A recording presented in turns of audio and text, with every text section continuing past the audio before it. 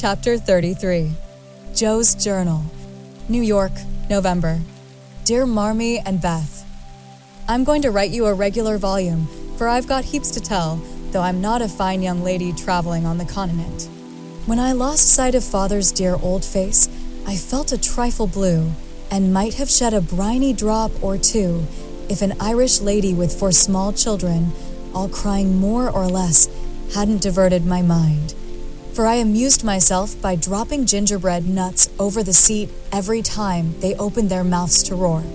Soon the sun came out, and taking it as a good omen, I cleared up likewise and enjoyed my journey with all my heart. Mrs. Kirk welcomed me so kindly I felt at home at once, even in that big house full of strangers. She gave me a funny little sky parlor, all she had, but there is a stove in it, and a nice table and a sunny window, so I can sit here and write whenever I like.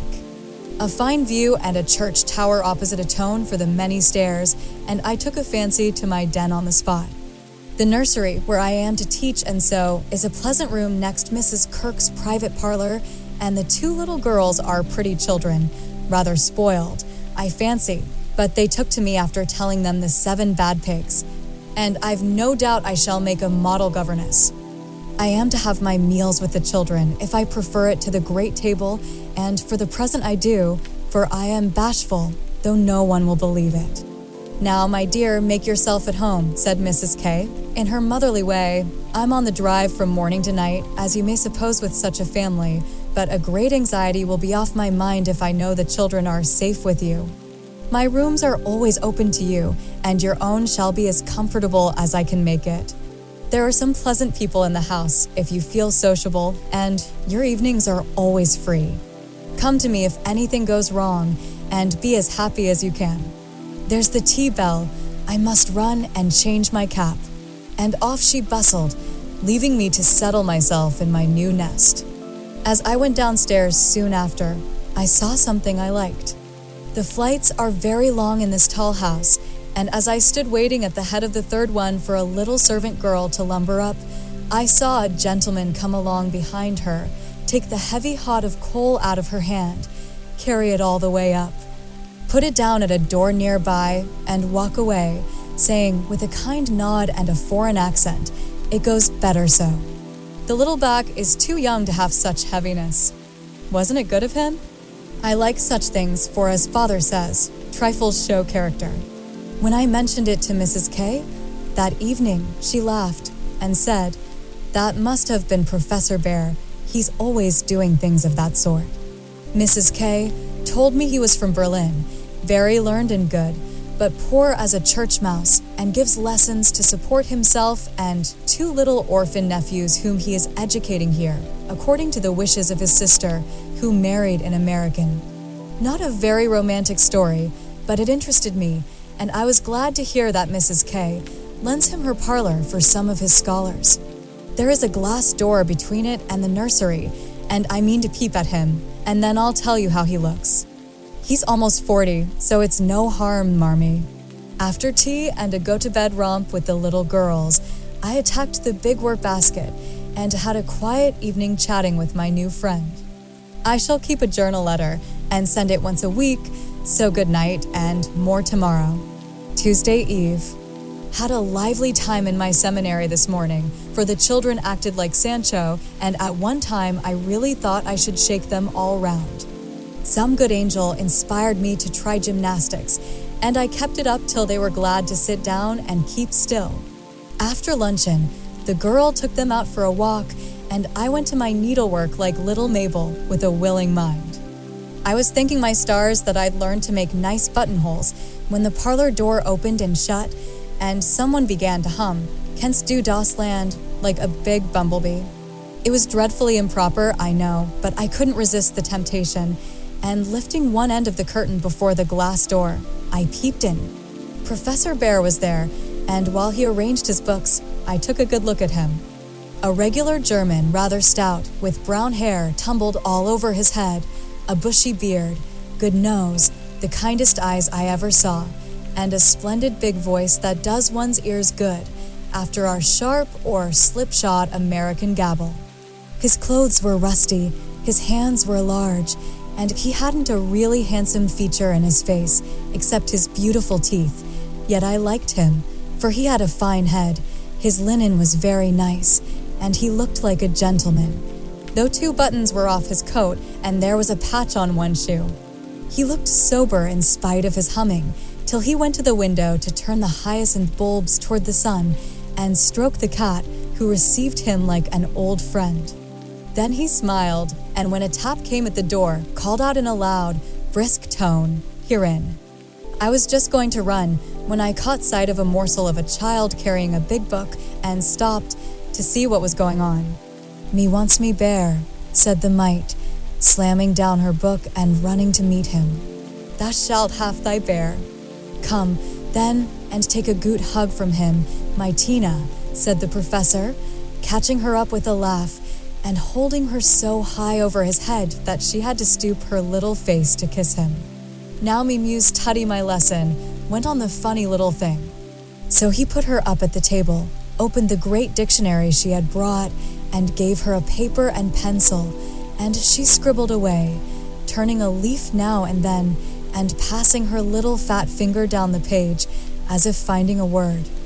So soberly that I nearly betrayed myself by a laugh, while Mr. Bhaer stood stroking her pretty hair with a fatherly look that made me think she must be his own, though she looked more French than German.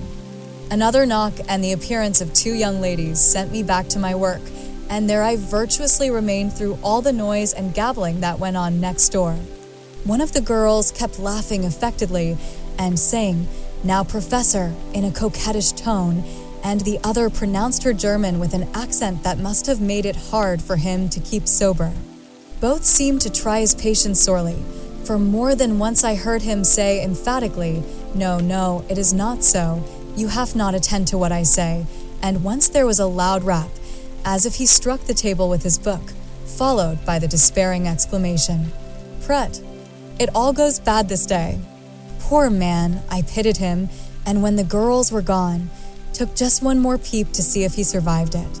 He seemed to have thrown himself back in his chair, tired out, and sat there with his eyes shut till the clock struck 2, when he jumped up, put his books in his pocket as if ready for another lesson, and taking little Tina, who had fallen asleep on the sofa, in his arms, he carried her quietly away.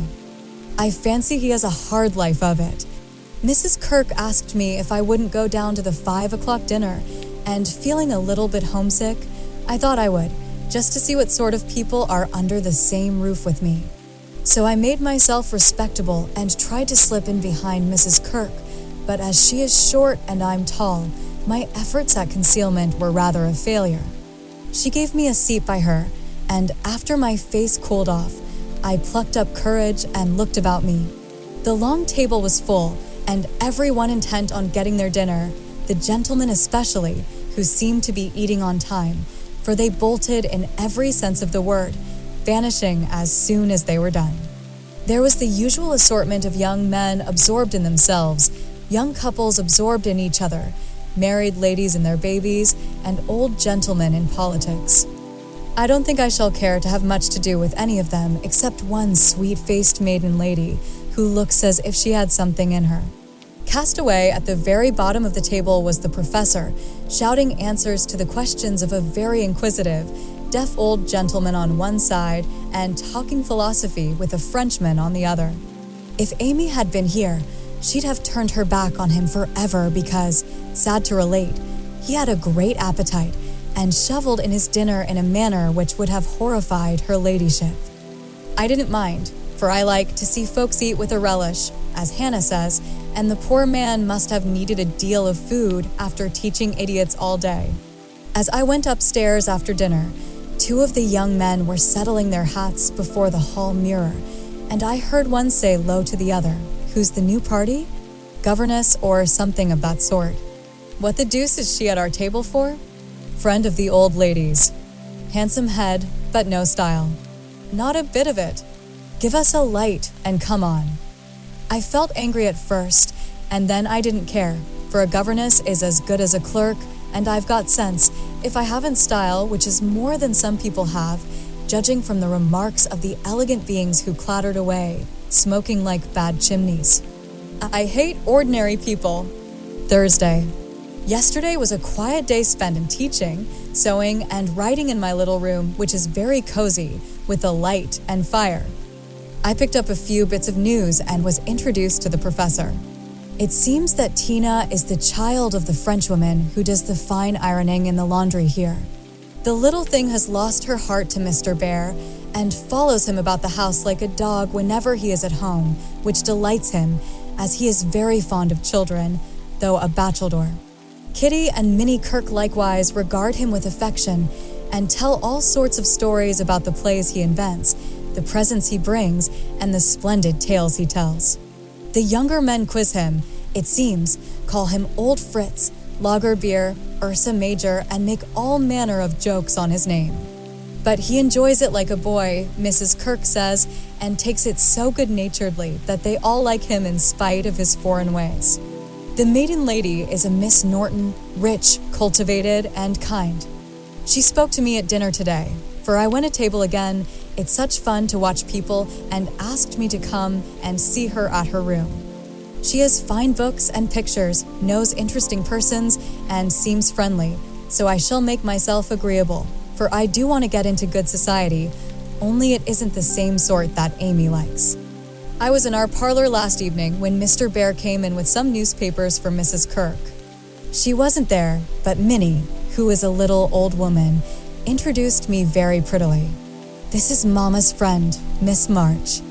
Yes, and she's jolly and we like her lots, added Kitty, who is an enfant terrible. We both bowed and then we laughed, for the prim introduction and the blunt addition were rather a comical contrast.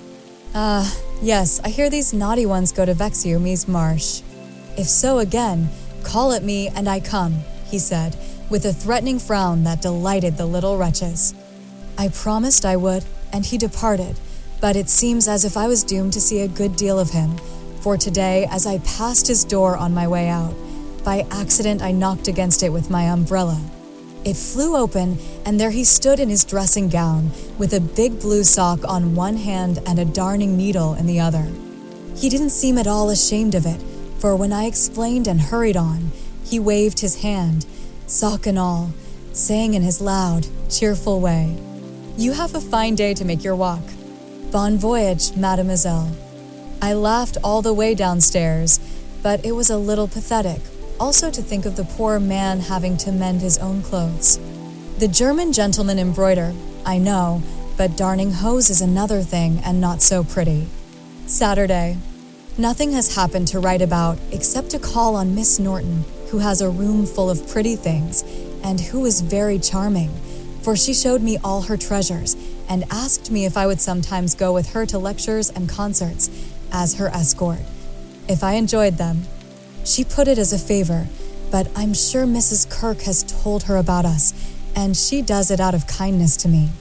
I'm as proud as Lucifer, but such favors from such people don't burden me, and I accepted gratefully. When I got back to the nursery, there was such an uproar in the parlor that I looked in, and there was Mr. Bhaer down on his hands and knees, with Tina on his back, Kitty leading him with a jump rope, and Minnie feeding two small boys with seed cakes, as they roared and ramped in cages built of chairs. "We are playing Nargery," explained Kitty. "Dis is mine effluent," added Tina, holding on by the professor's hair. "Mama always allows us to do what we like Saturday afternoon, when Franz and Emile come. Doesn't she, Mr. Bhaer?" said Minnie. The effluent sat up, looking as much in earnest as any of them, and said soberly to me, "I jiff you my word it is so. If we make too large a noise, you shall say hush to us, and we go more softly." I promised to do so, but left the door open and enjoyed the fun as much as they did, for a more glorious frolic I never witnessed. They played tag and soldiers, danced and sang, and when it began to grow dark, they all piled onto the sofa about the professor, while he told charming fairy stories of the storks on the chimney tops and the little coblets who ride the snowflakes as they fall. I wish Americans were as simple and natural as Germans, don't you? I'm so fond of writing, I should go spinning on forever if motives of economy didn't stop me, for though I've used thin paper and written fine, I tremble to think of the stamps this long letter will need. Pray forward Amy's as soon as you can spare them. My small news will sound very flat after her splendors, but you will like them, I know. Is Teddy studying so hard that he can't find time to write to his friends? Take good care of him for me, Beth, and tell me all about the babies and give heaps of love to everyone. From your faithful Joe. P.S. On reading over my letter, it strikes me as rather buried, but I am always interested in odd people, and I really had nothing else to write about. Bless you. December. My precious Betsy. As this is to be a scribble-scrabble letter, I direct it to you, for it may amuse you and give you some idea of my goings-on, for though quiet, they are rather amusing, for which, oh, be joyful. After what Amy would call Herculaneum efforts, in the way of mental and moral agriculture, my young ideas begin to shoot, and my little twigs to bend as I could wish. They are not so interesting to me as Tina and the boys, but I do my duty by them, and they are fond of me. Franz and Emil are jolly little lads, quite after my own heart, for the mixture of German and American spirit in them produces a constant state of effervescence.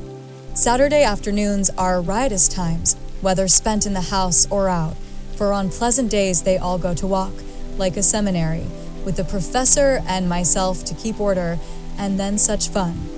We are very good friends now, and I've begun to take lessons. I really couldn't help it, and it all came about in such a droll way that I must tell you. To begin at the beginning, Mrs. Kirk called to me one day as I passed Mr. Bhaer's room where she was rummaging. Did you ever see such a den, my dear? Just come and help me put these books to rights, for I've turned everything upside down, trying to discover what he has done with the 6 new handkerchiefs I gave him not long ago. I went in, and while we worked I looked about me, for it was a den to be sure. Books and papers everywhere, a broken meerschaum, and an old flute over the mantelpiece as if done with, a ragged bird without any tail chirped on one window seat, and a box of white mice adorned the other. Half-finished boats and bits of string lay among the manuscripts. Dirty little boots stood drying before the fire, and traces of the dearly beloved boys, for whom he makes a slave of himself, were to be seen all over the room. After a grand rummage, 3 of the missing articles were found, one over the bird cage, one covered with ink, and a 3rd burned brown, having been used as a holder. Such a man, laughed good-natured Mrs. K as she put the relics in the rag bag. I suppose the others are torn up to rig ships, bandage cut fingers, or make kite tails. It's dreadful, but I can't scold him. He's so absent-minded and good-natured. He lets those boys ride over him roughshod. I agreed to do his washing and mending, but he forgets to give out his things, and I forget to look them over, so he comes to a sad pass sometimes. Let me mend them, said I. I don't mind it, and he needn't know. I'd like to. He's so kind to me about bringing my letters and lending books. So I've got his things in order, and knit heels into 2 pairs of the socks, for they were boggled out of shape with his queer darns. Nothing was said, and I hoped he wouldn't find it out, but one day last week he caught me at it. Hearing the lessons he gives to others has interested and amused me so much that I took a fancy to learn, for Tina runs in and out, leaving the door open, and I can hear. I had been sitting near this door, finishing off the last sock, and trying to understand what he said to a new scholar who is as stupid as I am. The girl had gone, and I thought he had also. It was so still, and I was busily gabbling over a verb and rocking to and fro in a most absurd way, when a little crow made me look up, and there was Mr. Bhaer looking and laughing quietly, while he made signs to Tina not to betray him. So, he said, as I stopped and stared like a goose, you peep at me, I peep at you, and this is not bad, but see, I am not pleasanting when I say, have you a wish for German? Yes, but you're too busy. I am too stupid to learn, I blundered out, as red as a peony. Prut, we will make the time, and we fail not to find the sense. At evening I shall jiff a little lesson with much gladness, for look you, Mies Marsh, I have this debt to pay. And he pointed to my work. Yes, they say to one another, these so kind ladies, he is a stupid old fellow. He will see not what we do. He will never observe that his sock heels go not in holes anymore. He will think his buttons grow out new when they fall, and believe that strings make theirselves. Ah, but I have an eye, and I see much. I have a heart, and I feel thanks for this. Come, a little lesson then and now, or no more good fairy works for me and mine. Of course I couldn't say anything after that, and as it really is a splendid opportunity, I made the bargain and we began. I took 4 lessons, and then I stuck fast in a grammatical bog. The professor was very patient with me, but it must have been torment to him, and now and then he'd look at me with such an expression of mild despair that it was a toss-up with me whether to laugh or cry. I tried both ways, and when it came to a sniff or utter mortification and woe, he just threw the grammar onto the floor and marched out of the room. I felt myself disgraced and deserted forever, but didn't blame him a particle, and was scrambling my papers together, meaning to rush upstairs and shake myself hard, when in he came, as brisk and beaming as if I'd covered myself in glory. Now we shall try a new way. You and I will read these pleasant little Merkin together, and dig no more in that dry book that goes in the corner for making us trouble. He spoke so kindly and opened Hans Andersen's fairy tales so invitingly before me that I was more ashamed than ever, and went at my lesson in a neck-or-nothing style that seemed to amuse him immensely. I forgot my bashfulness and pegged away, no other word will express it, with all my might, tumbling over long words, pronouncing according to inspiration of the minute, and doing my very best. When I finished reading my first page and stopped for breath, he clapped his hands and cried out in his hearty way, "Das ist gut." Now we go well. My turn. I do him in German, "Gif me your ear." And away he went, rumbling out the words with his strong voice and a relish which was good to see as well as hear. Fortunately, the story was the constant tin soldier, which is droll, so I could laugh, and I did, though I didn't understand half he read, for I couldn't help it, he was so earnest, I so excited, and the whole thing so comical. After that we got on better, and now I read my lessons pretty well, for this way of studying suits me, and I can see that the grammar gets tucked into the tales and poetry as one gives pills and jelly. I like it very much, and he doesn't seem tired of it yet, which is very good of him, isn't it? I mean to give him something on Christmas, for I dare not offer money. Tell me something nice, Marmee. I'm glad Laurie seems so happy and busy that he has given up smoking and lets his hair grow. You see, Beth manages him better than I did. I'm not jealous, dear, do your best, only don't make a saint of him. I'm afraid I couldn't like him without a spice of human naughtiness. Read him bits of my letters. I haven't time to write much, and that will do just as well. Thank heaven Beth continues so comfortable. January. A happy new year to you all, my dearest family, which of course includes Mr. L and a young man by the name of Teddy. I can't tell you how much I enjoyed your Christmas bundle, for I didn't get it till night and had given up hoping.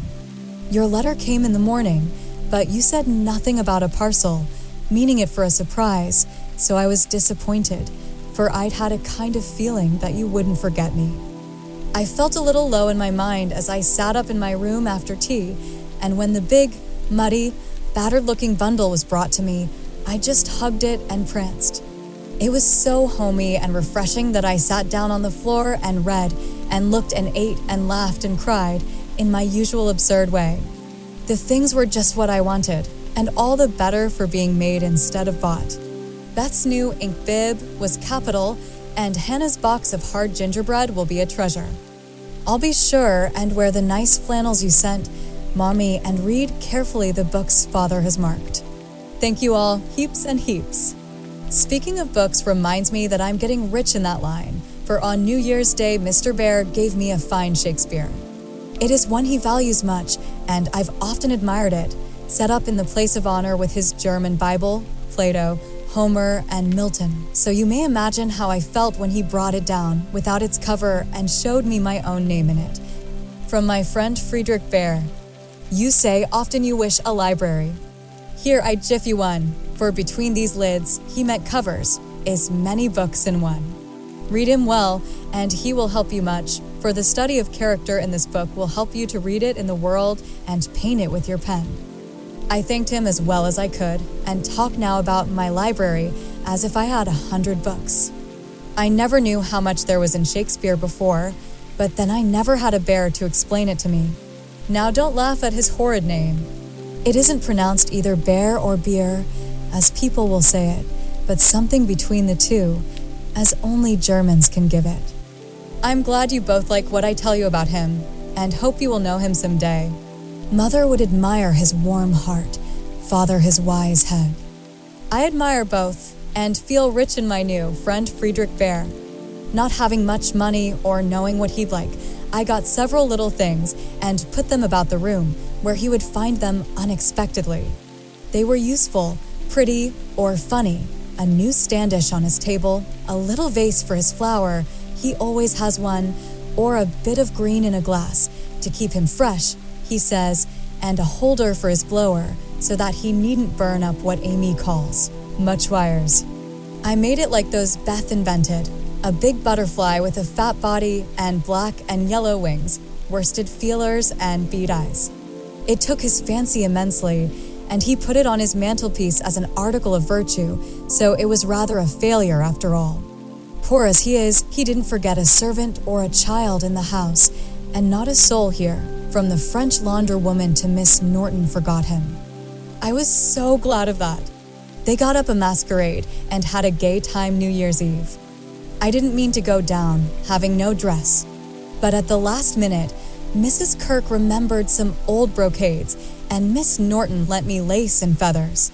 So I dressed up as Mrs. Malaprop and sailed in with a mask on. No one knew me, for I disguised my voice, and no one dreamed of the silent, haughty Miss March, for they think I am very stiff and cool, most of them, and so I am to whippersnappers, could dance and dress and burst out into a nice derangement of epitaphs, like an allegory on the banks of the Nile. I enjoyed it very much, and when we unmasked it was fun to see them stare at me. I heard one of the young men tell another that he knew I'd been an actress. In fact, he thought he remembered seeing me at one of the minor theaters. Meg will relish that joke. Mr. Bhaer was Nick Bottom, and Tina was Titania, a perfect little fairy in his arms. To see them dance was quite a landscape, to use a Teddyism.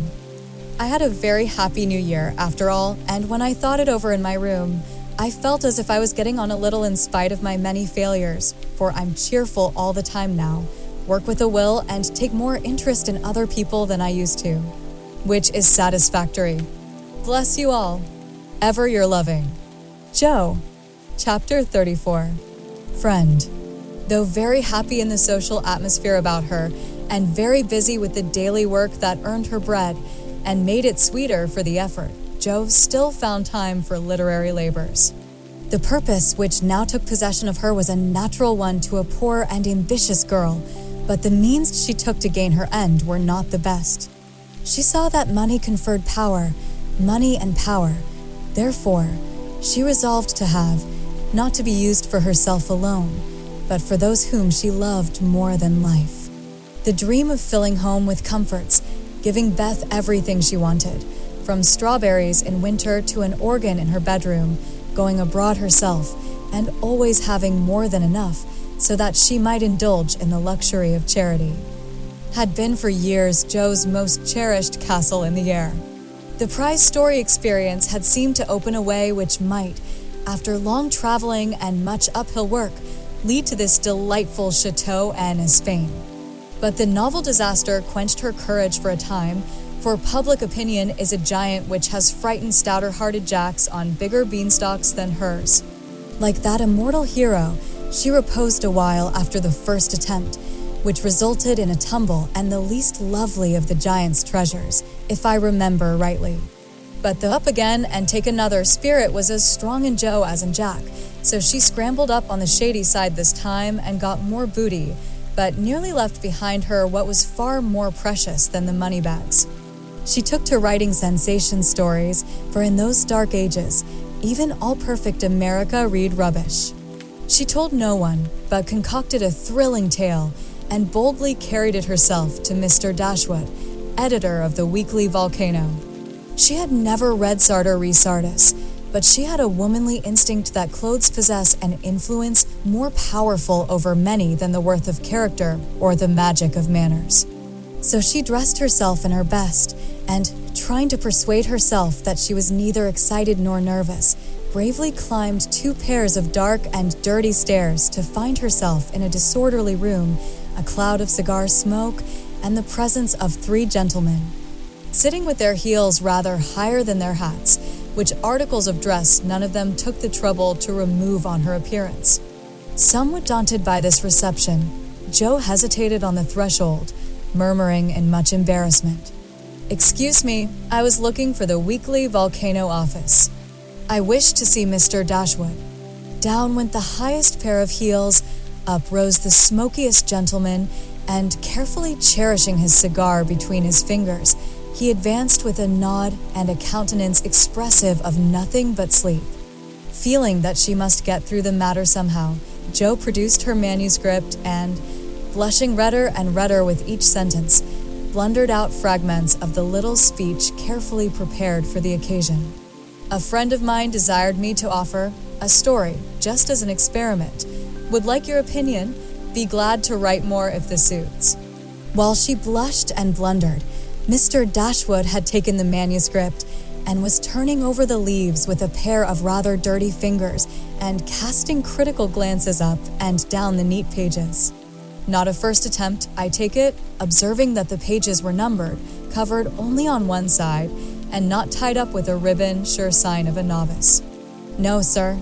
She has had some experience and got a prize for a tale in the Blarney Stone Banner." "Oh, did she?" And Mr. Dashwood gave Jo a quick look, which seemed to take note of everything she had on, from the bow in her bonnet to the buttons on her boots. "Well, you can leave it if you like. We've more of this sort of thing on hand than we know what to do with at present, but I'll run my eye over it and give you an answer next week." Now, Jo did not like to leave it, for Mr. Dashwood didn't suit her at all, but under the circumstances, there was nothing for her to do but bow and walk away, looking particularly tall and dignified, as she was apt to do when nettled or abashed. Just then she was both, for it was perfectly evident from the knowing glances exchanged among the gentlemen that her little fiction of "my friend" was considered a good joke, and a laugh produced by some inaudible remark of the editor. As he closed the door, completed her discomfiture. Half resolving never to return, she went home and worked off her irritation by stitching pinafores vigorously, and in an hour or 2 was cool enough to laugh over the scene and long for next week. When she went again, Mr. Dashwood was alone, whereat she rejoiced. Mr. Dashwood was much wider awake than before, which was agreeable, and Mr. Dashwood was not too deeply absorbed in a cigar to remember his manners, so the second interview was much more comfortable than the first. "We'll take this. Editors never say aye, if you don't object to a few alterations. It's too long, but omitting the passages I've marked will make it just the right length," he said, in a businesslike tone. Jo hardly knew her own MS again, so crumpled and underscored were its pages and paragraphs, but feeling as a tender parent might on being asked to cut off her baby's legs in order that it might fit into a new cradle.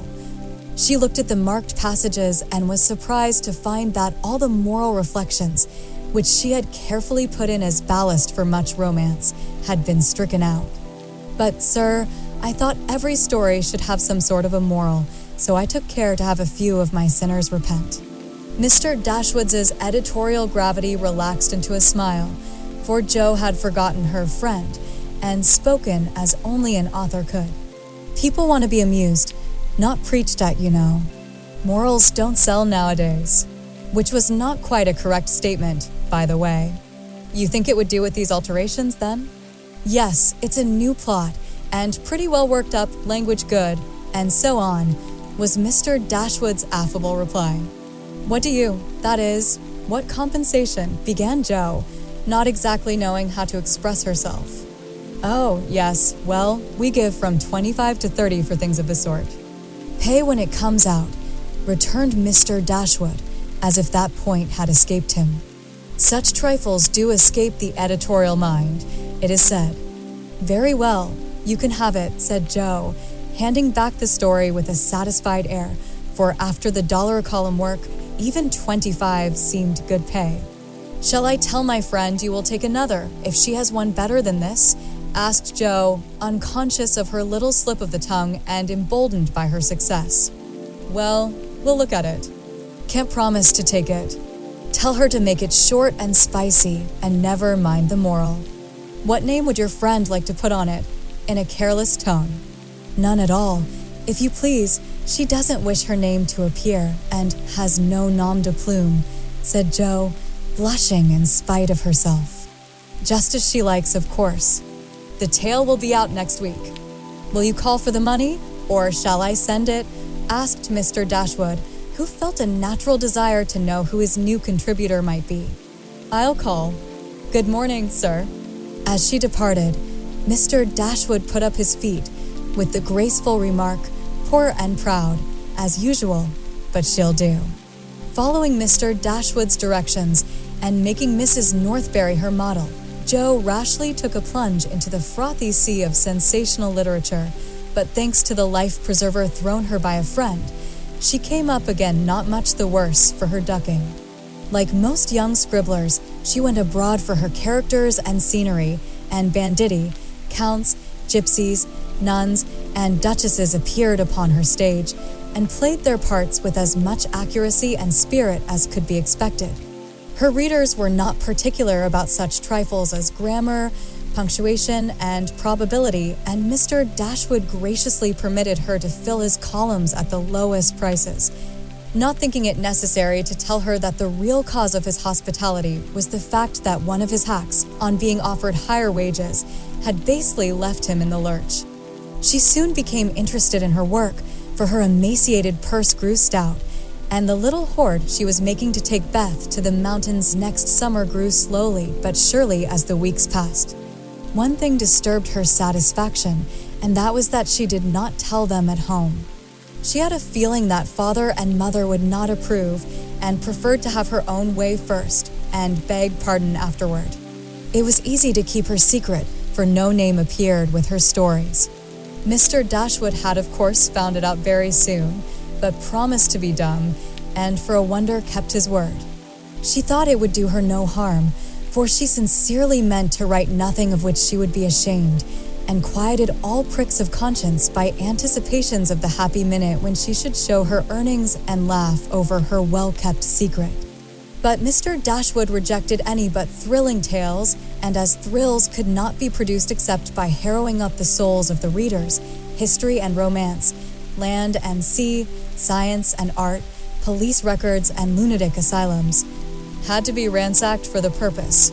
Jo soon found that her innocent experience had given her but few glimpses of the tragic world which underlies society, so regarding it in a business light, she set about supplying her deficiencies with characteristic energy. Eager to find material for stories and bent on making them original in plot, if not masterly in execution, she searched newspapers for accidents, incidents, and crimes. She excited the suspicions of public librarians by asking for works on poisons. She studied faces in the street and characters, good, bad, and indifferent, all about her. She delved in the dust of ancient times for facts or fictions so old that they were as good as new, and introduced herself to folly, sin, and misery, as well as her limited opportunities allowed. She thought she was prospering finely, but unconsciously she was beginning to desecrate some of the womanliest attributes of a woman's character. She was living in bad society, and imaginary though it was, its influence affected her, for she was feeding heart and fancy on dangerous and unsubstantial food, and was fast brushing the innocent bloom from her nature by a premature acquaintance with the darker side of life, which comes soon enough to all of us. She was beginning to feel rather than see this, for much describing of other people's passions and feelings set her to studying and speculating about her own, a morbid amusement in which healthy young minds do not voluntarily indulge. Wrongdoing always brings its own punishment, and when Jo most needed hers, she got it. I don't know whether the study of Shakespeare helped her to read character or the natural instinct of a woman for what was honest, brave, and strong, but while endowing her imaginary heroes with every perfection under the sun. Jo was discovering a live hero who interested her in spite of many human imperfections. Mr. Bhaer, in one of their conversations, had advised her to study simple, true, and lovely characters wherever she found them as good training for a writer. Jo took him at his word, for she coolly turned round and studied him, a proceeding which would have much surprised him had he known it, for the worthy professor was very humble in his own conceit.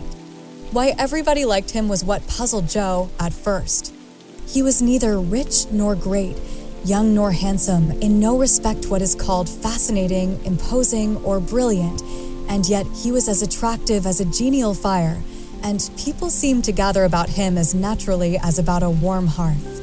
He was poor, yet always appeared to be giving something away, a stranger, yet everyone was his friend, no longer young, but as happy-hearted as a boy, plain and peculiar, yet his face looked beautiful to many, and his oddities were freely forgiven for his sake.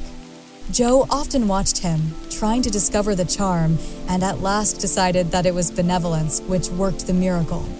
If he had any sorrow, it sat with its head under its wing, and he turned only his sunny side to the world. There were lines upon his forehead, but time seemed to have touched him gently, remembering how kind he was to others. The pleasant curves about his mouth were the memorials of many friendly words and cheery laughs. His eyes were never cold or hard, and his big hand had a warm, strong grasp that was more expressive than words. His very clothes seemed to partake of the hospitable nature of the wearer. They looked as if they were at ease and liked to make him comfortable. His capacious waistcoat was suggestive of a large heart underneath. His rusty coat had a social air, and the baggy pockets plainly proved that little hands often went in empty and came out full. His very boots were benevolent, and his collars never stiff and raspy like other people's. "That's it," said Jo to herself, when she at length discovered that genuine goodwill toward one's fellow men could beautify and dignify even a stout German teacher, who shoveled in his dinner, darned his own socks, and was burdened with the name of Bhaer. Jo valued goodness highly, but she also possessed a most feminine respect for intellect, and a little discovery which she made about the professor added much to her regard for him. He never spoke of himself, and no one ever knew that in his native city he had been a man much honored and esteemed for learning and integrity, till a countryman came to see him. He never spoke of himself, and in a conversation with Miss Norton divulged the pleasing fact. From her Jo learned it, and liked it all the better because Mr. Bhaer had never told it. She felt proud to know that he was an honored professor in Berlin, though only a poor language master in America, and his homely, hard-working life was much beautified by the spice of romance which this discovery gave it. Another and a better gift than intellect was shown her in a most unexpected manner. Miss Norton had the entree into most society, which Jo would have had no chance of seeing but for her. The solitary woman felt an interest in the ambitious girl and kindly conferred many favors of the sort both on Jo and the professor. She took them with her one night to a select symposium held in honor of several celebrities. Jo went prepared to bow down and adore the mighty ones whom she had worshipped with youthful enthusiasm afar off. But her reverence for genius received a severe shock that night, and it took her some time to recover from the discovery that the great creatures were only men and women after all.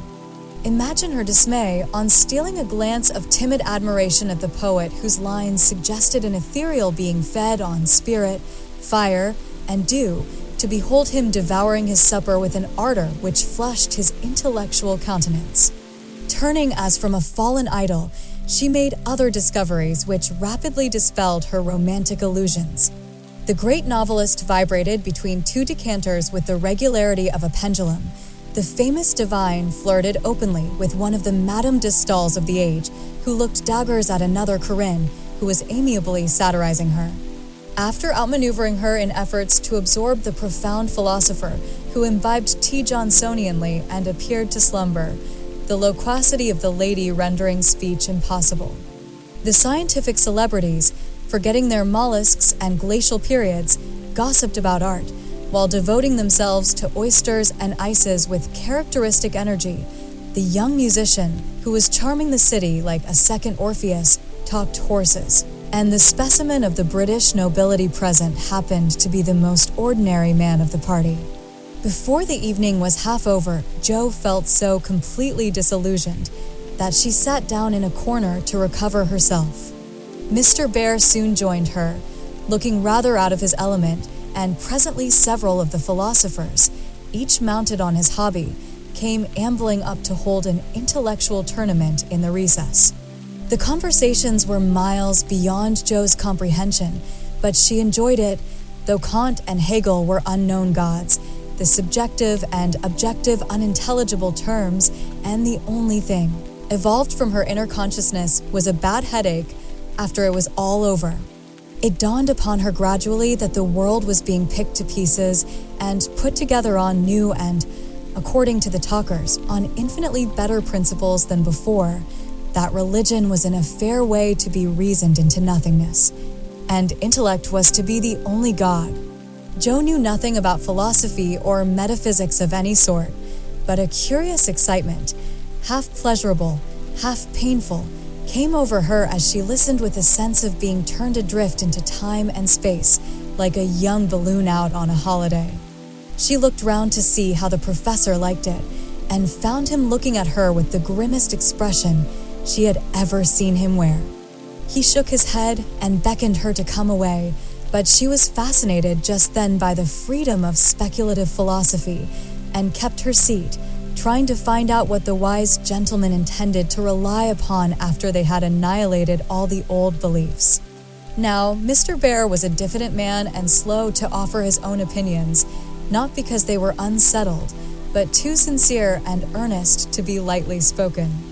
As he glanced from Jo to several other young people, attracted by the brilliancy of the philosophic pyrotechnics, he knit his brows and longed to speak, fearing that some inflammable young soul would be led astray by the rockets, to find when the display was over that they had only an empty stick or a scorched hand. He bore it as long as he could, but when he was appealed to for an opinion, he blazed up with honest indignation and defended religion with all the eloquence of truth, an eloquence which made his broken English musical and his plain face beautiful. He had a hard fight, for the wise men argued well, but he didn't know when he was beaten and stood to his colors like a man. Somehow, as he talked, the world got right again to Jo. The old beliefs that had lasted so long seemed better than the new. God was not a blind force, and immortality was not a pretty fable, but a blessed fact.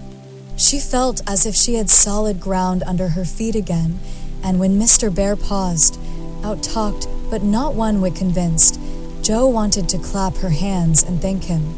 She did neither, but she remembered the scene and gave the professor her heartiest respect, for she knew it cost him an effort to speak out then and there, because his conscience would not let him be silent. She began to see that character is a better possession than money, rank, intellect, or beauty, and to feel that if greatness is what a wise man has defined it to be, truth, reverence, and goodwill, then her friend Friedrich Bhaer was not only good, but great. This belief strengthened daily.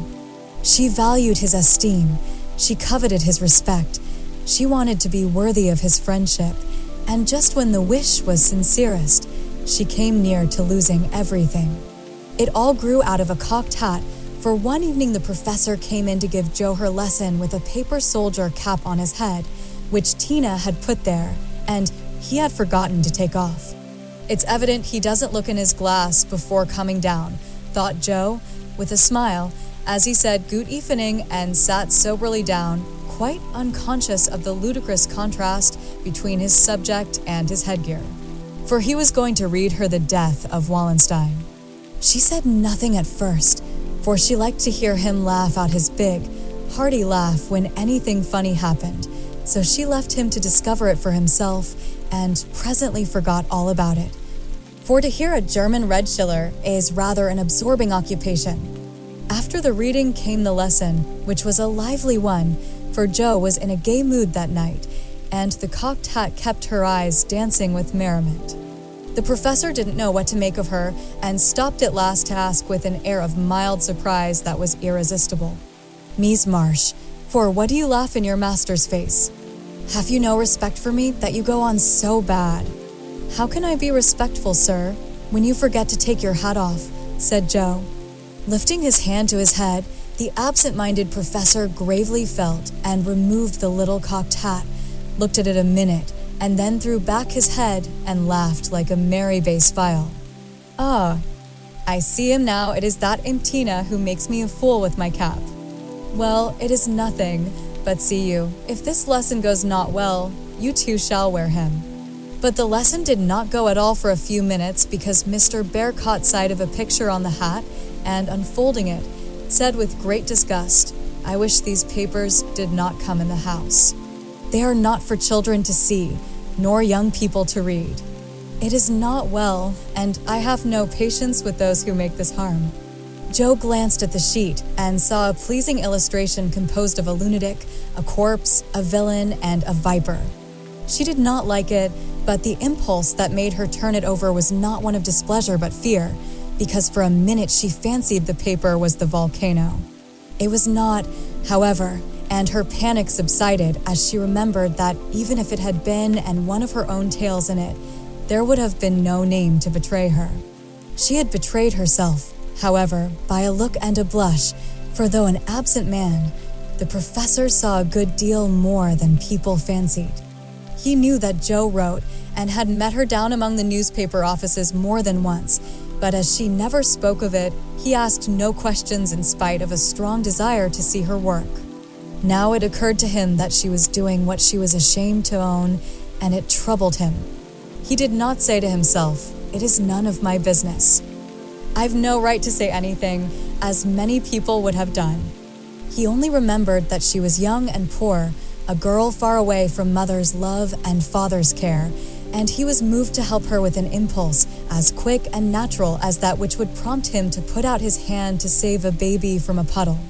All this flashed through his mind in a minute, but not a trace of it appeared in his face, and by the time the paper was turned and Jo's needle threaded, he was ready to say quite naturally, but very gravely, "Yes, you are right to put it from you.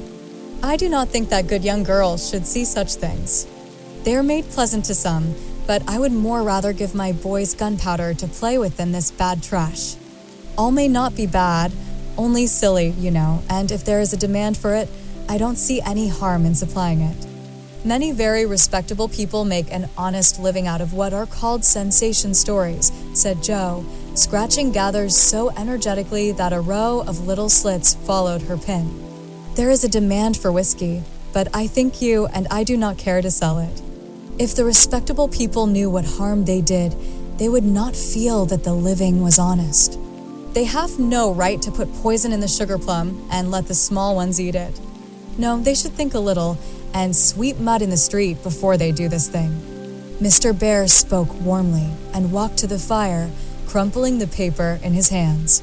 Jo sat still, looking as if the fire had come to her, for her cheeks burned long after the cocked hat had turned to smoke and gone harmlessly up the chimney. "I should like much to send all the rest after him," muttered the professor, coming back with a relieved air. Jo thought what a blaze her pile of papers upstairs would make, and her hard-earned money lay rather heavily on her conscience at that minute. Then she thought consolingly to herself, "Mine are not like that. They are only silly, never bad, so I won't be worried," and taking up her book, she said, with a studious face, "Shall we go on, sir? I'll be very good and proper now."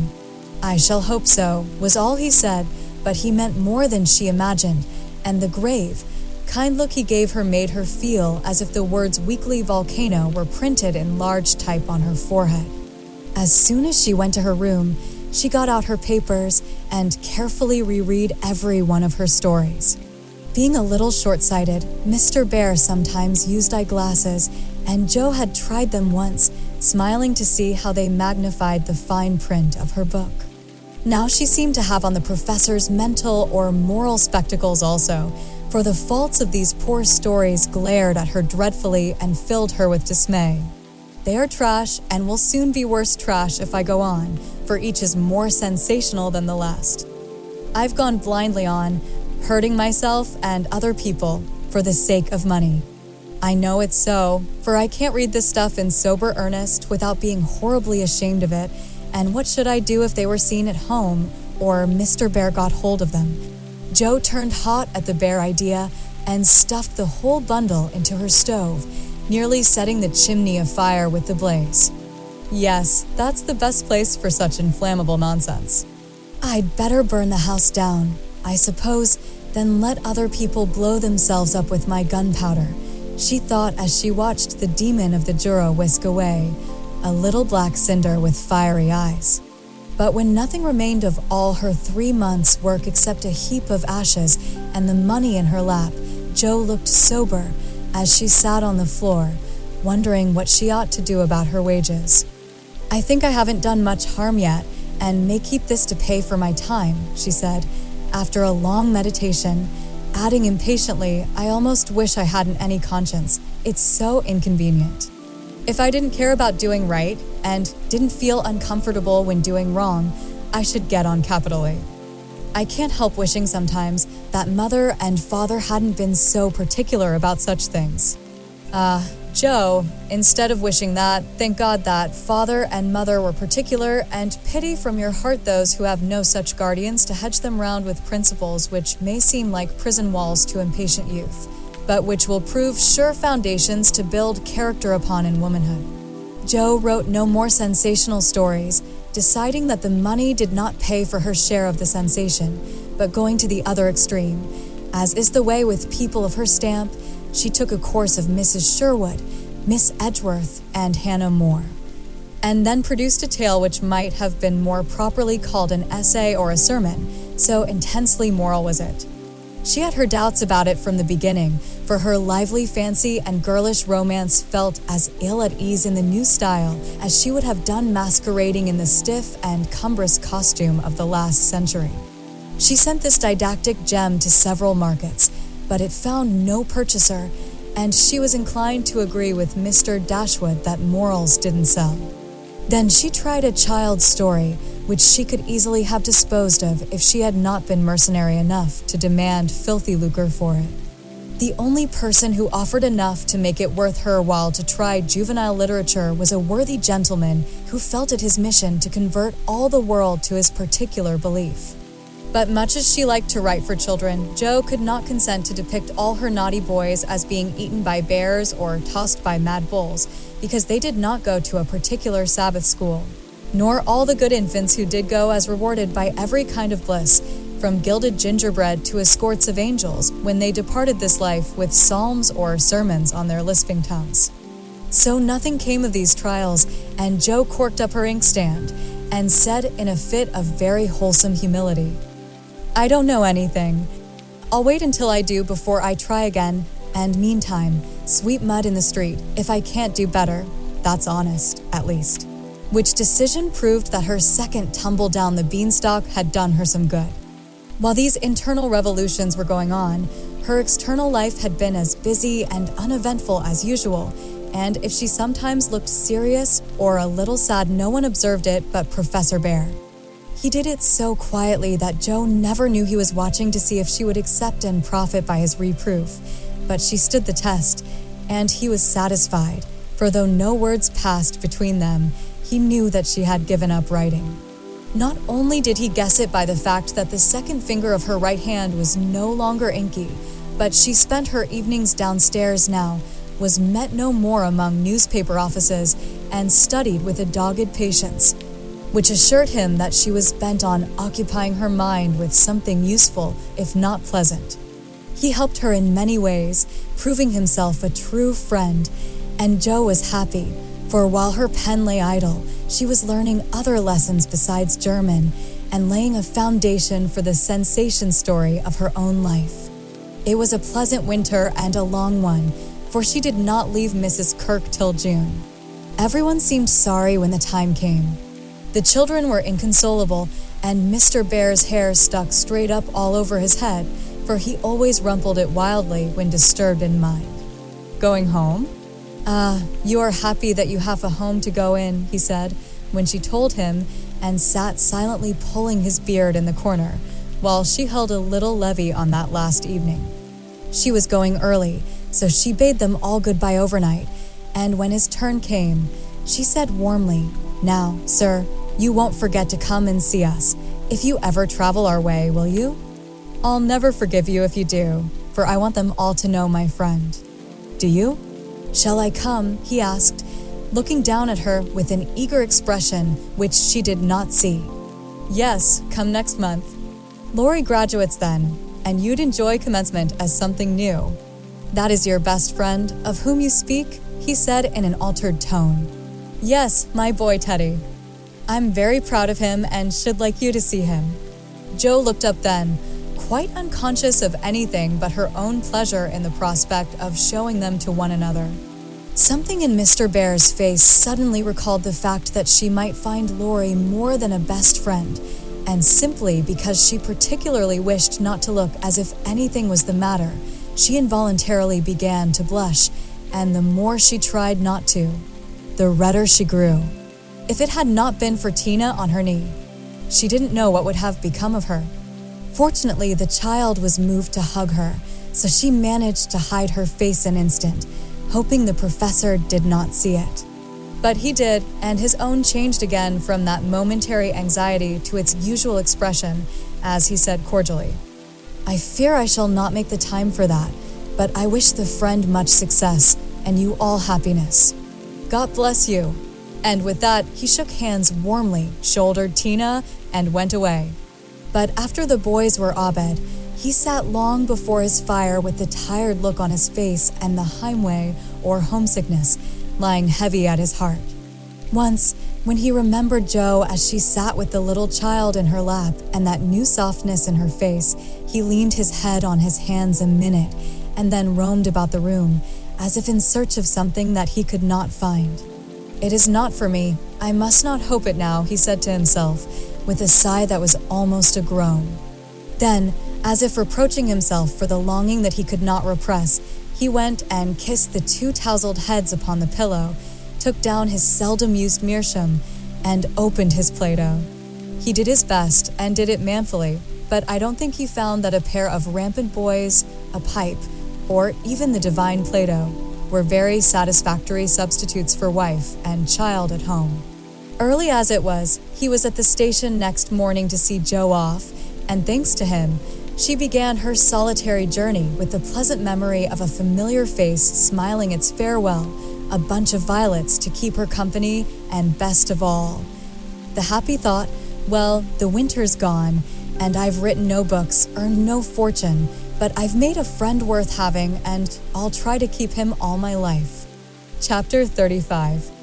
Heartache. Whatever his motive might have been, Laurie studied to some purpose that year, for he graduated with honor, and gave the Latin oration with the grace of a Phillips and the eloquence of a Demosthenes, so his friends said. They were all there, his grandfather, oh, so proud, Mr. and Mrs. March, John and Meg, Jo and Beth, and all exulted over him with the sincere admiration which boys make light of at the time, but fail to win from the world by any after triumphs. "I've got to stay for this confounded supper, but I shall be home early tomorrow. You'll come and meet me as usual, girls?" Laurie said, as he put the sisters into the carriage after the joys of the day were over. He said girls, but he meant Jo, for she was the only one who kept up the old custom. She had not the heart to refuse her splendid, successful boy anything, and answered warmly, "I'll come, Teddy, rain or shine, and march before you, playing Hail the Conquering Hero comes on a Jew's harp." Laurie thanked her with a look that made her think in a sudden panic, oh, dearie me. I know he'll say something, and then what shall I do? Evening meditation and morning work somewhat allayed her fears, and having decided that she wouldn't be vain enough to think people were going to propose when she had given them every reason to know what her answer would be, she set forth at the appointed time, hoping Teddy wouldn't do anything to make her hurt his poor feelings. A call at Meg's, and a refreshing sniff and sip at the Daisy and Demijohn still further fortified her for the tete-a-tete.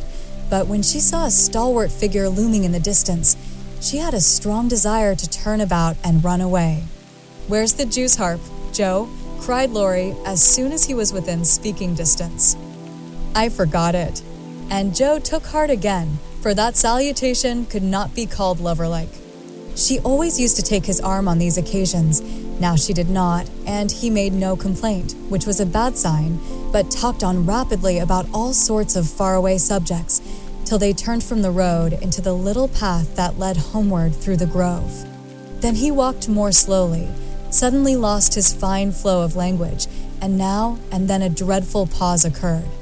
To rescue the conversation from one of the wells of silence into which it kept falling, Joe said hastily, "Now you must have a good long holiday." "I intend to." Something in his resolute tone made Joe look up quickly to find him looking down at her with an expression that assured her the dreaded moment had come and made her put out her hand with an imploring, "No, Teddy. Please don't." "I will, and you must hear me." "It's no use, Joe. We've got to have it out, and the sooner the better for both of us," he answered, getting flushed and excited all at once. "Say what you like then." "I'll listen," said Joe, with a desperate sort of patience.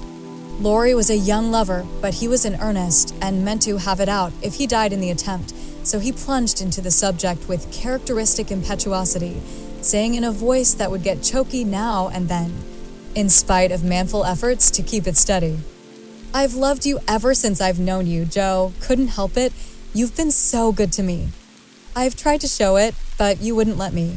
Now I'm going to make you hear and give me an answer, for I can't go on so any longer. I wanted to save you this." "I thought you'd understand," began Joe, finding it a great deal harder than she expected. "I know you did, but the girls are so queer you never know what they mean. They say no when they mean yes, and drive a man out of his wits just for the fun of it," returned Laurie, entrenching himself behind an undeniable fact. "I don't. I never wanted to make you care for me so, and I went away to keep you from it if I could. I thought so. It was like you, but it was no use. I only loved you all the more, and I worked hard to please you, and I gave up billiards and everything you didn't like, and waited and never complained, for I hoped you'd love me, though I'm not half good enough." Here there was a choke that couldn't be controlled. So he decapitated buttercups while he cleared his confounded throat. You're a great deal too good for me, and I'm so grateful to you, and so proud and fond of you. I don't know why I can't love you as you want me to. I've tried, but I can't change the feeling, and it would be a lie to say I do when I don't." "Really, truly, Joe?" He stopped short and caught both her hands as he put his question with a look that she did not soon forget. "Really, truly, dear." They were in the grove now, close by the stile, and when the last words fell reluctantly from Joe's lips, Laurie dropped her hands and turned as if to go on, but for once in his life the fence was too much for him. So he just laid his head down on the mossy post and stood so still that Joe was frightened. "Oh, Teddy, I'm sorry, so desperately sorry. I could kill myself if it would do any good. I wish you wouldn't take it so hard. I can't help it. You know it's impossible for people to make themselves love other people if they don't," cried Joe inelegantly but remorsefully, as she softly patted his shoulder, remembering the time when he had comforted her so long ago. "They do sometimes," said a muffled voice from the post. "I don't believe it's the right sort of love, and I'd rather not try it," was the decided answer. There was a long pause while a blackbird sung blithely on the willow by the river, and the tall grass rustled in the wind. Presently Joe said very soberly, as she sat down on the step of the stile, "Laurie, I want to tell you something." He started as if he had been shot, threw up his head, and cried out in a fierce tone, "Don't tell me that, Joe. I can't bear it now." "Tell what?" she asked, wondering at his violence. "That you love that old man." "What old man?" demanded Joe, thinking he must mean his grandfather. "That devilish professor you were always writing about. If you say you love him, I know I shall do something desperate," and he looked as if he would keep his word, as he clenched his hands with a wrathful spark in his eyes. Joe wanted to laugh, but restrained herself and said warmly, for she too was getting excited with all this, "Don't swear, Teddy. He isn't old, nor anything bad, but good and kind, and the best friend I've got next to you. Pray, don't fly into a passion. I want to be kind, but I know I shall get angry if you abuse my professor. I haven't the least idea of loving him or anybody else. But you will after a while, and then what will become of me? You'll love someone else too, like a sensible boy, and forget all this trouble. I can't love anyone else, and I'll never forget you, Joe, never. Never," with a stamp to emphasize his passionate words. "What shall I do with him?" sighed Joe, finding that emotions were more unmanageable than she expected. "You haven't heard what I wanted to tell you. Sit down and listen, for indeed I want to do right and make you happy," she said, hoping to soothe him with a little reason, which proved that she knew nothing about love. Seeing a ray of hope in that last speech, Laurie threw himself down on the grass at her feet, leaned his arm on the lower step of the stile, and looked up at her with an expectant face.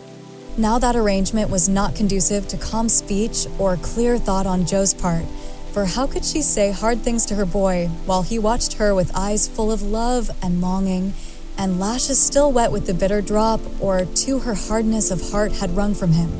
She gently turned his head away, saying, as she stroked the wavy hair which had been allowed to grow for her sake, how touching that was, to be sure.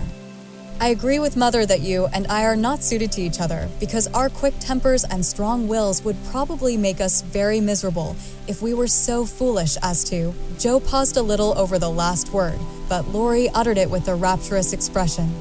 "Mary, no, we shouldn't. If you loved me, Joe, I should be a perfect saint, for you could make me anything you like. No, I can't. I've tried and failed, and I won't risk our happiness by such a serious experiment. We don't agree, and we never shall, so we'll be good friends all our lives, but we won't go and do anything rash."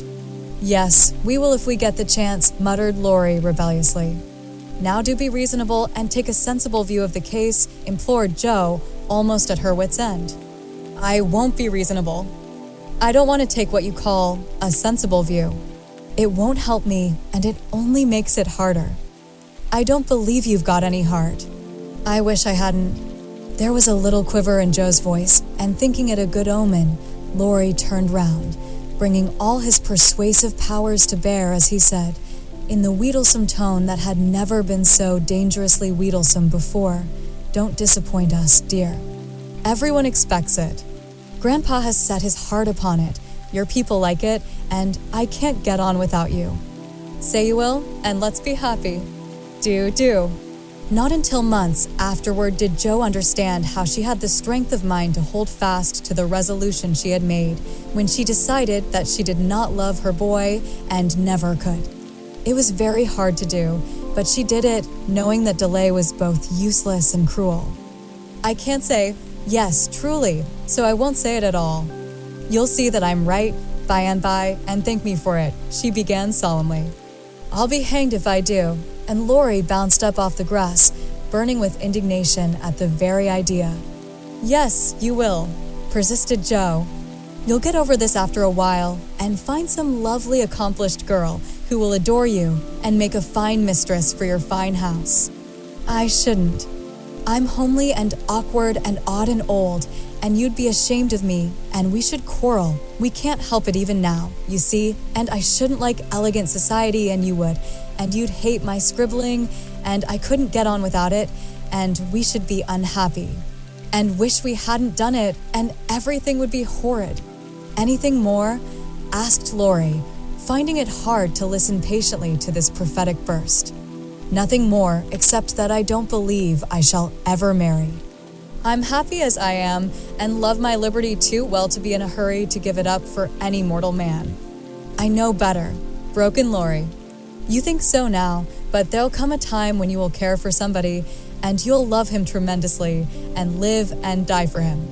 I know you will, it's your way, and I shall have to stand by and see it," and the despairing lover cast his hat upon the ground with a gesture that would have seemed comical if his face had not been so tragic.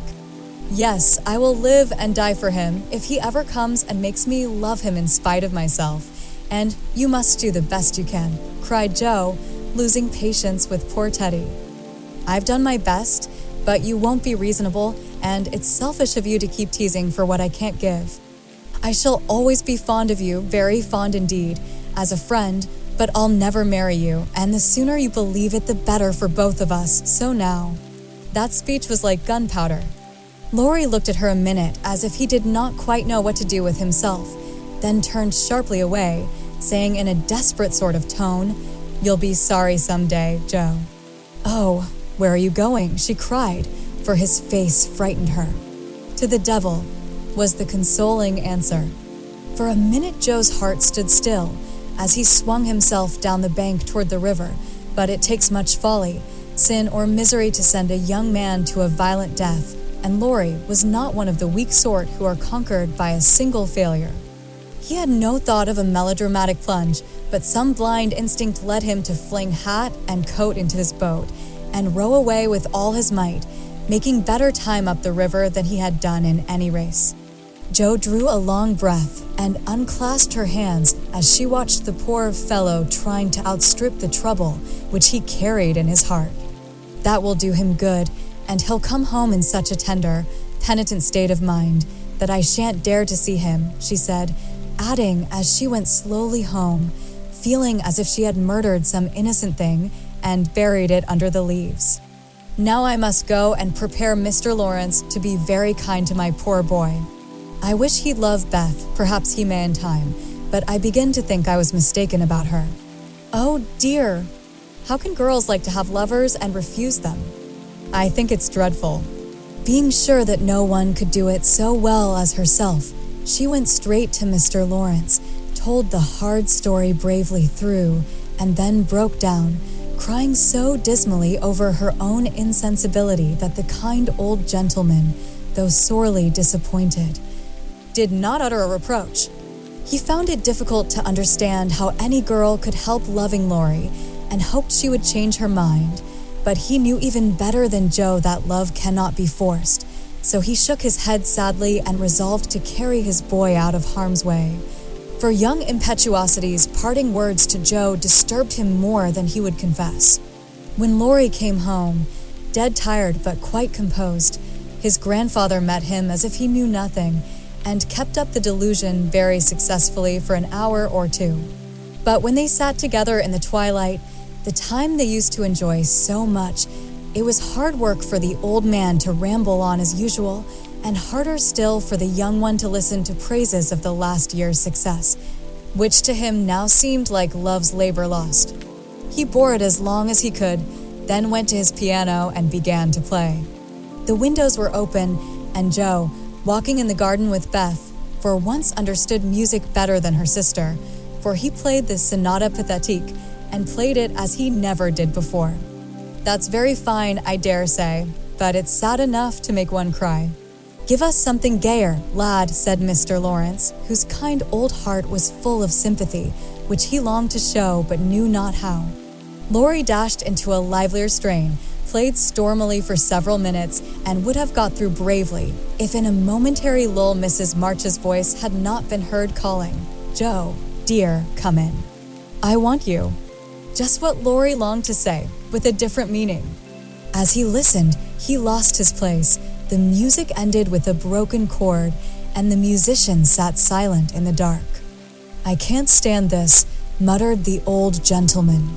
Up he got, groped his way to the piano, laid a kind hand on either of the broad shoulders, and said, as gently as a woman, "I know, my boy, I know." No answer for an instant. Then Laurie asked sharply, "Who told you?" Jo herself. "Then there's an end of it." And he shook off his grandfather's hands with an impatient motion, for though grateful for the sympathy, his man's pride could not bear a man's pity. "Not quite. I want to say one thing, and then there shall be an end of it," returned Mr. Lawrence with unusual mildness. "You won't care to stay at home now, perhaps? I don't intend to run away from a girl. Jo can't prevent my seeing her, and I shall stay and do it as long as I like," interrupted Laurie in a defiant tone. "Not if you are the gentleman I think you." I'm disappointed, but the girl can't help it, and the only thing left for you to do is to go away for a time. Where will you go? Anywhere. I don't care what becomes of me, and Laurie got up with a reckless laugh that grated on his grandfather's ear. Take it like a man, and don't do anything rash, for God's sake. Why not go abroad, as you planned, and forget it? I can't. But you've been wild to go, and I promised you should when you got through college. But I didn't mean to go alone, and Laurie walked fast through the room with an expression which it was well his grandfather did not see. I don't ask you to go alone. There's someone ready and glad to go with you anywhere in the world. Who, sir? Stopping to listen. Myself. Laurie came back as quickly as he went and put out his hand, saying huskily, I'm a selfish brute, but you know, grandfather. Lord help me, yes, I do know, for I've been through it all before, once in my own young days and then with your father. Now, my dear boy, just sit quietly down and hear my plan. It's all settled and can be carried out at once, said Mr. Lawrence, keeping hold of the young man, as if fearful that he would break away as his father had done before him. Well, sir, what is it? And Laurie sat down, without a sign of interest in face or voice. There is business in London that needs looking after.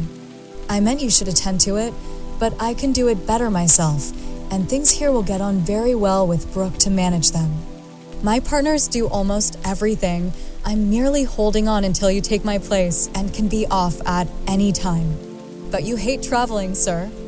I can't ask it of you at your age, began Laurie, who was grateful for the sacrifice, but much preferred to go alone, if he went at all. The old gentleman knew that perfectly well, and particularly desired to prevent it, for the mood in which he found his grandson assured him that it would not be wise to leave him to his own devices. So, stifling a natural regret at the thought of the home comforts he would leave behind him, he said stoutly, Bless your soul, I'm not superannuated yet. I quite enjoy the idea. It will do me good, and my old bones won't suffer, for traveling nowadays is almost as easy as sitting in a chair. A restless movement from Laurie suggested that his chair was not easy, or that he did not like the plan, and made the old man add hastily, I don't mean to be a marplot or a burden. I go because I think you'd feel happier than if I was left behind. I don't intend to gad about with you, but leave you free to go where you like, while I amuse myself in my own way. I've friends in London and Paris, and should like to visit them. Meantime, you can go to Italy, Germany, Switzerland, where you will and enjoy pictures, music, scenery, and adventures to your heart's content. Now, Laurie felt just then that his heart was entirely broken and the world a howling wilderness, but at the sound of certain words which the old gentleman artfully introduced into his closing sentence, the broken heart gave an unexpected leap, and a green oasis or two suddenly appeared in the howling wilderness. He sighed and then said, in a spiritless tone, just as you like, Sir, it doesn't matter where I go or what I do. It does to me, remember that, my lad. I give you entire liberty, but I trust you to make an honest use of it. Promise me that, Laurie. Anything you like, sir. Good, thought the old gentleman. You don't care now, but there'll come a time when that promise will keep you out of mischief, or I'm much mistaken.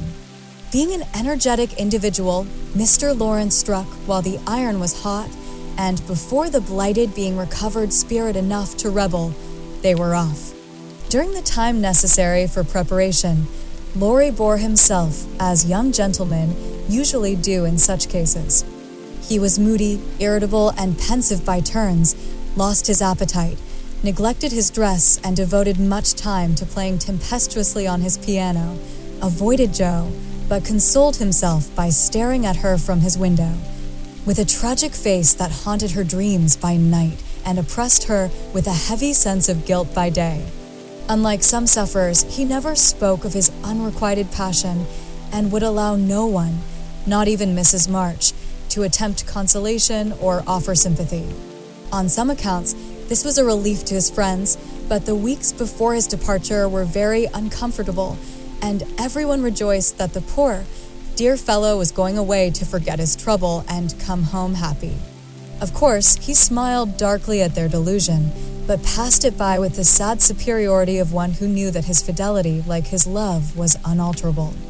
When the parting came, he affected high spirits to conceal certain inconvenient emotions which seemed inclined to assert themselves. This gaiety did not impose upon anybody, but they tried to look as if it did for his sake, and he got on very well till Mrs. March kissed him with a whisper full of motherly solicitude. Then, feeling that he was going very fast, he hastily embraced them all round, not forgetting the afflicted Hannah, and ran downstairs as if for his life. Jo followed a minute after to wave her hand to him if he looked round. He did look round, came back, put his arms about her as she stood on the step above him, and looked up at her with a face that made his short appeal eloquent and pathetic. "Oh, Jo, can't you?" "Teddy, dear, I wish I could." That was all, except a little pause. Then Laurie straightened himself up, said, "It's all right, never mind," and went away without another word.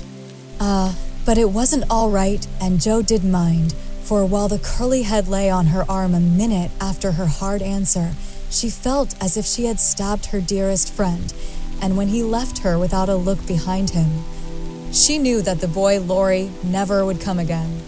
Chapter 36. Beth's Secret. When Jo came home that spring, she had been struck with the change in Beth.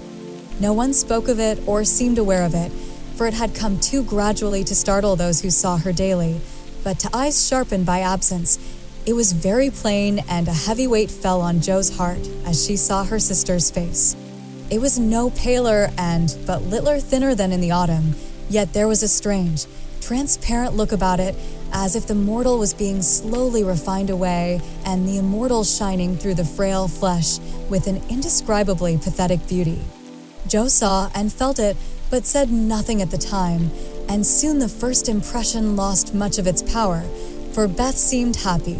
No one appeared to doubt that she was better, and presently in other cares Jo for a time forgot her fear. But when Laurie was gone and peace prevailed again, the vague anxiety returned and haunted her.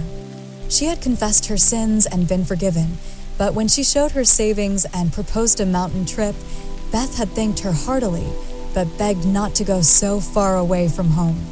Another little visit to the seashore would suit her better, and as Grandma could not be prevailed upon to leave the babies, Jo took Beth down to the quiet place, where she could live much in the open air, and let the fresh sea breezes blow a little color into her pale cheeks. It was not a fashionable place, but even among the pleasant people there, the girls made few friends, preferring to live for one another. Beth was too shy to enjoy society, and Jo too wrapped up in her to care for anyone else. So they were all in all to each other, and came and went, quite unconscious of the interest they excited in those about them, who watched with sympathetic eyes the strong sister and the feeble one, always together, as if they felt instinctively that a long separation was not far away. They did feel it, yet neither spoke of it, for often between ourselves and those nearest and dearest to us there exists a reserve which it is very hard to overcome. Jo felt as if a veil had fallen between her heart and Beth's, but when she put out her hand to lift it up, there seemed something sacred in the silence, and she waited for Beth to speak. She wondered, and was thankful also, that her parents did not seem to see what she saw, and during the quiet weeks when the shadows grew so plain to her, she said nothing of it to those at home, believing that it would tell itself when Beth came back no better. She wondered still more if her sister really guessed the hard truth, and what thoughts were passing through her mind during the long hours when she lay on the warm rocks with her head in Jo's lap, while the winds blew healthfully over her and the sea made music at her feet. One day Beth told her. Jo thought she was asleep. She lay so still, and putting down her book, sat looking at her with wistful eyes, trying to see signs of hope in the faint color on Beth's cheeks. But she could not find enough to satisfy her, for the cheeks were very thin, and the hands seemed too feeble to hold even the rosy little shells they had been collecting. It came to her then more bitterly than ever that Beth was slowly drifting away from her, and her arms instinctively tightened their hold upon the dearest treasure she possessed. For a minute her eyes were too dim for seeing, and when they cleared, Beth was looking up at her so tenderly that there was hardly any need for her to say, "Joe, dear, I'm glad you know it." "I've tried to tell you, but I couldn't." There was no answer except her sister's cheek against her own, not even tears, for when most deeply moved, Joe did not cry. She was the weaker then, and Beth tried to comfort and sustain her with her arms about her and the soothing words she whispered in her ear. "I've known it for a good while, dear, and now I'm used to it. It isn't hard to think of or to bear. Try to see it so, and don't be troubled about me, because it's best. Indeed it is." Is this what made you so unhappy in the autumn, Beth? You did not feel it then, and keep it to yourself so long, did you? Asked Joe, refusing to see or say that it was best, but glad to know that Laurie had no part in Beth's trouble. "Yes, I gave up hoping then, but I didn't like to own it. I tried to think it was a sick fancy, and would not let it trouble anyone. But when I saw you all so well and strong and full of happy plans, it was hard to feel that I could never be like you, and then I was miserable, Joe." "Oh, Beth, and you didn't tell me, didn't let me comfort and help you? How could you shut me out, bear it all alone?" Joe's voice was full of tender reproach, and her heart ached to think of the solitary struggle that must have gone on while Beth learned to say goodbye to health, love, and life, and take up her cross so cheerfully. Perhaps it was wrong, but I tried to do right. I wasn't sure, no one said anything, and I hoped I was mistaken. It would have been selfish to frighten you all when Marmee was so anxious about Meg, and Amy away, and you so happy with Laurie, at least I thought so then. And I thought you loved him, Beth, and I went away because I couldn't, cried Joe, glad to say all the truth. Beth looked so amazed at the idea that Joe smiled in spite of her pain, and added softly, "Then you didn't, dearie?" I was afraid it was so, and imagined your poor little heart full of lovelornity all that while. "Why, Joe, how could I, when he was so fond of you?" asked Beth, as innocently as a child. "I do love him dearly. He is so good to me, how can I help it? But he could never be anything to me but my brother. I hope he truly will be sometime." "Not through me," said Joe decidedly. "Amy is left for him, and they would suit excellently, but I have no heart for such things now. I don't care what becomes of anybody but you, Beth. You must get well. I want to, oh, so much. I try, but every day I lose a little and feel more sure that I shall never gain it back. It's like the tide, Joe. When it turns, it goes slowly, but it can't be stopped. It shall be stopped. Your tide must not turn so soon. 19 is too young. Beth, I can't let you go. I'll work and pray and fight against it. I'll keep you in spite of everything. There must be ways. It can't be too late. God won't be so cruel as to take you from me," cried poor Joe rebelliously, for her spirit was far less piously submissive than Beth's. Simple, sincere people seldom speak much of their piety. It shows itself in acts rather than in words, and has more influence than homilies or protestations. Beth could not reason upon or explain the faith that gave her courage and patience to give up life and cheerfully wait for death. Like a confiding child, she asked no questions, but left everything to God and nature, Father and Mother of us all, feeling sure that they, and they only, could teach and strengthen heart and spirit for this life and the life to come. She did not rebuke Joe with saintly speeches, only loved her better for her passionate affection and clung more closely to the dear human love from which our Father never means us to be weaned, but through which he draws us closer to himself. She could not say, "I'm glad to go," for life was very sweet for her. She could only sob out, "I try to be willing," while she held fast to Joe as the first bitter wave of this great sorrow broke over them together. By and by Beth said, with recovered serenity, "You'll tell them this when we go home?" "I think they will see it without words," sighed Joe, for now it seemed to her that Beth changed every day. "Perhaps not. I've heard that the people who love best are often blindest to such things. If they don't see it, you will tell them for me. I don't want any secrets, and it's kinder to prepare them. Meg has John and the babies to comfort her, but you must stand by father and mother, won't you, Joe? If I can. But Beth, I don't give up yet. I'm going to believe that it is a sick fancy and not let you think it's true, said Joe, trying to speak cheerfully.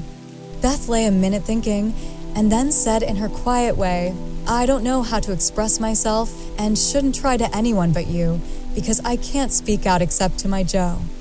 I only mean to say that I have a feeling that it never was intended I should live long. I'm not like the rest of you. I never made any plans about what I'd do when I grew up.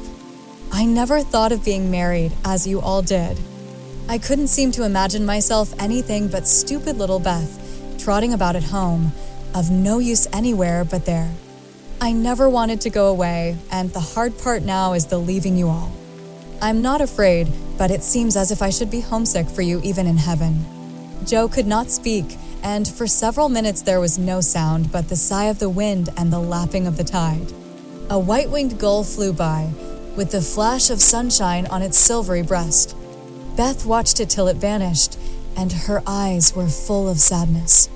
A little gray-coated sand bird came tripping over the beach, peeping softly to itself, as if enjoying the sun and sea. It came quite close to Beth and looked at her with a friendly eye and sat upon a warm stone, dressing its wet feathers, quite at home. Beth smiled and felt comforted, for the tiny thing seemed to offer its small friendship and remind her that a pleasant world was still to be enjoyed. Dear little bird, see, Joe, how tame it is. I like peeps better than the gulls. They are not so wild and handsome, but they seem happy, confiding little things. I used to call them my birds last summer, and Mother said they reminded her of me, busy, Quaker-colored creatures, always near the shore, and always chirping that contented little song of theirs. You are the gull, Joe, strong and wild, fond of the storm and the wind, flying far out to sea and happy all alone. Meg is the turtle dove, and Amy is like the lark she writes about, trying to get up among the clouds, but always dropping down into its nest again. Dear little girl. She's so ambitious, but her heart is good and tender, and no matter how high she flies, she never will forget home. I hope I shall see her again, but she seems so far away. She is coming in the spring, and I mean that you shall be all ready to see and enjoy her. I'm going to have you well and rosy by that time, began Joe, feeling that of all the changes in Beth, the talking change was the greatest, for it seemed to cost no effort now, and she thought aloud in a way quite unlike bashful Beth.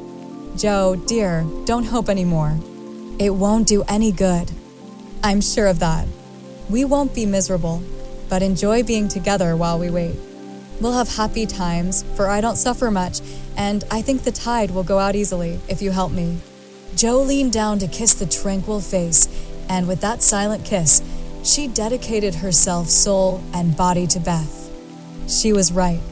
There was no need of any words when they got home, for Father and Mother saw plainly now what they had prayed to be saved from seeing. Tired with her short journey, Beth went at once to bed, saying how glad she was to be home, and when Joe went down, she found that she would be spared the hard task of telling Beth's secret.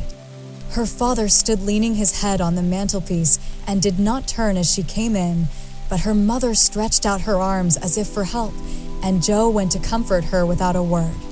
Chapter 37. New Impressions. At 3 o'clock in the afternoon, all the fashionable world at Nice may be seen on the Promenade d'Anglais, a charming place, for the wide walk, bordered with palms, flowers, and tropical shrubs, is bounded on one side by the sea, on the other by the Grand Drive, lined with hotels and villas, while beyond lie orange orchards and the hills. Many nations are represented, many languages spoken, many costumes worn, and on a sunny day the spectacle is as gay and brilliant as a carnival. Haughty English, lively French, sober Germans, handsome Spaniards, ugly Russians, meek Jews, free and easy Americans, all drive, sit, or saunter here, chatting over the news and criticizing the latest celebrity who has arrived, Ristori or Dickens, Victor Emmanuel or the Queen of the Sandwich Islands. The equipages are as varied as the company and attract as much attention, especially the low basket barouches in which ladies drive themselves, with a pair of dashing ponies, gay nets to keep their voluminous flounces from overflowing the diminutive vehicles, and little grooms on the perch behind. Along this walk, on Christmas Day, a tall young man walked slowly, with his hands behind him and a somewhat absent expression of countenance. He looked like an Italian, was dressed like an Englishman, and had the independent air of an American, a combination which caused sundry pairs of feminine eyes to look approvingly after him, and sundry dandies in black velvet suits, with rose-colored neckties, buff gloves, and orange flowers in their buttonholes to shrug their shoulders and then envy him his inches. There were plenty of pretty faces to admire, but the young man took little notice of them, except to glance now and then at some blonde girl in blue. Presently he strolled out of the promenade and stood a moment at the crossing, as if undecided whether to go and listen to the band in the Jardin Public or to wander along the beach toward Castle Hill.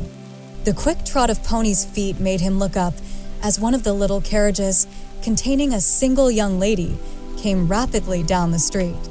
The lady was young, blonde, and dressed in blue. He stared a minute, then his whole face woke up, and, waving his hat like a boy, he hurried forward to meet her.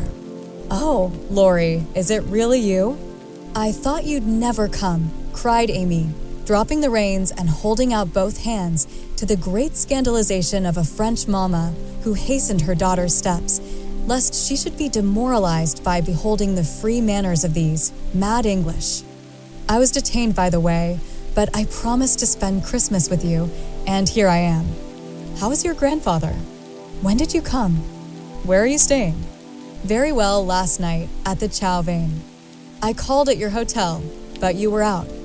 "I have so much to say, I don't know where to begin." "Get in, and we can talk at our ease." "I was going for a drive and longing for company." "Flo's saving up for tonight." "What happens then, a ball?" "A Christmas party at our hotel. There are many Americans there, and they give it in honor of the day." "You'll go with us, of course?" "Aunt will be charmed." "Thank you."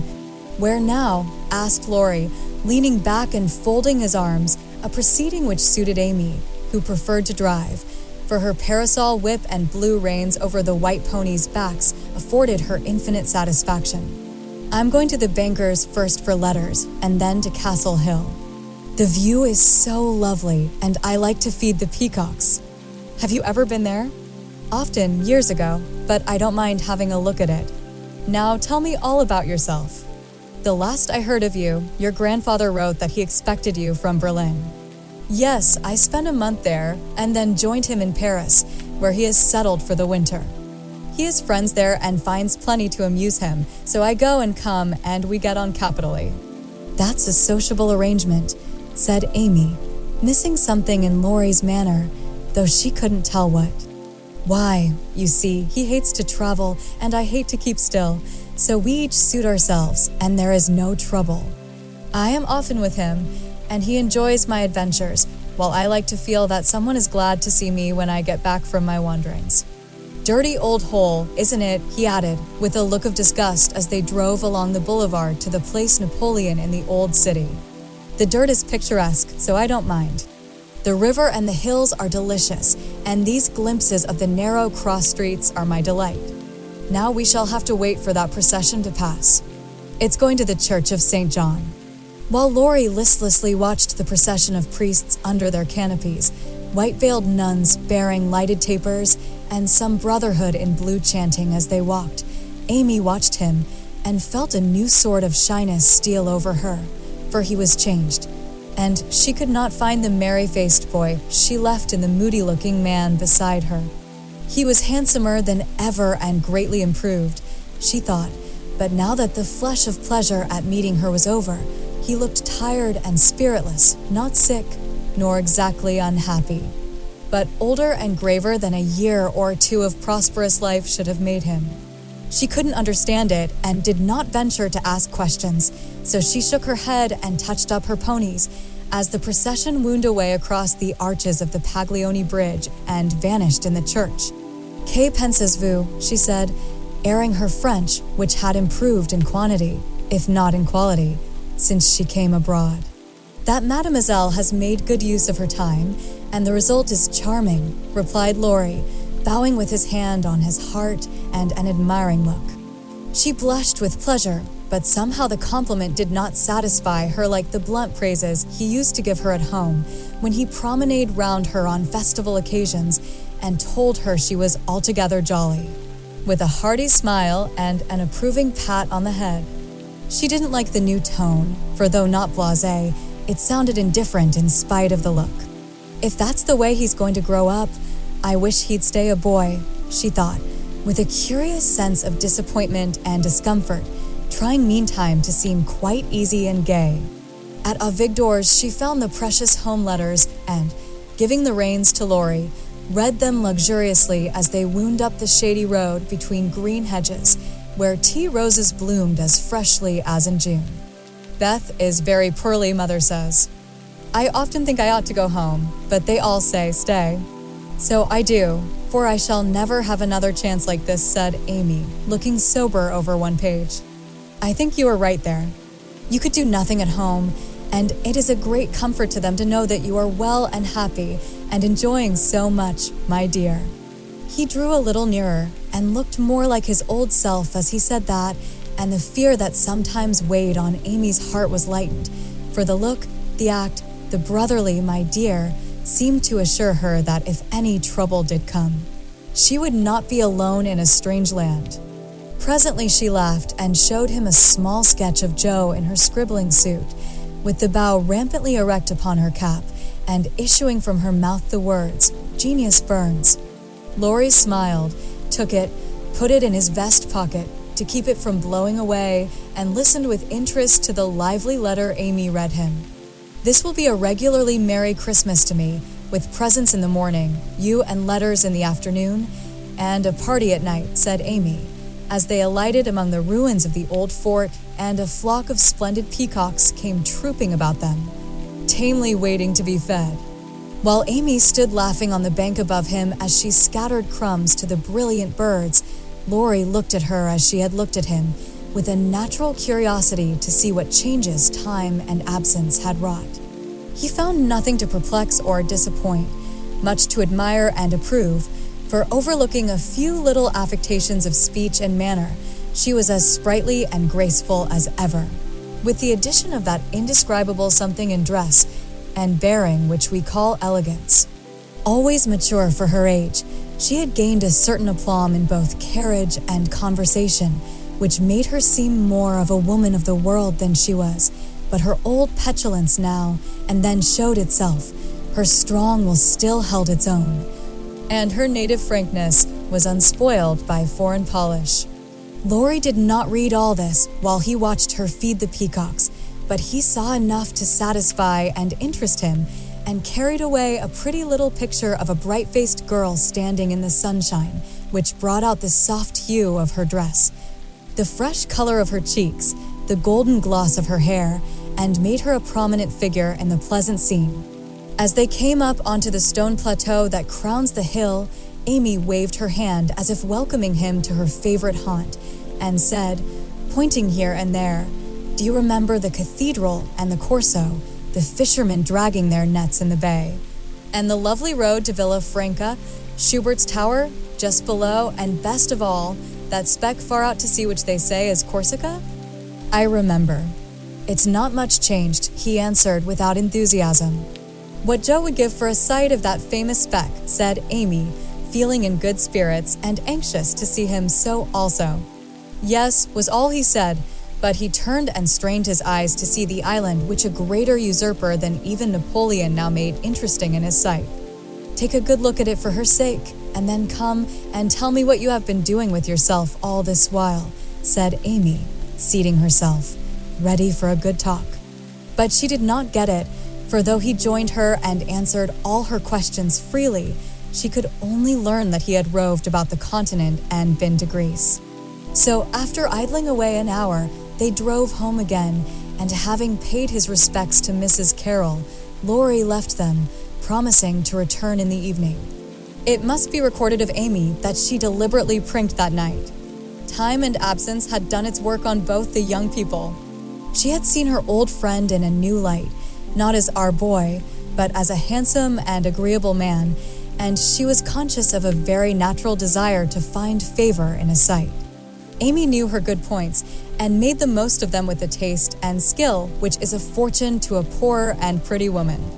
Tarleton and tulle were cheap at nice, so she enveloped herself in them on such occasions, and following the sensible English fashion of simple dress for young girls, got up charming little toilettes with fresh flowers, a few trinkets, and all manner of dainty devices, which were both inexpensive and effective.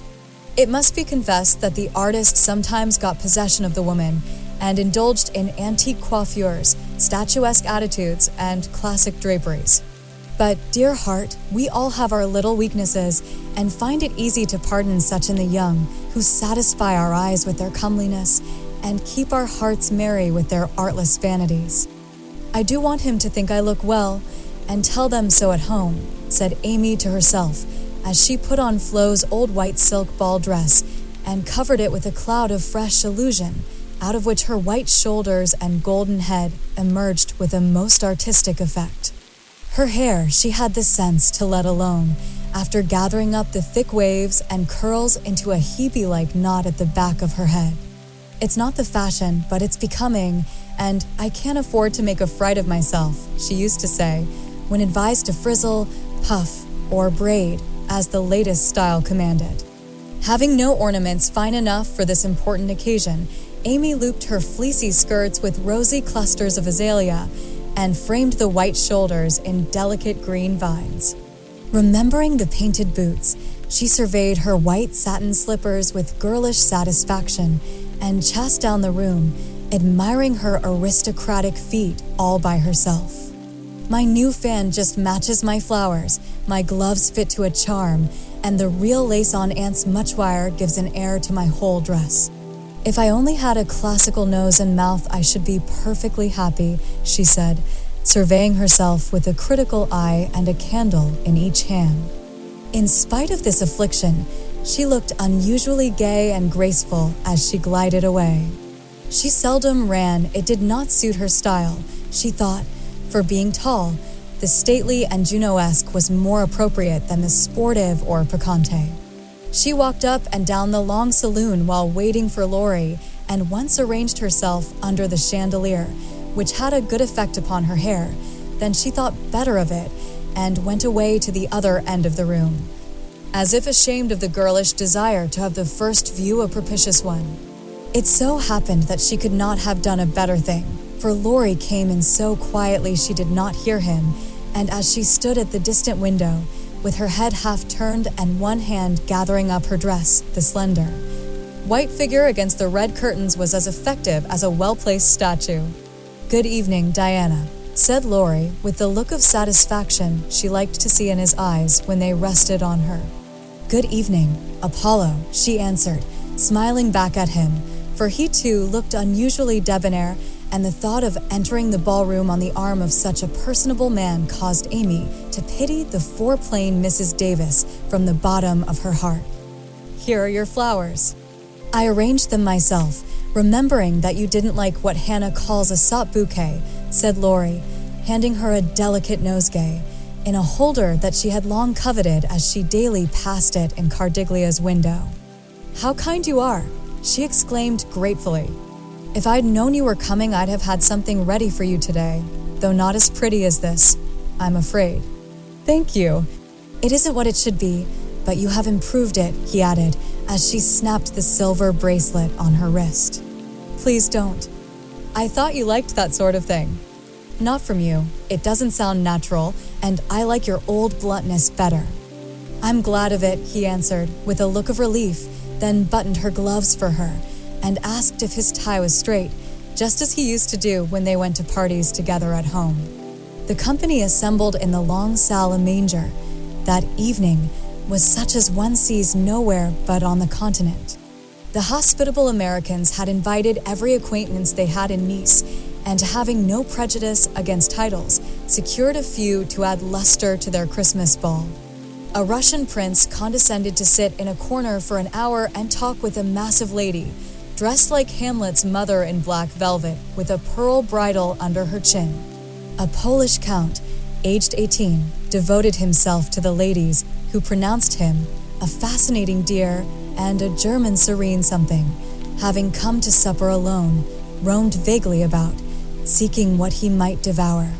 Baron Rothschild's private secretary, a large-nosed Jew in tight boots, affably beamed upon the world, as if his master's name crowned him with a golden halo. A stout Frenchman who knew the emperor came to indulge his mania for dancing, and Lady de Jones, a British matron, adorned the scene with her little family of 8. Of course, there were many light-footed, shrill-voiced American girls, handsome, lifeless-looking English ditto, and a few plain but piquante French demoiselles, likewise the usual set of traveling young gentlemen who disported themselves gaily, while mamas of all nations lined the walls and smiled upon them benignly when they danced with their daughters. Any young girl can imagine Amy's state of mind when she took the stage that night, leaning on Laurie's arm.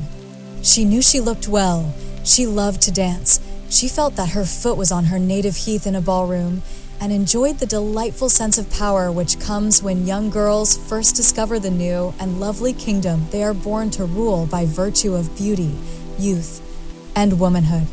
She did pity the Davis girls, who were awkward, plain, and destitute of escort, except a grim papa and 3 grimmer maiden aunts, and she bowed to them in her friendliest manner as she passed, which was good of her, as it permitted them to see her dress, and burn with curiosity to know who her distinguished-looking friend might be. With the first burst of the band, Amy's color rose, her eyes began to sparkle, and her feet to tap the floor impatiently, for she danced well and wanted Laurie to know it. Therefore the shock she received can better be imagined than described, when he said in a perfectly tranquil tone, "Do you care to dance?" One usually does at a ball. Her amazed look and quick answer caused Laurie to repair his error as fast as possible. "I meant the first dance. May I have the honor?" "I can give you one if I put off the count." "He dances divinely, but he will excuse me, as you are an old friend," said Amy, hoping that the name would have a good effect and show Laurie that she was not to be trifled with. Nice little boy, but rather a short pole to support. A daughter of the gods, divinely tall and most divinely fair, was all the satisfaction she got, however. The set in which they found themselves was composed of English, and Amy was compelled to walk decorously through a cotillion, feeling all the while as if she could dance the tarantella with relish. Laurie resigned her to the nice little boy and went to do his duty to Flo, without securing Amy for the joys to come, which reprehensible want of forethought was properly punished, for she immediately engaged herself till supper, meaning to relent if he then gave any signs penitence. She showed him her ball book with demure satisfaction when he strolled instead of rushed up to claim her for the next, a glorious polka redowa. But his polite regrets didn't impose upon her, and when she galloped away with the count, she saw Laurie sit down by her aunt with an actual expression of relief. That was unpardonable, and Amy took no more notice of him for a long while, except a word now and then when she came to her chaperone between the dances for a necessary pin or a moment's rest. Her anger had a good effect, however, for she hid it under a smiling face and seemed unusually blithe and brilliant. Laurie's eyes followed her with pleasure, for she neither romped nor sauntered, but danced with spirit and grace, making the delightsome pastime what it should be. He very naturally fell to studying her from this new point of view, and before the evening was half over, had decided that little Amy was going to make a very charming woman. It was a lively scene, for soon the spirit of the social season took possession of everyone, and Christmas merriment made all faces shine, hearts happy, and heels light. The musicians fiddled, tooted, and banged as if they enjoyed it. Everybody danced who could, and those who couldn't admired their neighbors with uncommon warmth. The air was dark with devices, and many Joneses gamboled like a flock of young giraffes. The golden secretary darted through the room like a meteor with a dashing Frenchwoman who carpeted the floor with her pink satin train. The serene Teuton found the supper table and was happy, eating steadily through the bill of fare, and dismayed the garçons by the ravages he committed. But the emperor's friend covered himself with glory, for he danced everything, whether he knew it or not, and introduced impromptu pirouettes when the figures bewildered him. The boyish abandon of that stout man was charming to behold, for though he carried weight, he danced like an India rubber ball. He ran, he flew, he pranced, his face glowed, his bald head shone, his coattails waved wildly, his pumps actually twinkled in the air, and when the music stopped, he wiped the drops from his brow, and beamed upon his fellow men like a French Pickwick without glasses. Amy and her pole distinguished themselves by equal enthusiasm, but more graceful agility, and Laurie found himself involuntarily keeping time to the rhythmic rise and fall of the white slippers as they flew by as indefatigably as if winged. When little Vladimir finally relinquished her, with assurances that he was desolated to leave so early, she was ready to rest, and see how her recreant knight had borne his punishment.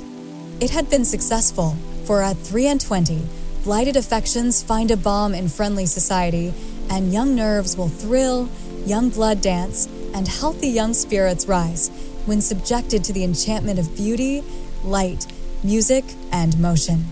Laurie had a waked-up look as he rose to give her his seat, and when he hurried away to bring her some supper, she said to herself, with a satisfied smile, I thought that would do him good.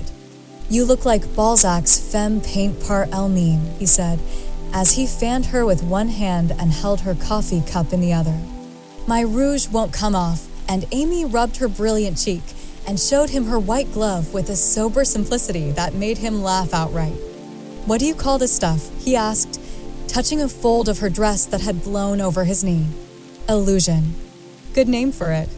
It's very pretty new thing, isn't it? It's as old as the hills. You have seen it on dozens of girls, and you never found out that it was pretty till now, stupide. I never saw it on you before, which accounts for the mistake, you see. None of that, it is forbidden. I'd rather take coffee than compliments just now. No, don't lounge, it makes me nervous. Laurie sat bolt upright and meekly took her empty plate, feeling an odd sort of pleasure in having little Amy order him about, for she had lost her shyness now and felt an irresistible desire to trample on him, as girls have a delightful way of doing when lords of creation show any signs of subjection. Where did you learn all this sort of thing? He asked with a quizzical look. As this sort of thing is rather a vague expression, would you kindly explain? Returned Amy, knowing perfectly well what he meant, but wickedly leaving him to describe what is indescribable. Well, the general air, the style, the self-possession, the illusion, you know, laughed Laurie, breaking down and helping himself out of his quandary with the new word.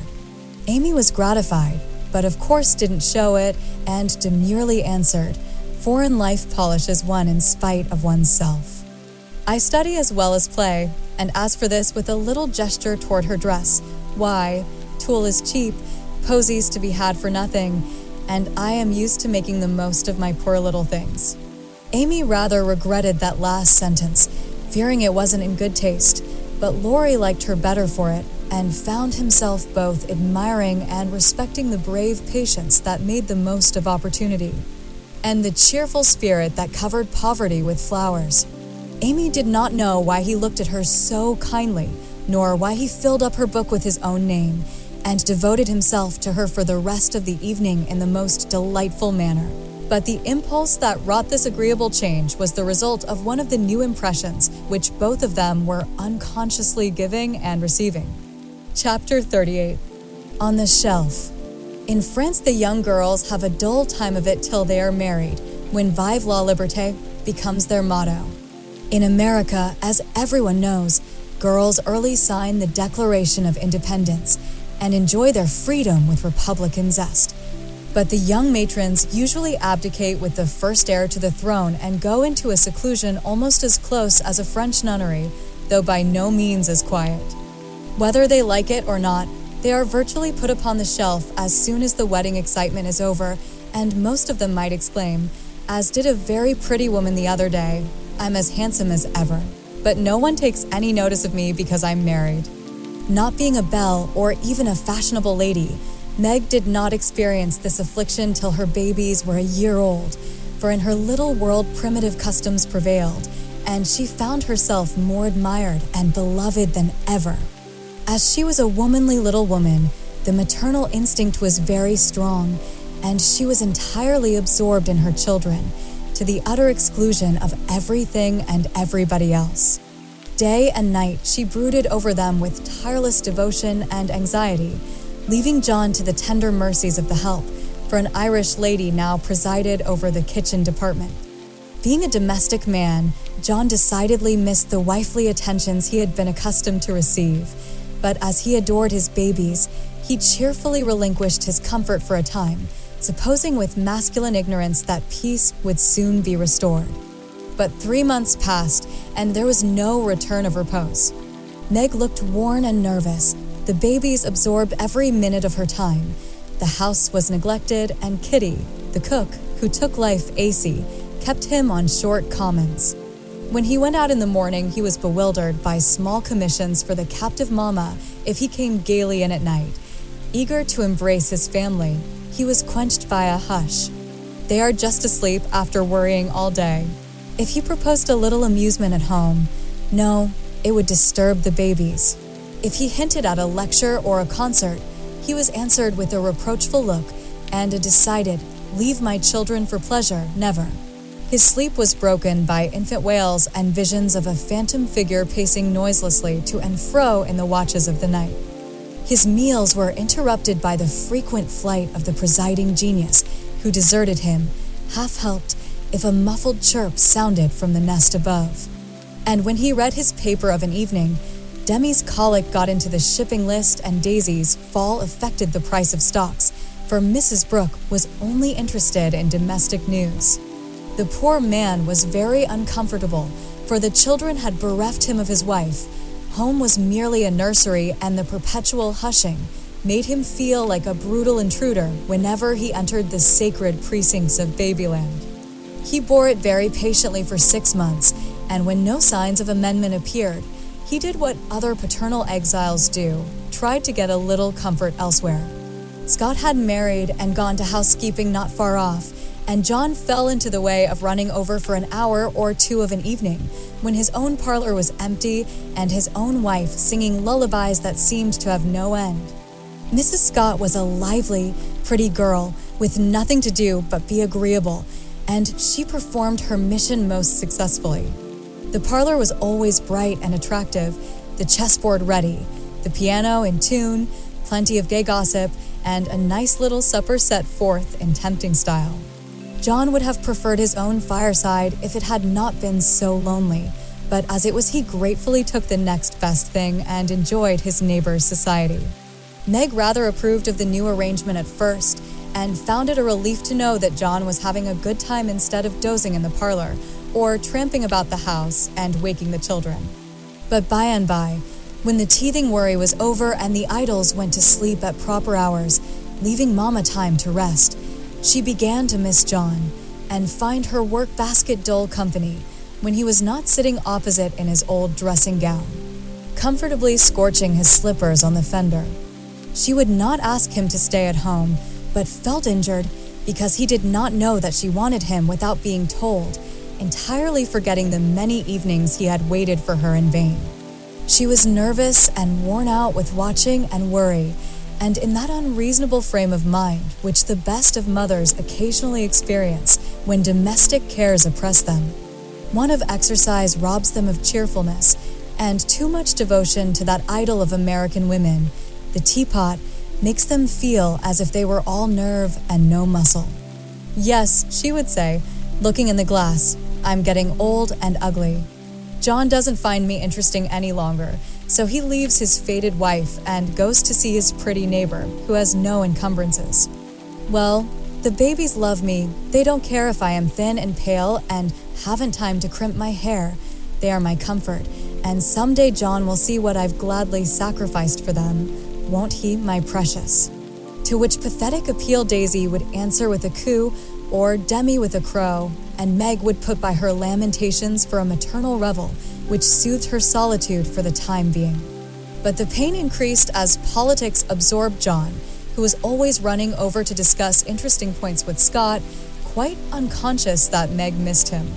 Not a word did she say, however, till her mother found her in tears one day and insisted on knowing what the matter was, for Meg's drooping spirits had not escaped her observation.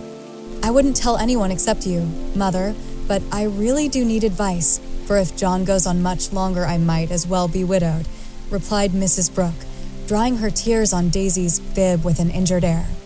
"Goes on how, my dear?" asked her mother anxiously. "He's away all day, and at night when I want to see him, he is continually going over to the Scotts.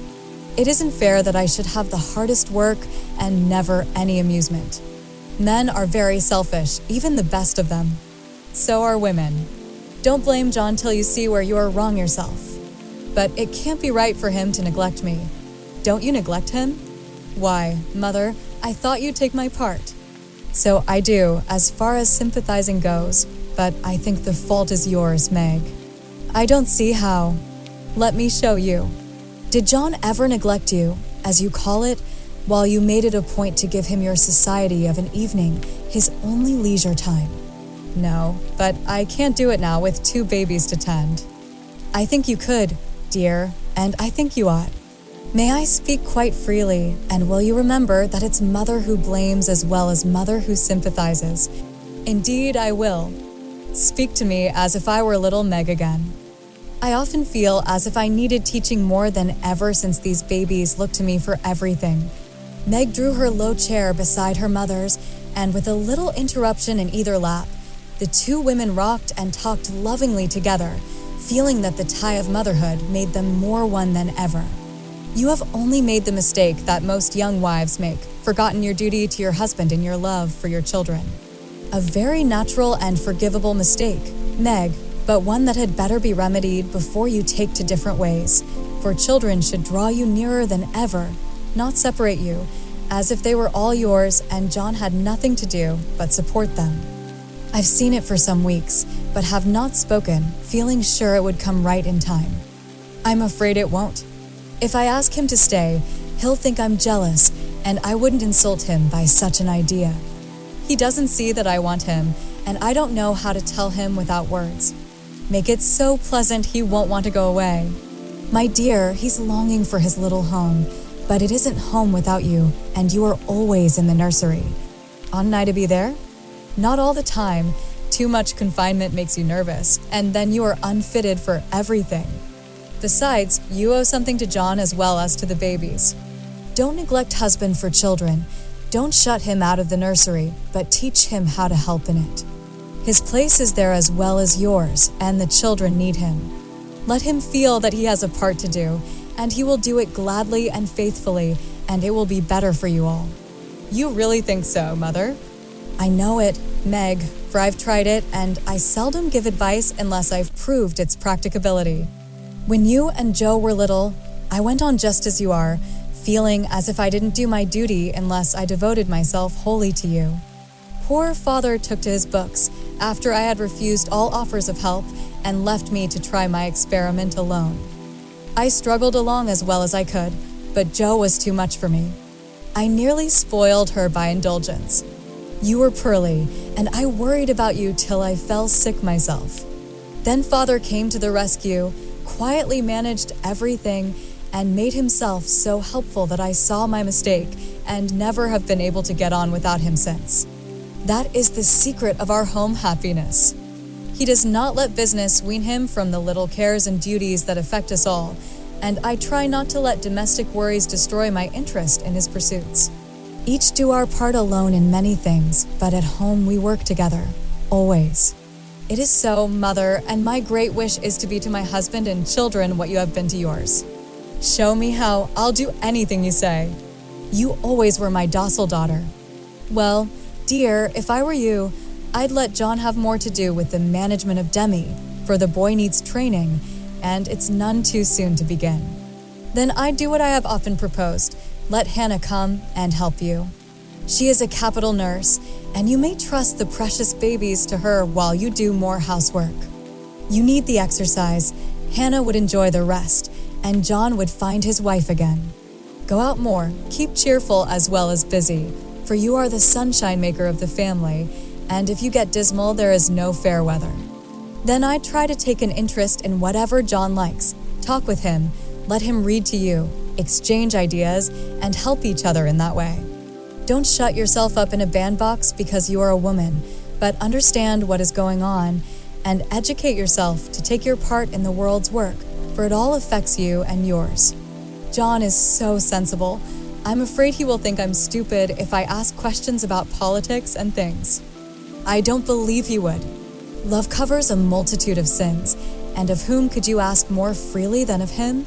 Try it, and see if he doesn't find your society far more agreeable than Mrs. Scott's suppers. I will. Poor John. I'm afraid I have neglected him sadly, but I thought I was right, and he never said anything. He tried not to be selfish, but he has felt rather forlorn, I fancy.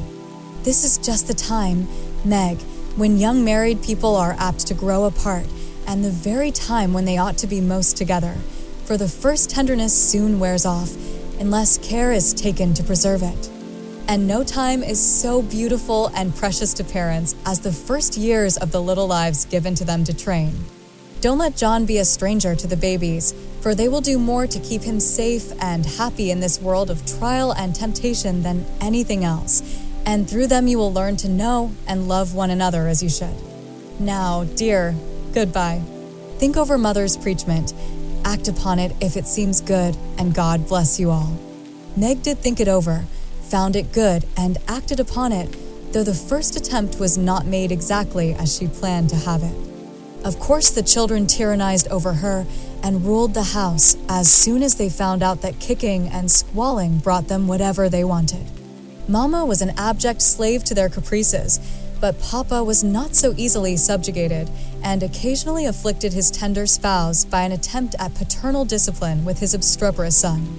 For Demi inherited a trifle of his sire's firmness of character, we won't call it obstinacy, and when he made up his little mind to have or to do anything, all the king's horses and all the king's men could not change that pertinacious little mind. Mama thought the dear too young to be taught to conquer his prejudices, but Papa believed that it never was too soon to learn obedience. So Master Demi early discovered that when he undertook to wrestle with Parpar, he always got the worst of it. Yet like the Englishman, Baby respected the man who conquered him and loved the father whose grave, no, was more impressive than all Mama's love pats. A few days after the talk with her mother, Meg resolved to try a social evening with John, so she ordered a nice supper, set the parlor in order, dressed herself prettily, and put the children to bed early, that nothing should interfere with her experiment.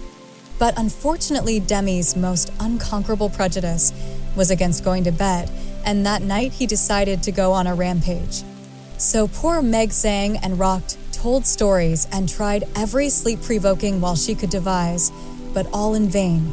The big eyes wouldn't shut, and long after Daisy had gone to Bilo, like the chubby little bunch of good nature she was, naughty Demi lay staring at the light, with the most discouragingly wide-awake expression of countenance. Will Demi lie still like a good boy, while Mama runs down and gives poor Papa his tea? Asked Meg, as the hall door softly closed, and the well-known step went tiptoeing into the dining room. "Me has tea," said Demi, preparing to join in the revel. "No, but I'll save you some little cakeys for breakfast if you'll go bye-bye like Daisy. Will you, lovey?" "ISS," and Demi shut his eyes tight, as if to catch sleep and hurry the desired day. Taking advantage of the propitious moment, Meg slipped away and ran down to greet her husband with a smiling face and the little blue bow in her hair, which was his especial admiration. He saw it at once and said with pleased surprise, "Why, little mother, how gay we are tonight. Do you expect company?" "Only you, dear." "Is it a birthday, anniversary, or anything?" "No, I'm tired of being dowdy, so I dressed up as a change." You always make yourself nice for table, no matter how tired you are, so why shouldn't I when I have the time? I do it out of respect for you, my dear, said old-fashioned John. Ditto, Mr. Brooke, laughed Meg, looking young and pretty again as she nodded to him over the teapot. Well, it's altogether delightful and like old times. This tastes right. I drink your health, dear. And John sipped his tea with an air of reposeful rapture, which was of very short duration, however, for as he put down his cup, the door handle rattled mysteriously, and a little voice was heard, saying impatiently, "Opie doy, me's tummin'. It's that naughty boy. I told him to go to sleep alone, and here he is, downstairs, getting his death a cold pattering over that canvas," said Meg, answering the call. "Mornin' now," announced Demi in joyful tone as he entered, with his long nightgown gracefully festooned over his arm and every curl bobbing gaily as he pranced about the table, eyeing the cakeys with loving glances. "No, it isn't morning yet. You must go to bed and not trouble poor Mama. Then you can have the little cake with sugar on it." "Me loves Parpar," said the artful one, preparing to climb the paternal knee and revel in forbidden joys. But John shook his head and said to Meg, "If you told him to stay up there and go to sleep alone, make him do it, or he will never learn to mind you." "Yes, of course." "Come." Demi and Meg led her son away, feeling a strong desire to spank the little marplot who hopped beside her, laboring under the delusion that the bribe was to be administered as soon as they reached the nursery. Nor was he disappointed, for that short-sighted woman actually gave him a lump of sugar, tucked him into his bed, and forbade any more promenades till morning. "ISS," said Demi the perjured, blissfully sucking his sugar, and regarding his first attempt as eminently successful. Meg returned to her place, and supper was progressing pleasantly when the little ghost walked again and exposed the maternal delinquencies by boldly demanding, "More Sudar, Marmar." "Now this won't do," said John, hardening his heart against the engaging little sinner. "We shall never know any peace till that child learns to go to bed properly. You have made a slave of yourself long enough. Give him one lesson, and then there will be an end of it. Put him in his bed and leave him, Meg. He won't stay there. He never does unless I sit by him. I'll manage him. Demi, go upstairs and get into your bed, as Mama bids you." "Sant," replied the young rebel, helping himself to the coveted cakey and beginning to eat the same with calm audacity. "You must never say that to Papa. I shall carry you if you don't go yourself." "Go away, me don't love Parpar," and Demi retired to his mother's skirts for protection. But even that refuge proved unavailing, for he was delivered over to the enemy, with a "be gentle with him, John," which struck the culprit with dismay, for when Mama deserted him, then the judgment day was at hand. Bereft of his cake, defrauded of his frolic, and borne away by a strong hand to that detested bed, poor Demi could not restrain his wrath, but openly defied Papa and kicked and screamed lustily all the way upstairs. The minute he was put into bed on one side, he rolled out on the other and made for the door, only to be ignominiously caught up by the tail of his little toga and put back again, which lively performance was kept up till the young man's strength gave out, when he devoted himself to roaring at the top of his voice. This vocal exercise usually conquered Meg, but John sat as unmoved as the post which is popularly believed to be deaf. No coaxing, no sugar, no lullaby, no story.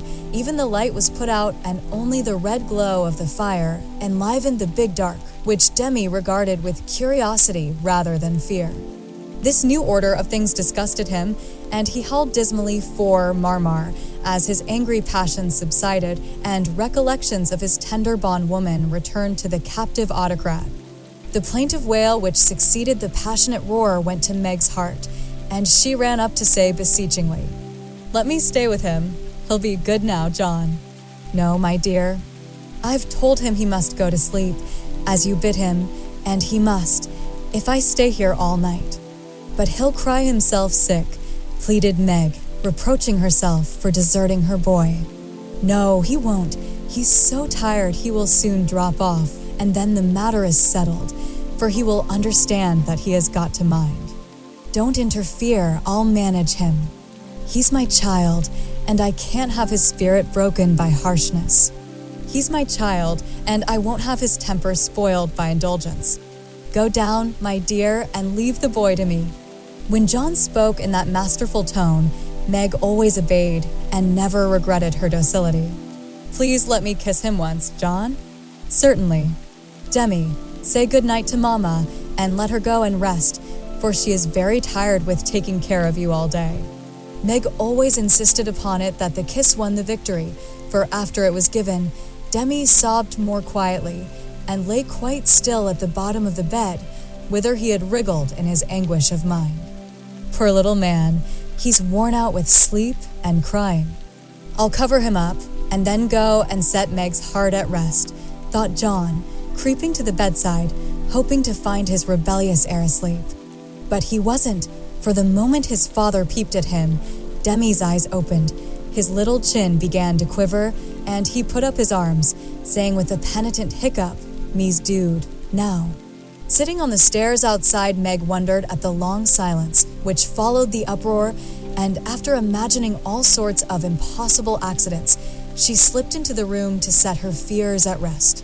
Demi lay fast asleep, not in his usual spread-eagle attitude, but in a subdued bunch, cuddled close in the circle of his father's arm and holding his father's finger, as if he felt that justice was tempered with mercy, and had gone to sleep a sadder and wiser baby.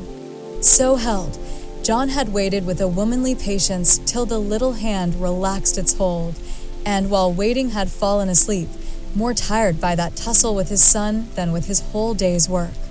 As Meg stood watching the two faces on the pillow, she smiled to herself, and then slipped away again, saying in a satisfied tone, "I never need fear that John will be too harsh with my babies. He does know how to manage them, and will be a great help, for Demi is getting too much for me." When John came down at last, expecting to find a pensive or reproachful wife, he was agreeably surprised to find Meg placidly trimming a bonnet, and to be greeted with the request to read something about the election, if he was not too tired. John saw in a minute that a revolution of some kind was going on, but wisely asked no questions, knowing that Meg was such a transparent little person, she couldn't keep a secret to save her life, and therefore the clue would soon appear. He read a long debate with the most amiable readiness, and then explained it in his most lucid manner, while Meg tried to look deeply interested, to ask intelligent questions, and keep her thoughts from wandering from the state of the nation to the state of her bonnet. In her secret soul, however, she decided that politics were as bad as mathematics, and that the mission of politicians seemed to be calling each other names, but she kept these feminine ideas to herself, and when John paused, shook her head and said with what she thought diplomatic ambiguity, "Well, I really don't see what we are coming to." John laughed and watched her for a minute as she poised a pretty little preparation of lace and flowers on her hand, and regarded it with the genuine interest which his harangue had failed to waken. "She is trying to like politics for my sake, so I'll try and like millinery for hers. That's only fair," thought John the Just, adding aloud, "That's very pretty. Is it what you call a breakfast cap?" "My dear man, it's a bonnet. My very best go-to-concert and theater bonnet." "I beg your pardon, it was so small, I naturally mistook it for one of the flyaway things you sometimes wear. How do you keep it on?" "These bits of lace are fastened under the chin with a rosebud, so," and Meg illustrated by putting on the bonnet and regarding him with an air of calm satisfaction that was irresistible. "It's a love of a bonnet, but I prefer the face inside, for it looks young and happy again," and John kissed the smiling face, to the great detriment of the rosebud under the chin. "I'm glad you like it, for I want you to take me to one of the new concerts some night. I really need some music to put me in tune. Will you please?" "Of course I will, with all my heart, or anywhere else you like. You have been shut up so long, it will do you no end of good, and I shall enjoy it of all things." "What put it into your head, little mother?" "Well, I had a talk with Marmee the other day and told her how nervous and cross and out of sorts I felt, and she said I needed change and less care, so Hannah is to help me with the children, and I'm to see to things about the house more, and now and then have a little fun, just to keep me from getting to be a fidgety, broken-down old woman before my time. It's only an experiment, John, and I want to try it for your sake as much as for mine, because I've neglected you shamefully lately, and I'm going to make home what it used to be, if I can. You don't object, I hope. Never mind what John said, or what a very narrow escape the little bonnet had from utter ruin. All that we have any business to know is that John did not appear to object, judging from the changes which gradually took place in the house and its inmates. It was not all paradise by any means, but everyone was better for the division of labor system. The children throve under the paternal rule, for accurate, steadfast John brought order and obedience into babydom, while Meg recovered her spirits and composed her nerves by plenty of wholesome exercise, a little pleasure, and much confidential conversation with her sensible husband. Home grew homelike again, and John had no wish to leave it unless he took Meg with him. The Scotts came to the Brooks now, and everyone found the little house a cheerful place, full of happiness, content, and family love. Even Sally Moffat liked to go there. It is always so quiet and pleasant here. It does me good. Meg, she used to say, looking about her with wistful eyes, as if trying to discover the charm, that she might use it in her great house, full of splendid loneliness, for there were no riotous, sunny-faced babies there, and Ned lived in a world of his own, where there was no place for her. This household happiness did not come all at once, but John and Meg had found the key to it, and each year of married life taught them how to use it, unlocking the treasuries of real home love and mutual helpfulness, which the poorest may possess, and the richest cannot buy. This is the sort of shelf on which young wives and mothers may consent to be laid, safe from the restless fret and fever of the world, finding loyal lovers in the little sons and daughters who cling to them, undaunted by sorrow, poverty, or age, walking side by side, through fair and stormy weather with a faithful friend who is, in the true sense of the good old Saxon word, the house band, and learning, as Meg learned, that a woman's happiest kingdom is home, her highest honor the art of, ruling it not as a queen, but as a wise wife and mother. Chapter 39. Lazy Lawrence. Laurie went to Nice intending to stay a week and remained a month. He was tired of wandering about alone, and Amy's familiar presence seemed to give a home-like charm to the foreign scenes in which she bore a part. He rather missed the petting he used to receive and enjoyed a taste of it again, for no attentions, however flattering, from strangers were half so pleasant as the sisterly adoration of the girls at home. Amy never would pet him like the others, but she was very glad to see him now, and quite clung to him, feeling that he was the representative of the dear family for whom she longed more than she would confess.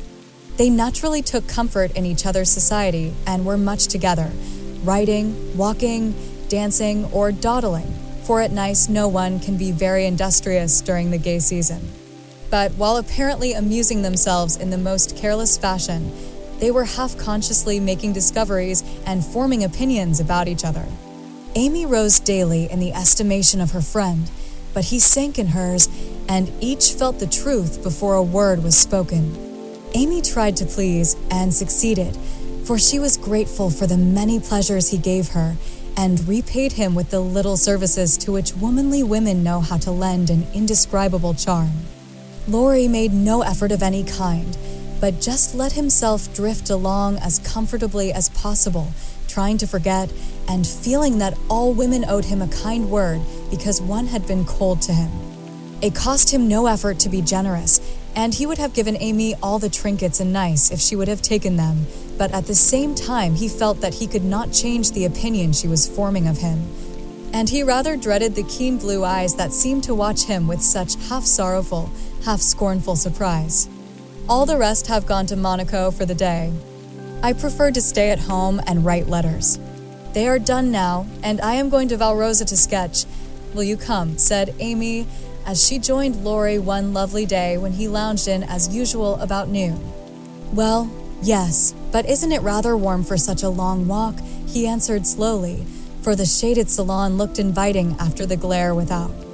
I'm going to have the little carriage and Baptiste can drive, so you'll have nothing to do but hold your umbrella and keep your gloves nice, returned Amy, with a sarcastic glance at the immaculate kids, which were a weak point with Laurie. Then I'll go with pleasure, and he put out his hand for her sketchbook. But she tucked it under her arm with a sharp, "Don't trouble yourself. It's no exertion to me, but you don't look equal to it." Laurie lifted his eyebrows and followed at a leisurely pace as she ran downstairs, but when they got into the carriage, he took the reins himself and left little Baptiste nothing to do but fold his arms and fall asleep on his perch. The two never quarreled. Amy was too well-bred, and just now Laurie was too lazy, so in a minute he peeped under her hat brim with an inquiring air. She answered him with a smile, and they went on together in the most amicable manner. It was a lovely drive, along winding roads rich in the picturesque scenes that delight beauty-loving eyes.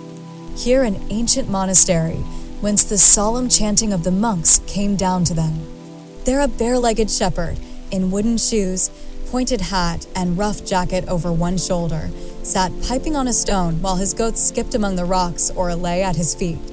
Meek, mouse-colored donkeys, laden with panniers of freshly cut grass passed by, with a pretty girl in a capelline sitting between the green piles, or an old woman spinning with a distaff as she went. Brown, soft-eyed children ran out from the quaint stone hovels to offer nosegays, or bunches of oranges still on the bough. Gnarled olive trees covered the hills with their dusky foliage, fruit hung golden in the orchard, and great scarlet anemones fringed the roadside, while beyond green slopes and craggy heights, the maritime Alps rose sharp and white against the blue Italian sky. Valrosa well deserved its name, for in that climate of perpetual summer roses blossomed everywhere. They overhung the archway, thrust themselves between the bars of the great gate with a sweet welcome to passers-by, and lined the avenue, winding through lemon trees and feathery palms up to the villa on the hill. Every shadowy nook, where seats invited one to stop and rest, was a mass of bloom. Every cool grotto had its marble nymph smiling from a veil of flowers, and every fountain reflected crimson, white, or pale pink roses, leaning down to smile at their own beauty. Roses covered the walls of the house, draped the cornices, climbed the pillars, and ran riot over the balustrade of the wide terrace, whence one looked down on the sunny Mediterranean and the white-walled city on its shore. This is a regular honeymoon paradise, isn't it? Did you ever see such roses? Asked Amy, pausing on the terrace to enjoy the view and a luxurious whiff of perfume that came wandering by. No, nor felt such thorns, returned Laurie, with his thumb in his mouth, after a vain attempt to capture a solitary scarlet flower that grew just beyond his reach. Try lower down and pick those that have no thorns, said Amy, gathering 3 of the tiny cream-colored ones that starred the wall behind her. She put them in his buttonhole as a peace offering, and he stood a minute looking down at them with a curious expression, for in the Italian part of his nature there was a touch of superstition, and he was just then in that state of half-sweet, half-bitter melancholy, when imaginative young men find significance in trifles and food for romance everywhere. He had thought of Jo in reaching after the thorny red rose, for vivid flowers became her, and she had often worn ones like that from the greenhouse at home. The pale roses Amy gave him were the sort that the Italians lay in dead hands, never in bridal wreaths, and for a moment he wondered if the omen was for Jo or for himself. But the next instant his American common sense got the better of sentimentality, and he laughed a heartier laugh than Amy had heard since he came. "It's good advice. You'd better take it and save your fingers," she said, thinking her speech amused him. "Thank you, I will," he answered in jest, and a few months later he did it in earnest. "Laurie, when are you going to your grandfather?" she asked presently, as she settled herself on a rustic seat. "Very soon. You have said that a dozen times within the last 3 weeks. I dare say, short answers save trouble. He expects you, and you really ought to go." Hospitable creature. "I know it. then why don't you do it? Natural depravity, I suppose. Natural indolence, you mean. It's really dreadful, and Amy looked severe. Not so bad as it seems, for I should only plague him if I went, so I might as well stay and plague you a little longer. You can bear it better. In fact, I think it agrees with you excellently. And Laurie composed himself for a lounge on the broad ledge of the balustrade. Amy shook her head and opened her sketchbook with an air of resignation, but she had made up her mind to lecture that boy, and in a minute she began again. What are you doing just now? Watching lizards. No. I mean, what do you intend and wish to do? Smoke a cigarette, if you'll allow me. How provoking you are. I don't approve of cigars, and I will only allow it on condition that you let me put you into my sketch. I need a figure, with all the pleasure in life. How will you have me, full length or 3/4, on my head or my heels? I should respectfully suggest a recumbent posture, then put yourself in also and call it dolce far niente. Stay as you are and go to sleep if you like. I intend to work hard, said Amy in her most energetic tone. What delightful enthusiasm, and he leaned against a tall urn with an air of entire satisfaction. What would Jo say if she saw you now? Asked Amy impatiently, hoping to stir him up by the mention of her still more energetic sister's name. As usual, go away, Teddy. I'm busy. He laughed as he spoke, but the laugh was not natural, and a shade passed over his face, for the utterance of the familiar name touched the wound that was not healed yet. Both tone and shadow struck Amy, for she had seen and heard them before, and now she looked up in time to catch a new expression on Laurie's face, a hard, bitter look, full of pain, dissatisfaction, and regret. It was gone before she could study it, and the listless expression back again. She watched him for a moment with artistic pleasure, thinking how like an Italian he looked, as he lay basking in the sun with uncovered head and eyes full of southern dreaminess, for he seemed to have forgotten her and fallen into a reverie. You look like the effigy of a young knight asleep on his tomb, she said, carefully tracing the well-cut profile defined against the dark stone. Wish I was. That's a foolish wish, unless you have spoiled your life. You are so changed. I sometimes think, there Amy stopped, with a half-timid, half-wistful look, more significant than her unfinished speech. Laurie saw and understood the affectionate anxiety which she hesitated to express, and looking straight into her eyes, said, just as he used to say it to her mother, "It's all right, ma'am." That satisfied her and set at rest the doubts that had begun to worry her lately. It also touched her, and she showed that it did, by the cordial tone in which she said, "I'm glad of that. I didn't think you'd been a very bad boy, but I fancied you might have wasted money at that wicked Baden-Baden, lost your heart to some charming Frenchwoman with a husband, or got into some of the scrapes that young men seem to consider a necessary part of a foreign tour. Don't stay out there in the sun. Come and lie on the grass here and let us be friendly, as Jo used to say when we got in the sofa corner and told secrets." Laurie obediently threw himself down on the turf and began to amuse himself by sticking daisies into the ribbons of Amy's hat that lay there. "I'm all ready for the secrets," and he glanced up with a decided expression of interest in his eyes. "I've none to tell. You may begin. Haven't one to bless myself with. I thought perhaps you'd had some news from home. You have heard all that has come lately. Don't you hear often? I fancied Jo would send you volumes. She's very busy. I'm roving about so. It's impossible to be regular, you know. When do you begin your great work of art, Raffaella?" he asked, changing the subject abruptly after another pause, in which he had been wondering if Amy knew his secret and wanted to talk about it.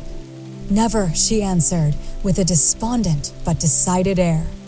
"Rome took all the vanity out of me, for after seeing the wonders there, I felt too insignificant to live and gave up all my foolish hopes in despair." "Why should you, with so much energy and talent?"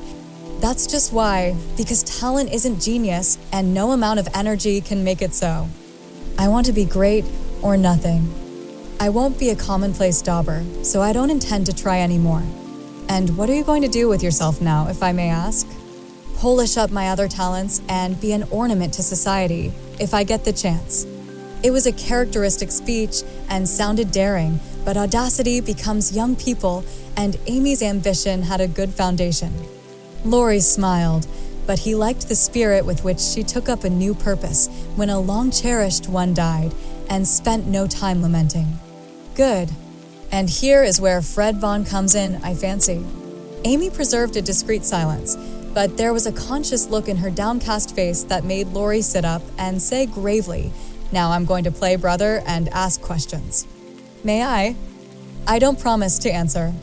"Your face will, if your tongue won't. You aren't woman of the world enough yet to hide your feelings, my dear. I heard rumors about Fred and you last year, and it's my private opinion that if he had not been called home so suddenly and detained so long, something would have come of it, hey?" "That's not for me to say," was Amy's grim reply, but her lips would smile, and there was a traitorous sparkle of the eye which betrayed that she knew her power and enjoyed the knowledge. "You're not engaged, I hope," and Laurie looked very elder brotherly and grave all of a sudden. "No, but you will be if he comes back and goes properly down on his knees, won't you?" "Very likely." "Then you are fond of old Fred?" "I could be if I tried." "But you don't intend to try till the proper moment?" "Bless my soul, what unearthly prudence." "He's a good fellow, Amy, but not the man I fancied you'd like."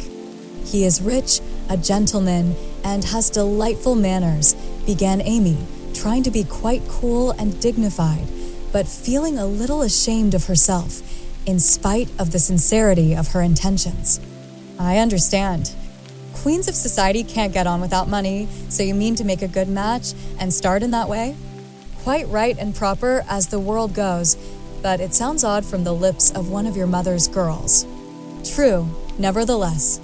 A short speech, but the quiet decision with which it was uttered contrasted curiously with the young speaker.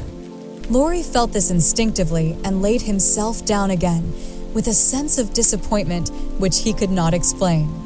His look and silence, as well as a certain inward self-disapproval, ruffled Amy and made her resolve to deliver her lecture without delay. "I wish you'd do me the favor to rouse yourself a little," she said sharply. "Do it for me? There's a dear girl." "I could if I tried," and she looked as if she would like doing it in the most summary style. "Try, then."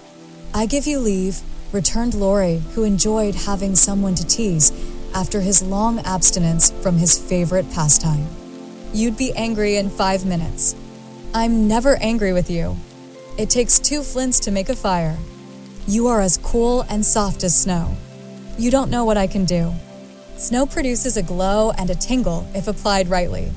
"Your indifference is half affectation, and a good stirring up would prove it."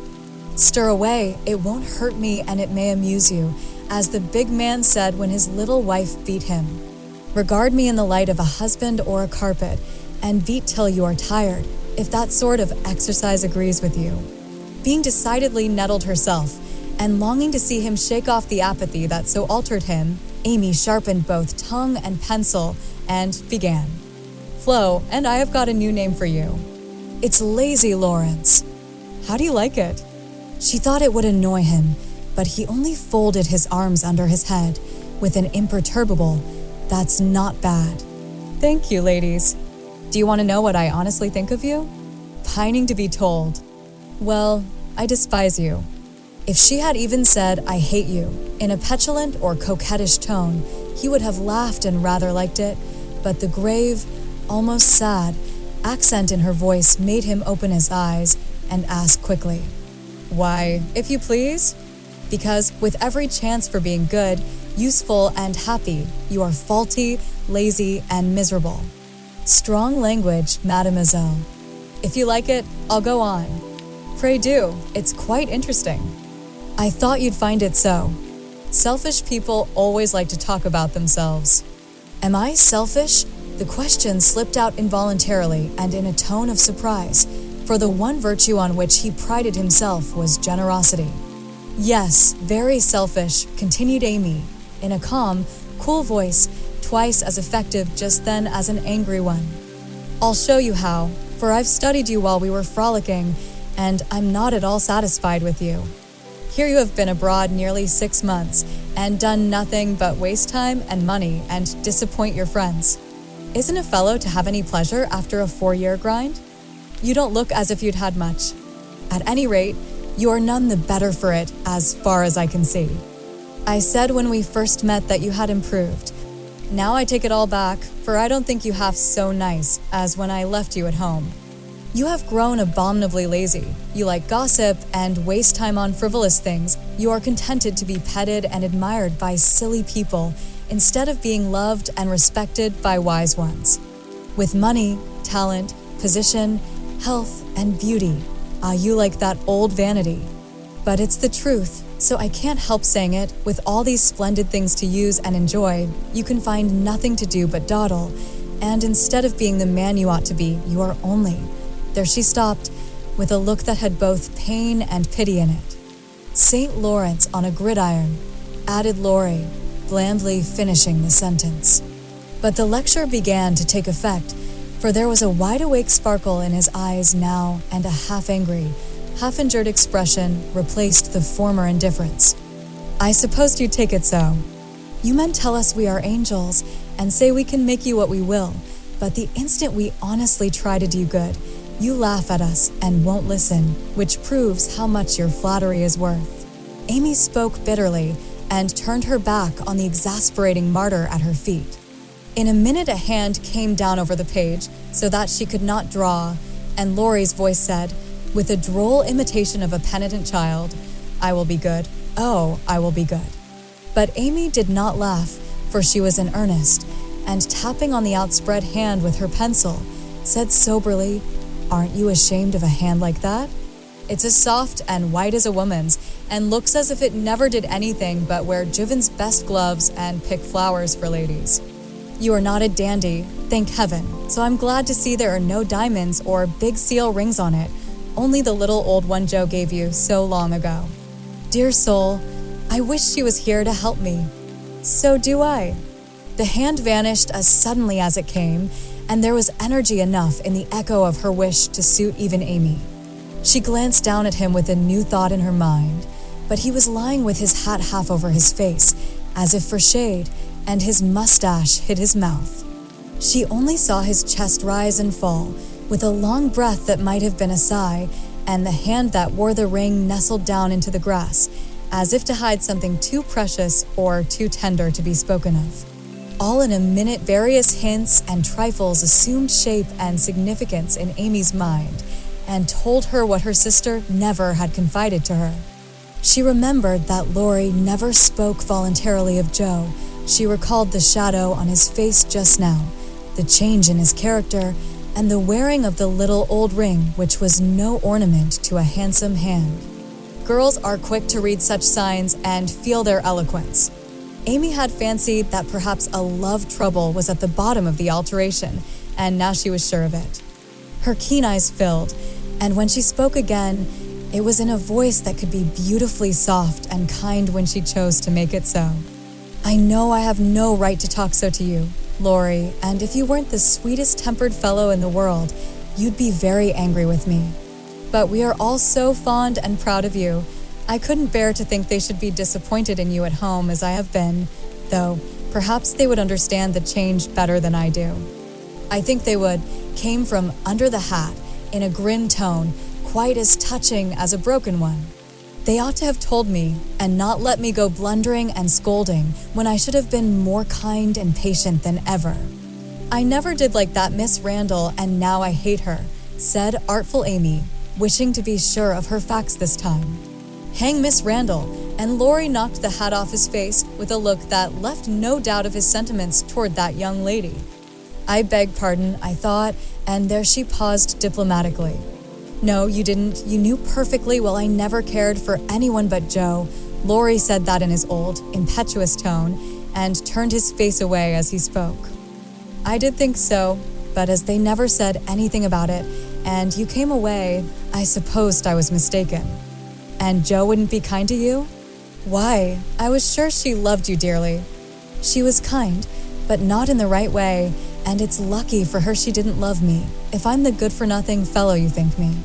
It's her fault though, and you may tell her so." The hard, bitter look came back again as he said that, and it troubled Amy, for she did not know what balm to apply. "I was wrong, I didn't know. I'm very sorry I was so cross, but I can't help wishing you'd bear it better, Teddy dear."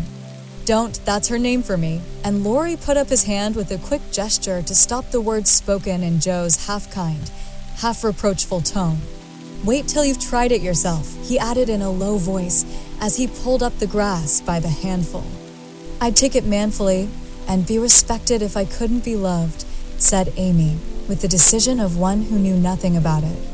Now, Laurie flattered himself that he had borne it remarkably well, making no moan, asking no sympathy, and taking his trouble away to live it down alone. Amy's lecture put the matter in a new light, and for the first time it did look weak and selfish to lose heart at the first failure and shut himself up in moody indifference. He felt as if suddenly shaken out of a pensive dream and found it impossible to go to sleep again. Presently he sat up and asked slowly, "Do you think Jo would despise me as you do?" "Yes, if she saw you now. She hates lazy people. Why don't you do something splendid and make her love you?" "I did my best, but it was no use." "Graduating well, you mean?" "That was no more than you ought to have done, for your grandfather's sake. It would have been shameful to fail after spending so much time and money when everyone knew that you could do well." "I did fail, say what you will, for Jo wouldn't love me," began Laurie, leaning his head on his hand in a despondent attitude. "No, you didn't, and you'll say so in the end, for it did you good and proved that you could do something if you tried.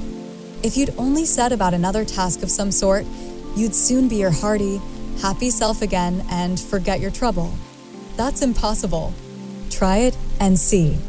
You needn't shrug your shoulders and think much she knows about such things. I don't pretend to be wise, but I am observing and I see a great deal more than you'd imagine. I'm interested in other people's experiences and inconsistencies, and though I can't explain, I remember and use them for my own benefit. Love Jo all your days, if you choose, but don't let it spoil you, for it's wicked to throw away so many good gifts because you can't have the one you want. There, I won't lecture any more, for I know you'll wake up and be a man in spite of that hard-hearted girl." Neither spoke for several minutes.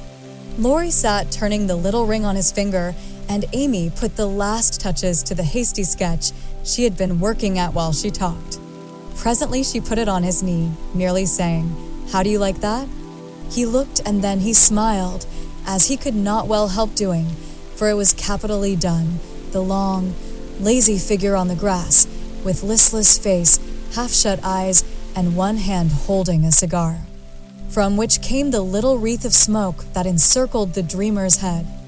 "How well you draw," he said, with a genuine surprise and pleasure at her skill, adding, with a half-laugh, "Yes, that's me. As you are."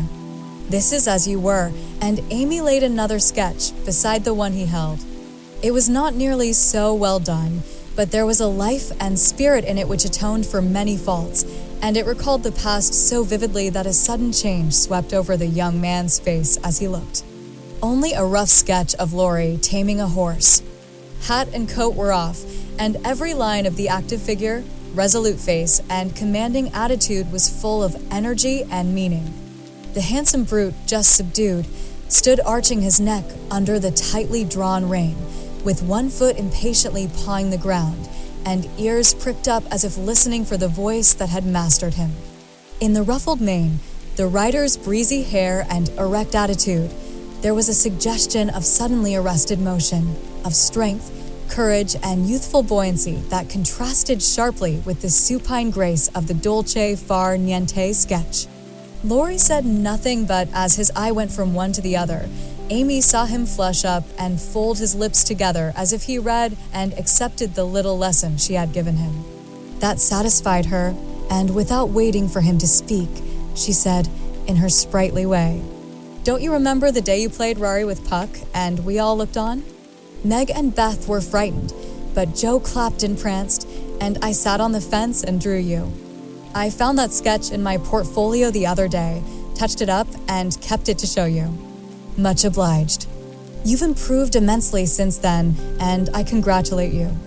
May I venture to suggest in a honeymoon paradise that 5 o'clock is the dinner hour at your hotel?" Laurie rose as he spoke, returned the pictures with a smile and a bow, and looked at his watch, as if to remind her that even moral lectures should have an end. He tried to resume his former easy, indifferent air, but it was an affectation now, for the rousing had been more efficacious than he would confess. Amy felt the shade of coldness in his manner, and said to herself, "Now I've offended him. Well, if it does him good, I'm glad. If it makes him hate me, I'm sorry, but it's true, and I can't take back a word of it." They laughed and chatted all the way home, and little Baptiste, up behind, thought that Monsieur and Mademoiselle were in charming spirits. But both felt ill at ease. The friendly frankness was disturbed.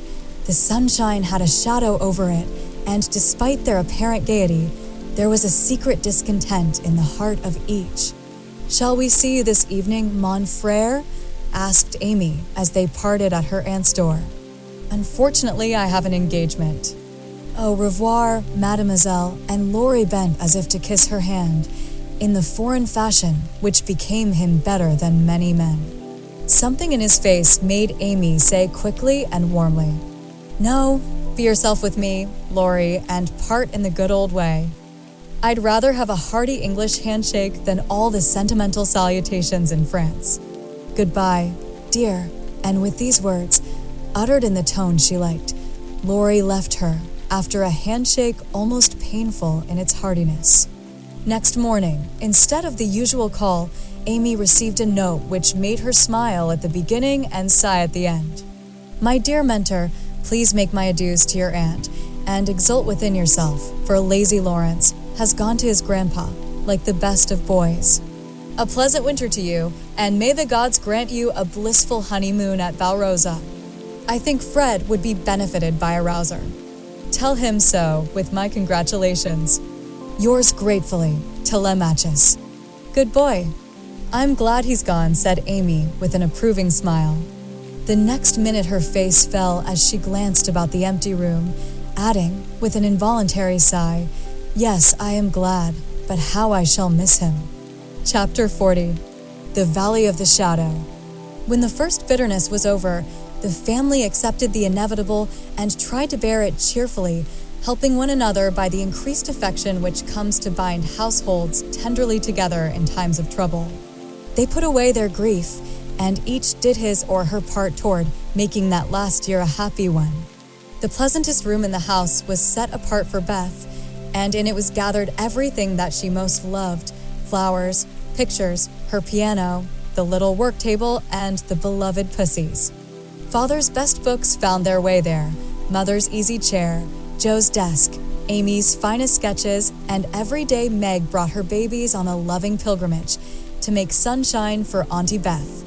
John quietly set apart a little sum that he might enjoy the pleasure of keeping the invalid supplied with the fruit she loved and longed for.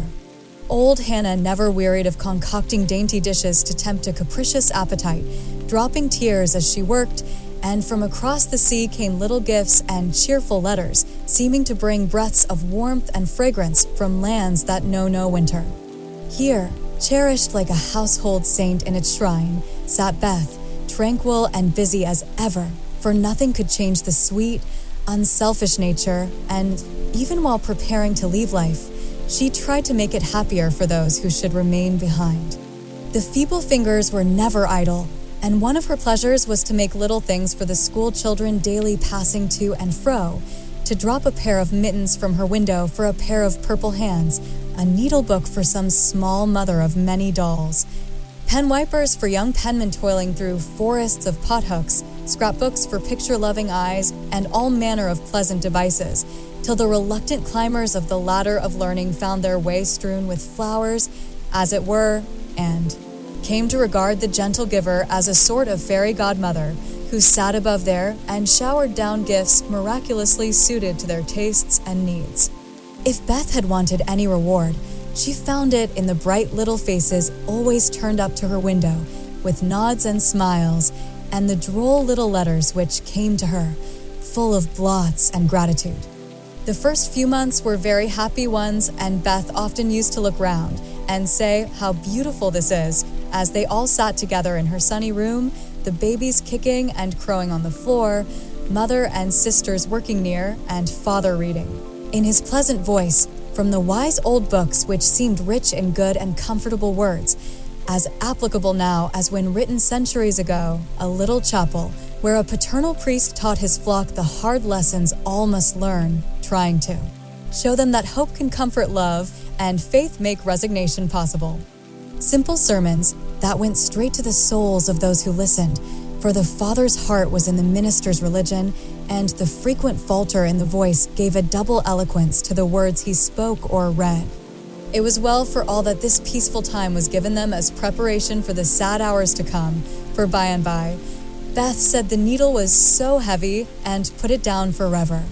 Talking wearied her, faces troubled her, pain claimed her for its own, and her tranquil spirit was sorrowfully perturbed by the ills that vexed her feeble flesh.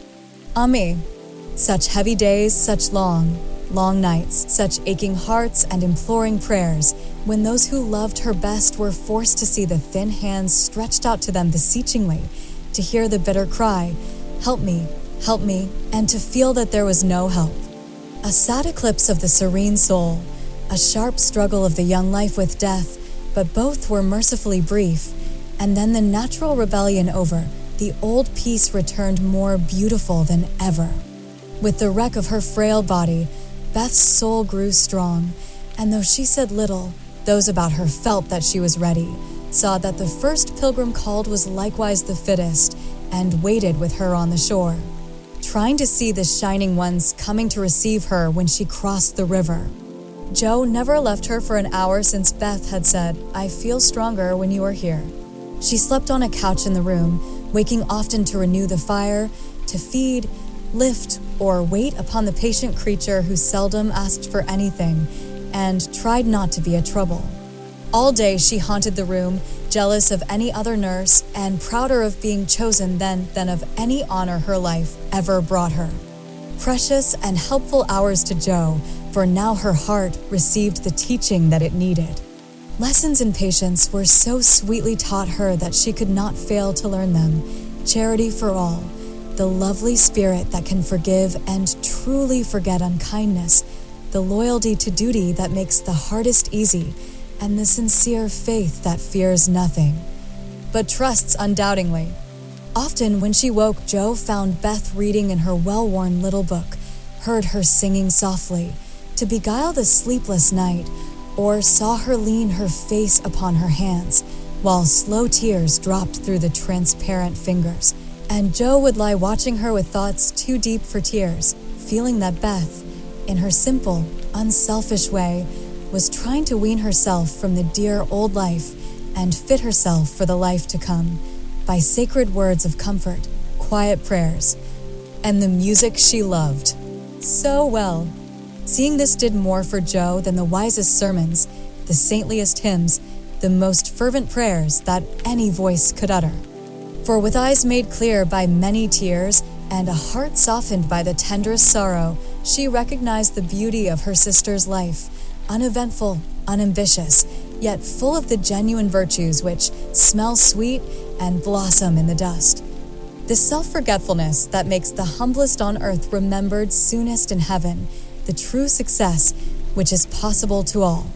One night, when Beth looked among the books upon her table to find something to make her forget the mortal weariness that was almost as hard to bear as pain, as she turned the leaves of her old favorite, Pilgrim's Progress, she found a little paper, scribbled over in Joe's hand. The name caught her eye, and the blurred look of the lines made her sure that tears had fallen on it. Poor Joe. She's fast asleep, so I won't wake her to ask leave. She shows me all her things, and I don't think she'll mind if I look at this, thought Beth, with a glance at her sister, who lay on the rug, with the tongs beside her, ready to wake up the minute the log fell apart. My Beth, sitting patient in the shadow, till the blessed light shall come. A serene and saintly presence sanctifies our troubled home, earthly joys and hopes and sorrows. break like ripples on the strand of the deep and solemn river, where her willing feet now stand. O my sister, passing from me, out of human care and strife, leave me as a gift those virtues which have beautified your life. Dear, bequeath me that great patience, which has power to sustain a cheerful, uncomplaining spirit in its prison house of pain. Give me, for I need it sorely, of that courage wise and sweet, which has made the path of duty green beneath your willing feet. Give me that unselfish nature, that with charity divine can pardon wrong for love's dear sake. Meek heart, forgive me mine. Thus our parting daily losseth something of its bitter pain, and while learning this hard lesson, my great loss becomes my gain, for the touch of grief will render my wild nature more serene. Give to life new aspirations, a new trust in the unseen. Henceforth, safe across the river, I shall see forevermore a beloved household spirit waiting for me on the shore. Hope and faith, born of my sorrow, guardian angels shall become, and the sister gone before me, by their hands shall lead me home. Blurred and blotted, faulty and feeble as the lines were, they brought a look of inexpressible comfort to Beth's face, for her one regret had been that she had done so little, and this seemed to assure her that her life had not been useless, that her death would not bring the despair she feared. As she sat with the paper folded between her hands, the charred log fell asunder. Joe started up, revived the blaze, and crept to the bedside, hoping Beth slept. Not asleep, but so happy, dear. See, I found this and read it. I knew you wouldn't care. Have I been all that to you, Joe? She asked, with wistful, humble earnestness. Oh, Beth, so much, and Joe's head went down upon the pillow beside her sister's. Then I don't feel as if I'd wasted my life. I'm not so good as you make me, but I have tried to do right. And now, when it's too late to begin even to do better, it's such a comfort to know that someone loves me so much and feels as if I'd help them. More than anyone in the world, Beth. I used to think I couldn't let you go, but I'm learning to feel that I don't lose you, that you'll be more to me than ever, and death can't part us, though it seems to. I know it cannot, and I don't fear it any longer, for I'm sure I shall be your Beth still, to love and help you more than ever. You must take my place, Joe, and be everything to father and mother when I'm gone. They will turn to you. Don't fail them, and if it's hard to work alone, remember that I don't forget you, and that you'll be happier in doing that than writing splendid books or seeing all the world, for love is the only thing that we can carry with us when we go. And it makes the end so easy. I'll try, Beth, and there Joe renounced her old ambition, pledged herself to a new and better one, acknowledging the poverty of other desires, and feeling the blessed solace of a belief in the immortality of love. So the spring days came and went, the sky grew clearer, the earth greener, the flowers were up fairly early, and the birds came back in time to say goodbye to Beth, who, like a tired but trustful child, clung to the hands that had led her all her life. As father and mother guided her tenderly through the valley of the shadow and gave her up to God. Seldom except in books do the dying utter memorable words, see visions, or depart with beatified countenances, and those who have sped many parting souls know that to most the end comes as naturally and simply as sleep. As Beth had hoped, the tide went out easily, and in the dark hour before dawn, on the bosom where she had drawn her first breath, she quietly drew her last, with no farewell but one loving look, one little sigh. With tears and prayers and tender hands, mother and sisters made her ready for the long sleep that pain would never mar again, seeing with grateful eyes the beautiful serenity that soon replaced the pathetic patience that had wrung their hearts so long, and feeling with reverent joy that to their darling death was a benignant angel, not a phantom full of dread. When morning came, for the first time in many months the fire was out, Joe's place was empty, and the room was very still. But a bird sang blithely on a budding bough, close by, The snowdrops blossomed freshly at the window, and the spring sunshine streamed in like a benediction over the placid face upon the pillow. A face so full of painless peace that those who loved it best smiled through their tears, and thanked God that Beth was well at last. Chapter 41. Learning to Forget. Amy's lecture did Laurie good, though, of course, he did not own it till long afterward. Men seldom do, for when women are the advisers, the lords of creation don't take the advice till they have persuaded themselves that it is just what they intended to do. Then they act upon it, and if it succeeds, they give the weaker vessel half the credit of it.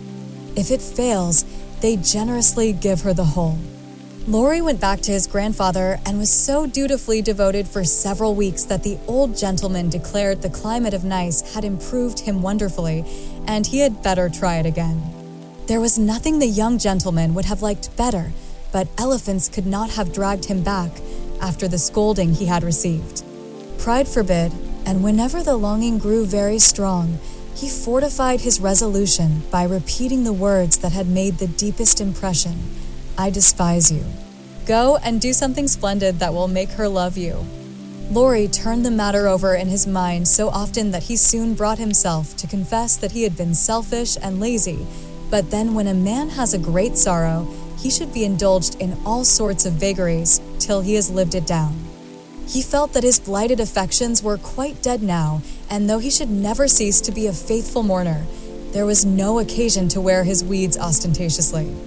Jo wouldn't love him, but he might make her respect and admire him by doing something which should prove that a girl's no had not spoiled his life. He had always meant to do something, and Amy's advice was quite unnecessary. He had only been waiting till the aforesaid blighted affections were decently interred. That being done, he felt that he was ready to hide his stricken heart and still toil on. As Gerda, when he had a joy or a grief, put it into a song, so Laurie resolved to embalm his love's sorrow in music, and to compose a requiem which should harrow up Jo's soul and melt the heart of every hearer. Therefore, the next time the old gentleman found him getting restless and moody and ordered him off, he went to Vienna, where he had musical friends, and fell to work with the firm determination to distinguish himself. But whether the sorrow was too vast to be embodied in music, or music too ethereal to uplift a mortal woe, he soon discovered that the requiem was beyond him just at present. It was evident that his mind was not in working order yet, and his ideas needed clarifying, for often in the middle of a plaintive strain, he would find himself humming a dancing tune that vividly recalled the Christmas ball at Nice, especially the stout Frenchman, and put an effectual stop to tragic composition for the time being. Then he tried an opera, for nothing seemed impossible in the beginning, but here again unforeseen difficulties beset him. He wanted Jo for his heroine, and called upon his memory to supply him with tender recollections and romantic visions of his love. But memory turned traitor, and as if possessed by the perverse spirit of the girl, would only recall Jo's oddities, faults, and freaks, would only show her in the most unsentimental aspects, beating mats with her head tied up in a bandana, barricading herself with the sofa pillow, or throwing cold water over his passion a la gamage, and an irresistible laugh spoiled the pensive picture he was endeavoring to paint. Jo wouldn't be put into the opera at any price, and he had to give her up with a bless that girl, what a torment she is, and a clutch at his hair, as became a distracted composer. When he looked about him for another and a less intractable damsel to immortalize in melody, memory produced one with the most obliging readiness. This phantom wore many faces, but it always had golden hair, was enveloped in a diaphanous cloud, and floated airily before his mind's eye in a pleasing chaos of roses, peacocks, white ponies, and blue ribbons. He did not give the complacent wraith any name, but he took her for his heroine and grew quite fond of her, as well he might, for he gifted her with every gift and grace under the sun, and escorted her, unscathed, through trials which would have annihilated any mortal woman. Thanks to this inspiration, he got on swimmingly for a time, but gradually the work lost its charm, and he forgot to compose, while he sat musing, pen in hand, or roamed about the gay city to get some new ideas and refresh his mind, which seemed to be in a somewhat unsettled state that winter. He did not do much, but he thought a great deal and was conscious of a change of some sort going on in spite of himself. It's genius simmering, perhaps. I'll let it simmer and see what comes of it, he said, with a secret suspicion all the while that it wasn't genius, but something far more common. Whatever it was, it simmered to some purpose, for he grew more and more discontented with his desultory life, began to long for some real and earnest work to go at, soul and body, and finally came to the wise conclusion that everyone who loved music was not a composer. Returning from one of Mozart's grand operas, splendidly performed at the Royal Theatre, he looked over his own, played a few of the best parts, sat staring at the busts of Mendelssohn, Beethoven, and Bach, who stared benignly back again. Then suddenly he tore up his music sheets, one by one, and as the last fluttered out of his hand, he said soberly to himself, "She is right. Talent isn't genius, and you can't make it so. That music has taken the vanity out of me as Rome took it out of her, and I won't be a humbug any longer. Now what shall I do?" That seemed a hard question to answer, and Laurie began to wish he had to work for his daily bread.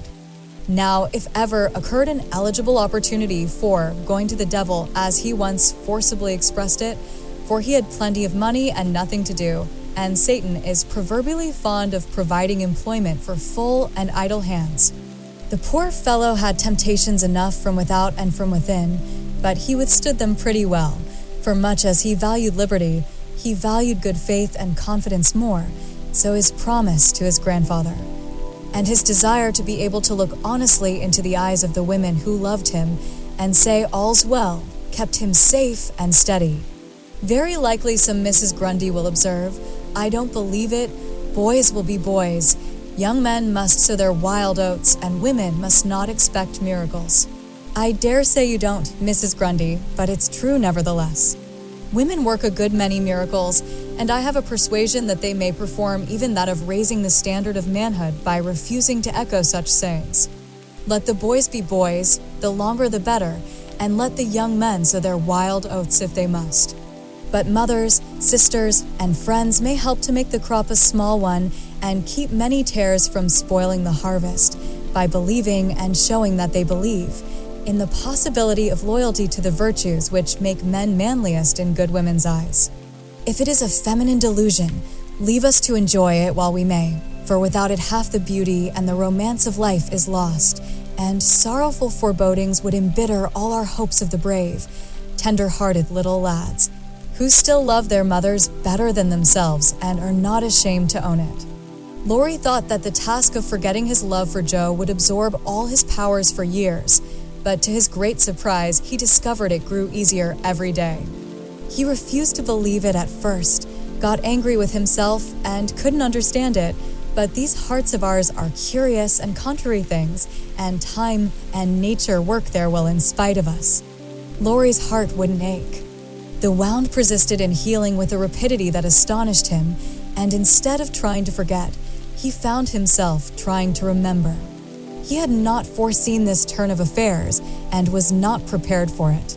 He was disgusted with himself, surprised at his own fickleness, and full of a queer mixture of disappointment and relief that he could recover from such a tremendous blow so soon. He carefully stirred up the embers of his lost love, but they refused to burst into a blaze. There was only a comfortable glow that warmed and did him good without putting him into a fever, and he was reluctantly obliged to confess that the boyish passion was slowly subsiding into a more tranquil sentiment, very tender. A little sad and resentful still, but that was sure to pass away in time, leaving a brotherly affection which would last unbroken to the end. As the word brotherly passed through his mind in one of his reveries, he smiled and glanced up at the picture of Mozart that was before him. Well, he was a great man, and when he couldn't have one sister, he took the other and was happy. Laurie did not utter the words, but he thought them, and the next instant kissed the little old ring, saying to himself, "No, I won't. I haven't forgotten, I never can." I'll try again, and if that fails, why then?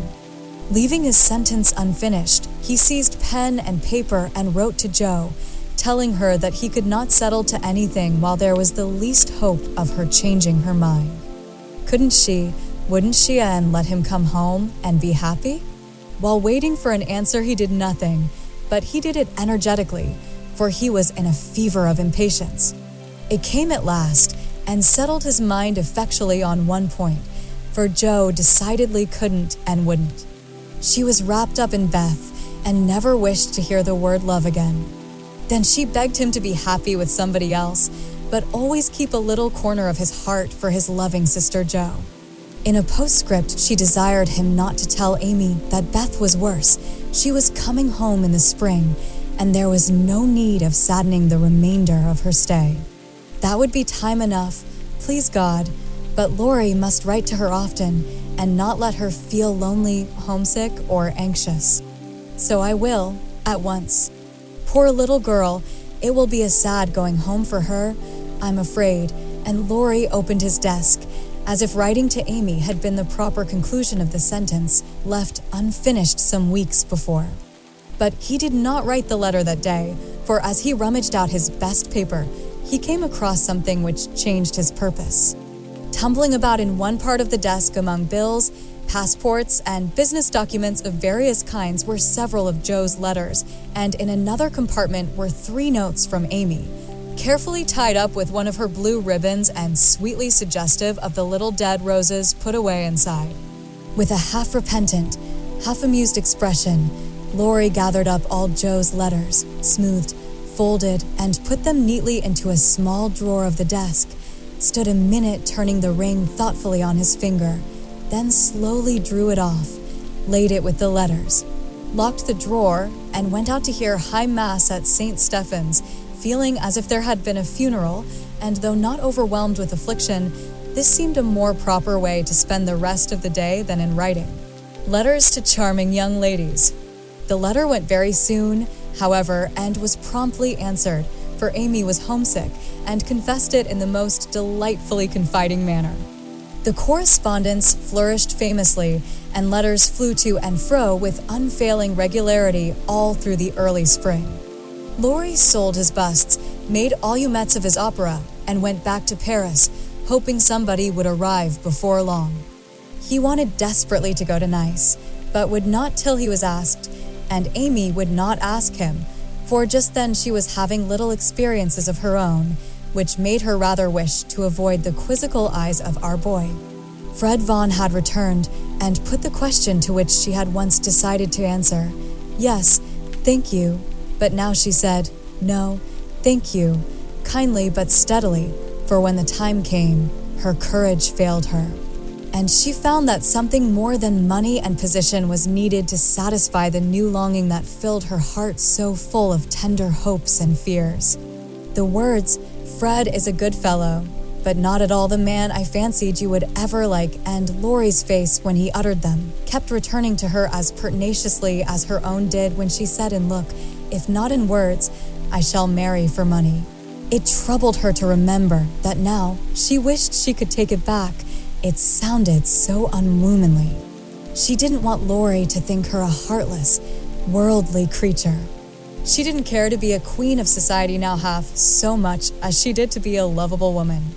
She was so glad he didn't hate her for the dreadful things she said, but took them so beautifully and was kinder than ever. His letters were such a comfort, for the home letters were very irregular and not half so satisfactory as his when they did come. It was not only a pleasure, but a duty to answer them, for the poor fellow was forlorn and needed petting, since Jo persisted in being stony-hearted. She ought to have made an effort and tried to love him. It couldn't be very hard. Many people would be proud and glad to have such a dear boy care for them. But Jo never would act like other girls, so there was nothing to do but be very kind and treat him like a brother. If all brothers were treated as well as Laurie was at this period, they would be a much happier race of beings than they are. Amy never lectured now. She asked his opinion on all subjects. She was interested in everything he did, made charming little presents for him, and sent him 2 letters a week, full of lively gossip, sisterly confidences, and captivating sketches of the lovely scenes about her. As few brothers are complimented by having their letters carried about in their sisters' pockets, read and reread diligently, cried over when short, kissed when long, and treasured carefully, we will not hint that Amy did any of these fond and foolish things. But she certainly did grow a little pale and pensive that spring, lost much of her relish for society, and went out sketching alone a good deal. She never had much to show when she came home, but was studying nature, I dare say, while she sat for hours, with her hands folded, on the terrace at Valrosa, or absently sketched any fancy that occurred to her, a stalwart knight carved on a tomb, a young man asleep in the grass with his hat over his eyes, or a curly-haired girl in gorgeous array, promenading down a ballroom on the arm of a tall gentleman, both faces being left a blur according to the last fashion in art, which was safe but not altogether satisfactory. Her aunt thought that she regretted her answer to Fred, and finding denials useless and explanations impossible, Amy left her to think what she liked, taking care that Laurie should know that Fred had gone to Egypt. That was all, but he understood it and looked relieved, as he said to himself, with a venerable air, I was sure she would think better of it. Poor old fellow. I've been through it all, and I can sympathize. With that he heaved a great sigh, and then, as if he had discharged his duty to the past, put his feet up on the sofa and enjoyed Amy's letter luxuriously.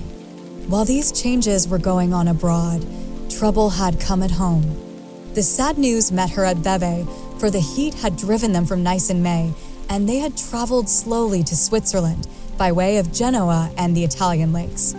She bore it very well and quietly submitted to the family decree that she should not shorten her visit, for since it was too late to say goodbye to Beth, she had better stay and let absence soften her sorrow.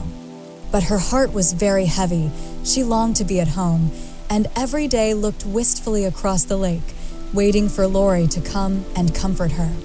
He did come very soon, for the same mail brought letters to them both, but he was in Germany, and it took some days to reach him. The moment he read it, he packed his knapsack, bade adieu to his fellow pedestrians, and was off to keep his promise, with a heart full of joy and sorrow, hope and suspense. He knew Vevey well, and as soon as the boat touched the little quay, he hurried along the shore to La Tour, where the Carrolls were living en pension. The garçon was in despair that the whole family had gone to take a promenade on the lake, but no, the blonde mademoiselle might be in the chateau garden. If Monsieur would give himself the pain of sitting down, a flash of time should present her. But Monsieur could not wait even a flash of time, and in the middle of the speech departed to find Mademoiselle himself. A pleasant old garden on the borders of the lovely lake, with chestnuts rustling overhead, ivy climbing everywhere, and the black shadow of the tower falling far across the sunny water. At one corner of the wide, low wall was a seat, and here Amy often came to read or work or console herself with the beauty all about her. She was sitting here that day, leaning her head on her hand, with a homesick heart and heavy eyes, thinking of Beth and wondering why Laurie did not come. She did not hear him cross the courtyard beyond, nor see him pause in the archway that led from the subterranean path into the garden. He stood a minute looking at her with new eyes, seeing what no one had ever seen before, the tender side of Amy's character. Everything about her mutely suggested love and sorrow, the blotted letters in her lap, the black ribbon that tied up her hair, the womanly pain and patience in her face. Even the little ebony cross at her throat seemed pathetic to Laurie, for he had given it to her, and she wore it as her only ornament. If he had any doubts about the reception she would give him, they were set at rest the minute she looked up and saw him, for dropping everything, she ran to him, exclaiming in a tone of unmistakable love and longing, "Oh, Laurie, I need come to me." I think everything was said and settled then, for as they stood together quite silent for a moment, with the dark head bent down protectingly over the light one, Amy felt that no one could comfort and sustain her so well as Laurie.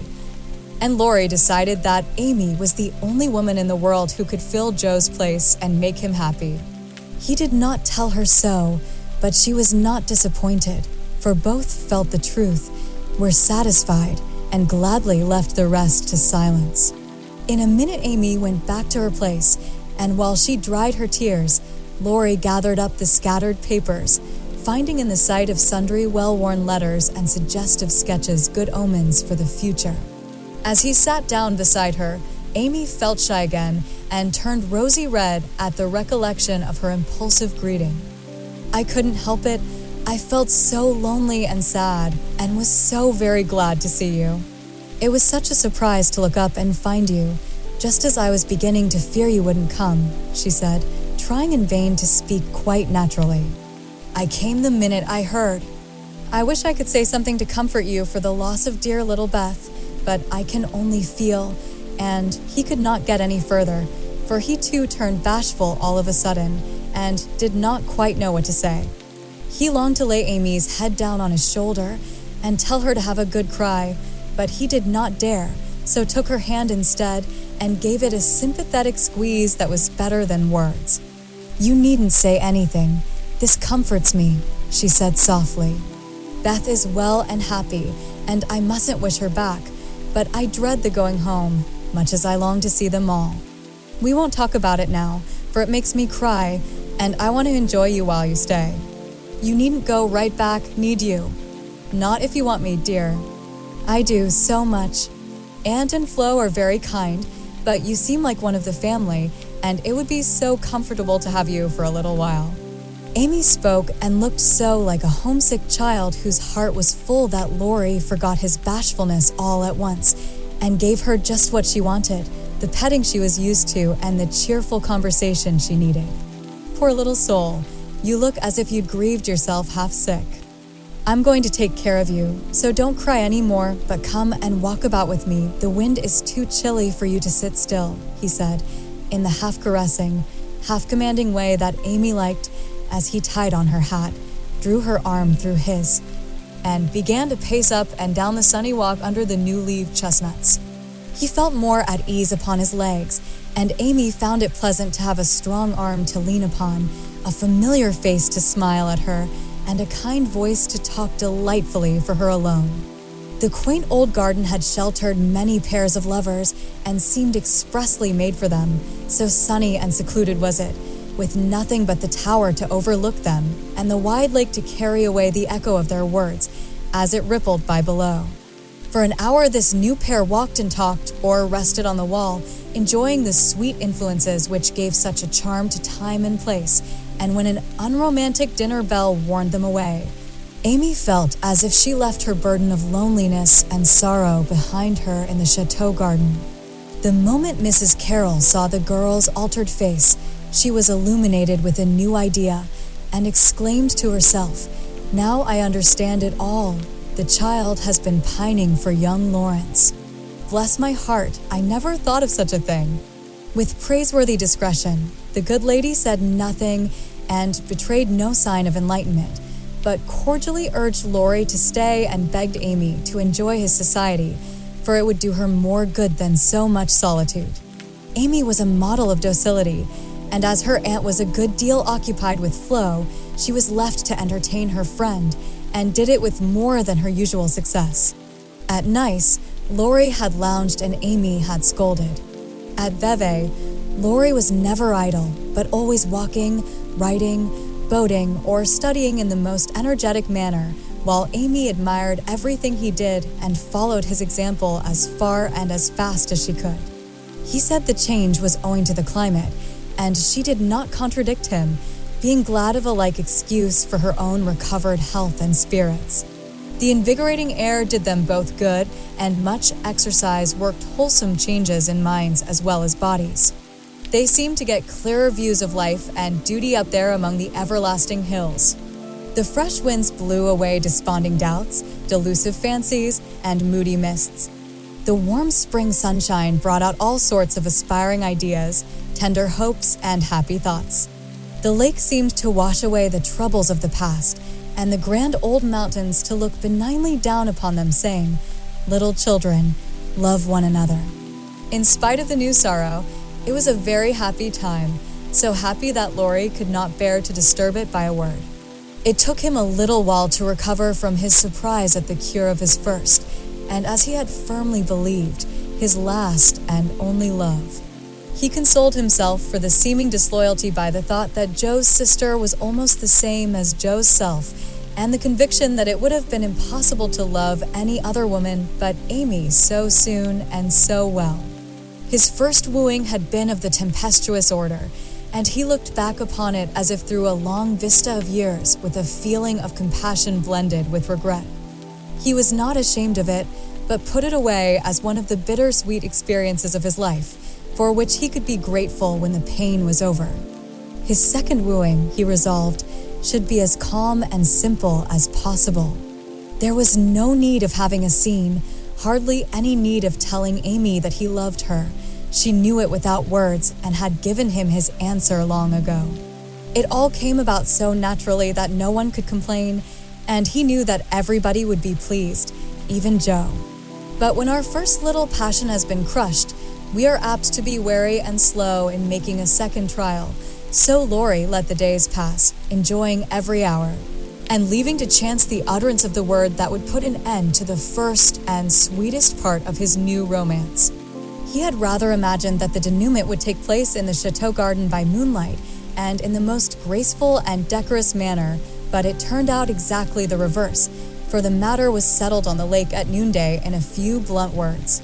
They had been floating about all the morning, from gloomy St. Gingolph to sunny Montreux, with the Alps of Savoy on one side, Mont Saint Bernard and the Dent du Midi on the other, pretty Vevey in the valley, and Lausanne upon the hill beyond. A cloudless blue sky overhead, and the bluer lake below, dotted with the picturesque boats that looked like white-winged gulls. They had been talking of Bonnivard as they glided past Chillon, and of Rousseau as they looked up at Clarence, where he wrote his Heloise. Neither had read it, but they knew it was a love story, and each privately wondered if it was half as interesting as their own. Amy had been dabbling her hand in the water during the little pause that fell between them, and when she looked up, Laurie was leaning on his oars with an expression in his eyes that made her say hastily, merely for the sake of saying something, "You must be tired.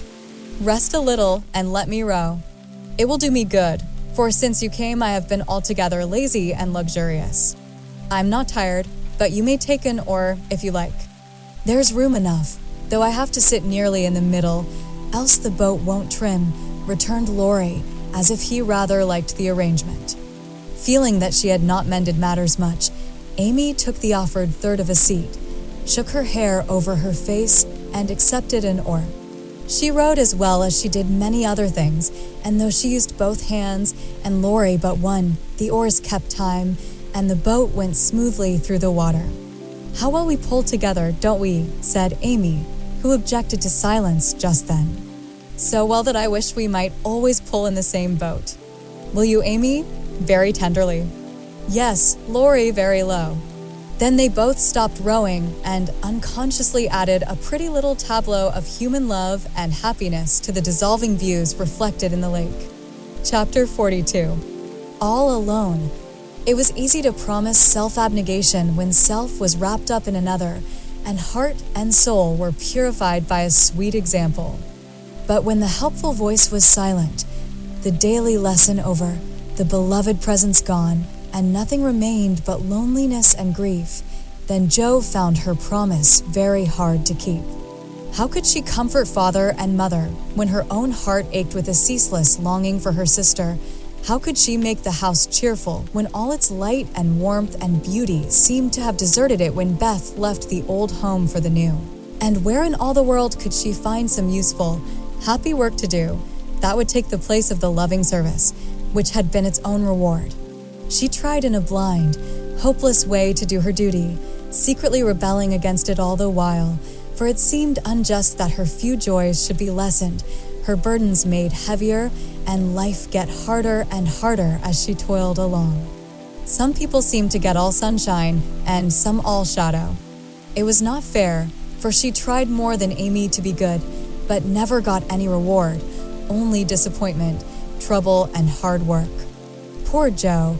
These were dark days to her, for something like despair came over her when she thought of spending all her life in that quiet house, devoted to humdrum cares, a few small pleasures, and the duty that never seemed to grow any easier. I can't do it.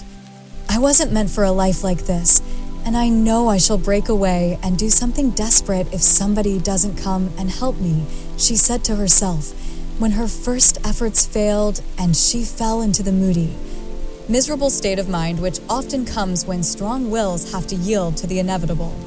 But someone did come and help her, though Jo did not recognize her good angels at once because they wore familiar shapes and used the simple spells best fitted to poor humanity. Often she started up at night, thinking Beth called her, and when the sight of the little empty bed made her cry with the bitter cry of unsubmissive sorrow, "Oh, Beth, come back. Come back," she did not stretch out her yearning arms in vain. For, as quick to hear her sobbing as she had been to hear her sister's faintest whisper, her mother came to comfort her, not with words only, but the patient tenderness that soothes by a touch, tears that were mute reminders of a greater grief than Jo's, and broken whispers more eloquent than prayers, because hopeful resignation went hand in hand with natural sorrow. Sacred moments when heart talked to heart in the silence of the night, turning affliction to a blessing which chastened grief and strengthened love.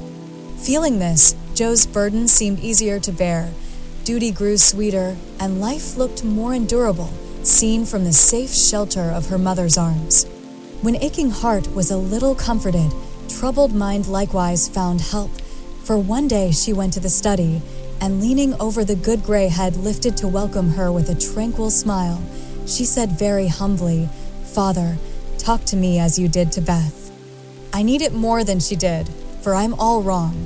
"My dear, nothing can comfort me like this," he answered, with a falter in his voice and both arms round her, as if he too needed help and did not fear to ask for it. Then, sitting in Beth's little chair close beside him, Jo told her troubles, the resentful sorrow for her loss, the fruitless efforts that discouraged her, the want of faith that made life look so dark, and all the sad bewilderment which we call despair.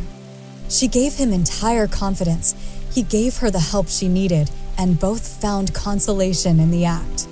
For the time had come when they could talk together not only as father and daughter, but as man and woman, able and glad to serve each other with mutual sympathy as well as mutual love. Happy, thoughtful times there in the old study which Jo called the Church of One Member, and from which she came with fresh courage, recovered cheerfulness, and a more submissive spirit. For the parents who had taught one child to meet death without fear were trying now to teach another to accept life without despondency or distrust, and to use its beautiful opportunities with gratitude and power. Other helps had Jo humble, wholesome duties and delights that would not be denied their part in serving her, and which she slowly learned to see and value. Brooms and dishcloths never could be as distasteful as they once had been, for Beth had presided over both, and something of her housewifely spirit seemed to linger around the little mop and the old brush, never thrown away. As she used them, Jo found herself humming the songs Beth used to hum, imitating Beth's orderly ways, and giving the little touches here and there that kept everything fresh and cozy, which was the first step toward making home happy, though she didn't know it till Hannah said with an approving squeeze of the hand, "You thoughtful creature, you're determined we shan't miss that dear lamb if you can help it. We don't say much, but we see it, and the Lord will bless you for it. See if he don't." As they sat sewing together, Jo discovered how much improved her sister Meg was, how well she could talk, how much she knew about good, womanly impulses, thoughts, and feelings, how happy she was in husband and children, and how much they were all doing for each other. Marriage is an excellent thing, after all. I wonder if I should blossom out half as well as you have. If I tried it, always per wizen I could, said Jo as she constructed a kite for Demi in the topsy-turvy nursery. It's just what you need to bring out the tender, womanly half of your nature, Jo. You are like a chestnut burr, prickly outside, but silky soft within, and a sweet kernel if one can only get at it. Love will make you show your heart one day, and then the rough fur will fall off. Frost opens chestnut burrs, ma'am, and it takes a good shake to bring them down. Boys go nutting, and I don't care to be bagged by them, returned Joe, pasting away at the kite which no wind that blows would ever carry up, for Daisy had tied herself on as a bob. Meg laughed, for she was glad to see a glimmer of Joe's old spirit, but she felt it her duty to enforce her opinion by every argument in her power, and the sisterly chats were not wasted, especially as two of Meg's most effective arguments were the babies, whom Joe loved tenderly. Grief is the best opener of some hearts, and Joe's was nearly ready for the bag. A little more sunshine to ripen the nut, then not a boy's impatient shake, but a man's hand reached up to pick it gently from the burr and find the kernel sound and sweet. If she suspected this, she would have shut up tight and been more prickly than ever. Fortunately, she wasn't thinking about herself, so when the time came, down she dropped. Now, if she had been the heroine of a moral storybook, she ought at this period of her life to have become quite saintly, renounced the world, and gone about doing good in a mortified bonnet, with tracts in her pocket. But you see, Jo wasn't a heroine. She was only a struggling human girl like hundreds of others, and she just acted out her nature, being sad, cross, listless, or energetic as the mood suggested. It's highly virtuous to say we'll be good, but we can't do it all at once, and it takes a long pull, a strong pull, and a pull all together before some of us even get our feet set in the right way. Jo had got so far, she was learning to do her duty, and to feel unhappy if she did not, but to do it cheerfully, that was another thing. She had often said she wanted to do something splendid, no matter how hard, and now she had her wish, for what could be more beautiful than to devote her life to father and mother, trying to make home as happy to them as they had to her? And if difficulties were necessary to increase the splendor of the effort, what could be harder for a restless, ambitious girl than to give up her own hopes, plans, and desires and cheerfully live for others? Providence had taken her at her word. Here was the task, not what she had expected, but better because self had no part in it. Now, could she do it? She decided that she would try, and in her first attempt, she found the helps I have suggested. Still another was given her, and she took it, not as a reward, but as a comfort, as Christian took the refreshment afforded by the little arbor where he rested, as he climbed the hill called difficulty. Why don't you write? That always used to make you happy, said her mother once, when the desponding fit overshadowed Jo. I've no heart to write, and if I had, nobody cares for my things. We do. Write something for us, and never mind the rest of the world. Try it, dear. I'm sure it would do good, and please us very much. Don't believe I can. But Jo got out her desk and began to overhaul her half-finished manuscripts. An hour afterward, her mother peeped in, and there she was, scratching away, with her black pinafore on, and an absorbed expression, which caused Mrs. March to smile and slip away, well pleased with the success of her suggestion. Jo never knew how it happened, but something got into that story that went straight to the hearts of those who read it, for when her family had laughed and cried over it, her father sent it, much against her will, to one of the popular magazines. And to her utter surprise, it was not only paid for, but others requested.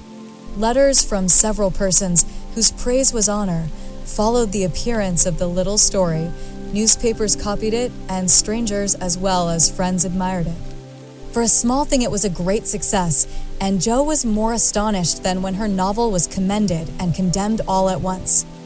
I don't understand it. What can there be in a simple little story like that to make people praise it so? She said, quite bewildered. There is truth in it, Jo. That's the secret. Humor and pathos make it alive, and you have found your style at last. You wrote with no thoughts of fame and money and put your heart into it, my daughter. You have had the bitter, now comes the sweet. Do your best and grow as happy as we are in your success. If there is anything good or true in what I write, it isn't mine. I owe it all to you and Mother and Beth, said Jo, more touched by her father's words than by any amount of praise from the world. So taught by love and sorrow, Jo wrote her little stories and sent them away to make friends for themselves and her, finding it a very charitable world to such humble wanderers, for they were kindly welcomed and sent home comfortable tokens to their mother, like dutiful children whom good fortune overtakes. When Amy and Laurie wrote of their engagement, Mrs. March feared that Jo would find it difficult to rejoice over it, but her fears were soon set at rest, for though Jo looked grave at first, she took it very quietly and was full of hopes and plans for the children. Before she read the letter twice, it was a sort of written duet, wherein each glorified the other in lover-like fashion, very pleasant to read and satisfactory to think of, for no one had any objection to make. "You like it, Mother," said Jo, as they laid down the closely written sheets and looked at one another. Yes, I hoped it would be so, ever since Amy wrote that she had refused Fred. I felt sure then that something better than what you called a mercenary spirit had come over her, and a hint here and there in her letters made me suspect that love and Laurie would win the day. How sharp you are, Marmee, and how silent. You never said a word to me. Mothers have need of sharp eyes and discreet tongues when they have girls to manage. I was half afraid to put the idea into your head, lest you should write and congratulate them before the thing was settled. I'm not the scatterbrain I was. You may trust me. I'm sober and sensible enough for anyone's confidant now. So you are, my dear, and I should have made you mine, only I fancied it might pain you to learn that your Teddy loved someone else. Now, Mother, did you really think I could be so silly and selfish after I'd refused his love, when it was freshest, if not best? I knew you were sincere then, Jo, but lately I have thought that if he came back and asked again, you might perhaps feel like giving another answer. Forgive me, dear, I can't help seeing that you are very lonely, and sometimes there is a hungry look in your eyes that goes to my heart. So I fancied that your boy might fill the empty place if he tried now. No, Mother, it is better as it is, and I'm glad Amy has learned to love him. But you are right in one thing.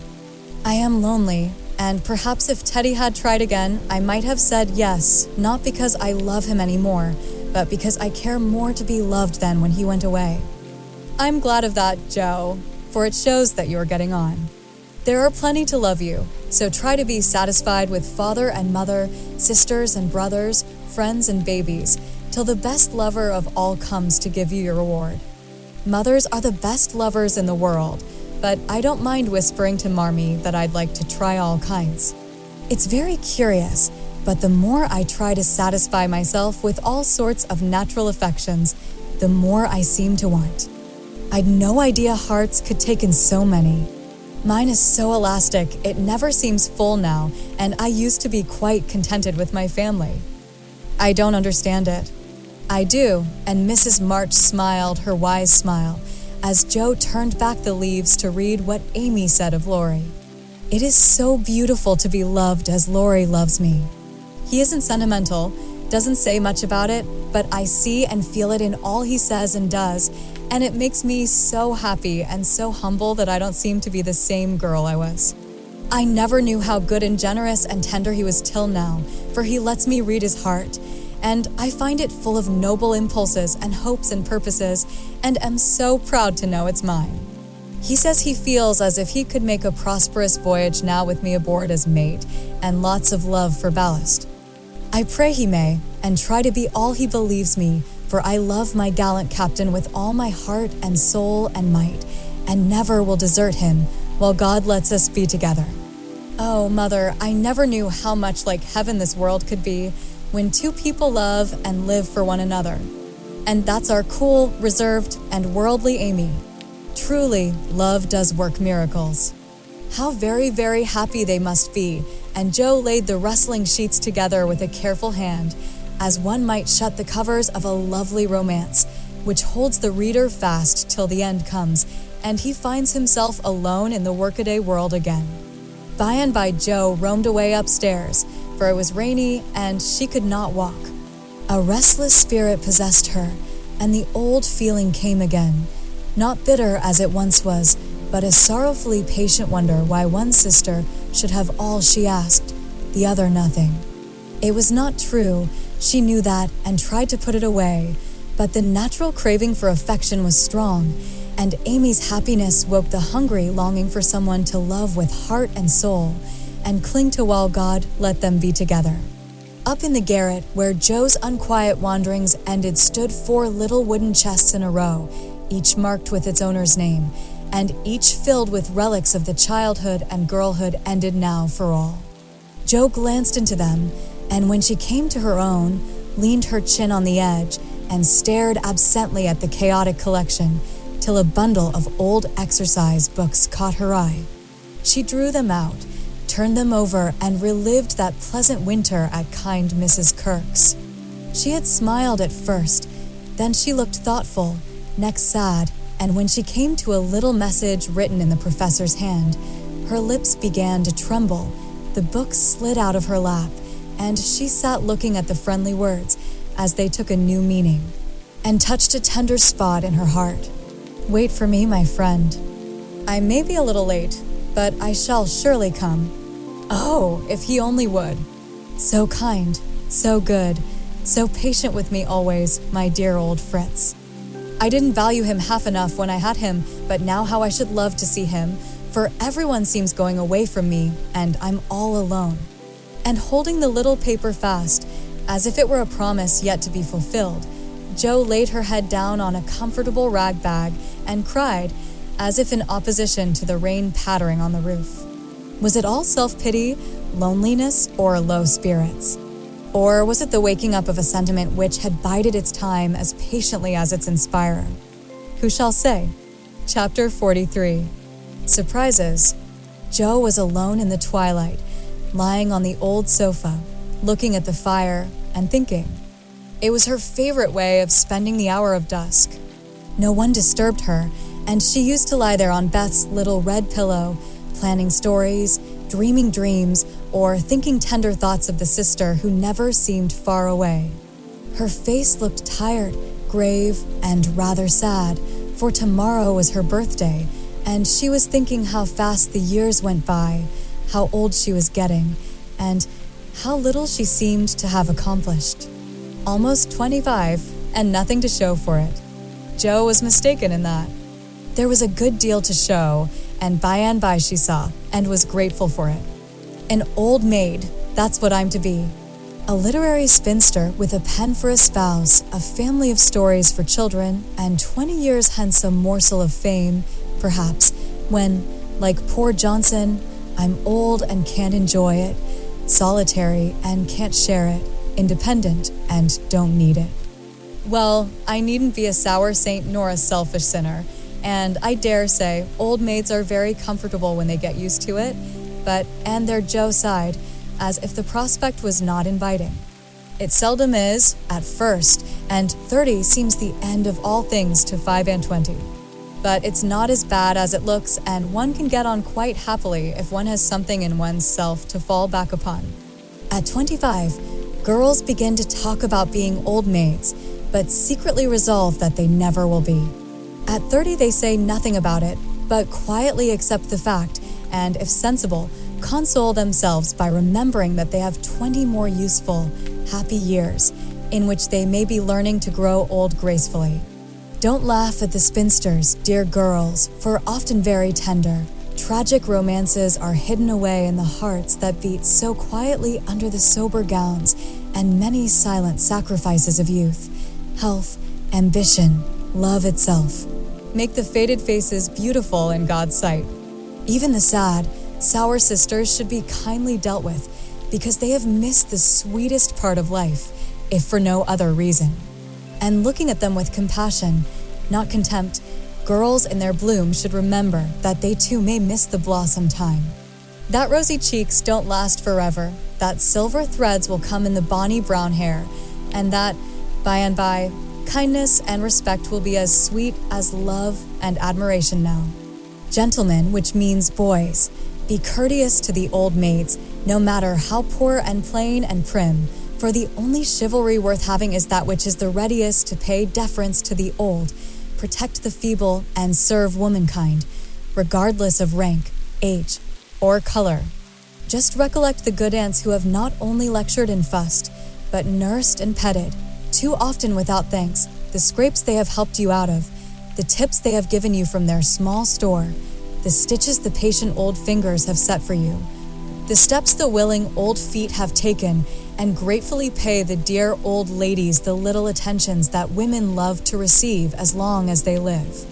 The bright-eyed girls are quick to see such traits and will like you all the better for them, and if death, almost the only power that can part mother and son, should rob you of yours, you will be sure to find a tender welcome and maternal cherishing from some Aunt Priscilla, who has kept the warmest corner of her lonely old heart for the best nevy in the world. Jo must have fallen asleep, as I dare say my reader has during this little homily, for suddenly Laurie's ghost seemed to stand before her, a substantial, lifelike ghost, leaning over her with the very look he used to wear when he felt a good deal and didn't like to show it. But like Jenny in the ballad, she could not think it he, and lay staring up at him in startled silence till he stooped and kissed her. Then she knew him and flew up, crying joyfully, "Oh, my Teddy! Oh, my Teddy! Dear Jo, you are glad to see me, then?" "Glad. My blessed boy. Words can't express my gladness." "Where's Amy?" "Your mother has got her down at Meg's. We stopped there, by the way, and there was no getting my wife out of their clutches." "Your what?" cried Jo, for Laurie uttered those two words with an unconscious pride and satisfaction which betrayed him. "Oh, the dickens!" Now I've done it, and he looked so guilty that Jo was down on him like a flash. "You've gone and got married." "Yes, please, but I never will again," and he went down upon his knees with a penitent clasping of hands and a face full of mischief, mirth, and triumph. "Actually married?" "Very much so, thank you." "Mercy on us. What dreadful thing will you do next?" And Jo fell into her seat with a gasp. A characteristic, but not exactly complimentary, congratulation returned Laurie, still in an abject attitude, but beaming with satisfaction. What can you expect when you take one's breath away, creeping in like a burglar and letting cats out of bags like that? Get up, you ridiculous boy, and tell me all about it. Not a word, unless you let me come in my old place and promise not to barricade. Jo laughed at that as she had not done for many a long day, and patted the sofa invitingly, as she said in a cordial tone, "The old pillow is up garret, and we don't need it now. So come and fess, Teddy." "How good it sounds to hear you say, Teddy." "No one ever calls me that but you," and Laurie sat down with an air of great content. "What does Amy call you?" "My lord." "That's like her." "Well, you look it, and Jo's I plainly betrayed that she found her boy comelier than ever." The pillow was gone, but there was a barricade, nevertheless a natural one, raised by time, absence, and change of heart. Both felt it, and for a minute looked at one another as if that invisible barrier cast a little shadow over them. It was gone directly, however, for Laurie said, with a vain attempt at dignity, "Don't I look like a married man and the head of a family?" "Not a bit, and you never will. You've grown bigger and bonnier, but you are the same scapegrace as ever." "Now really, Jo, you ought to treat me with more respect," began Laurie, who enjoyed it all immensely. "How can I, when the mere idea of you, married and settled, is so irresistibly funny that I can't keep sober?" answered Jo, smiling all over her face, so infectiously that they had another laugh, and then settled down for a good talk, quite in the pleasant old fashion. "It's no use your going out in the cold to get Amy, for they are all coming up presently." I couldn't wait. I wanted to be the one to tell you the grand surprise and have first skim, as we used to say when we squabbled about the cream. Of course you did, and spoiled your story by beginning at the wrong end. Now, start right and tell me how it all happened. I'm pining to know. "Well, I did it to please Amy," began Laurie, with a twinkle that made Jo exclaim. "Fib number 1. Amy did it to please you." "Go on and tell the truth, if you can, sir." Now she's beginning to marmot. Isn't it jolly to hear her, said Laurie to the fire, and the fire glowed and sparkled as if it quite agreed. It's all the same, you know, she and I being one. We planned to come home with the Carrolls a month or more ago, but they suddenly changed their minds and decided to pass another winter in Paris. But Grandpa wanted to come home. He wanted to please me, and I couldn't let him go alone. Neither could I leave Amy, and Mrs. Carroll had got English notions about chaperones and such nonsense and wouldn't let Amy come with us. So I just settled the difficulty by saying, let's be married and then we can do as we like. Of course you did. You always have things to suit you. Not always, and something in Laurie's voice made Joe say hastily, how did you ever get Aunt to agree? It was hard work, but between us, we talked her over, for we had heaps of good reasons on our side. There wasn't time to write and ask leave, but you all liked it, had consented to it by and by, and it was only taking time by the fetlock, as my wife says. Aren't we proud of those 2 words, and don't we like to say them? Interrupted Joe, addressing the fire in her turn, and watching with delight the happy light it seemed to kindle in the eyes that had been so tragically gloomy when she saw them last. A trifle, perhaps. She's such a captivating little woman, I can't help being proud of her. Well, then Uncle and Aunt were there to play propriety. We were so absorbed in one another we were of no mortal use apart, and that charming arrangement would make everything easy all round. So we did it. When, where, how, asked Joe in a fever of feminine interest and curiosity, for she could not realize it a particle.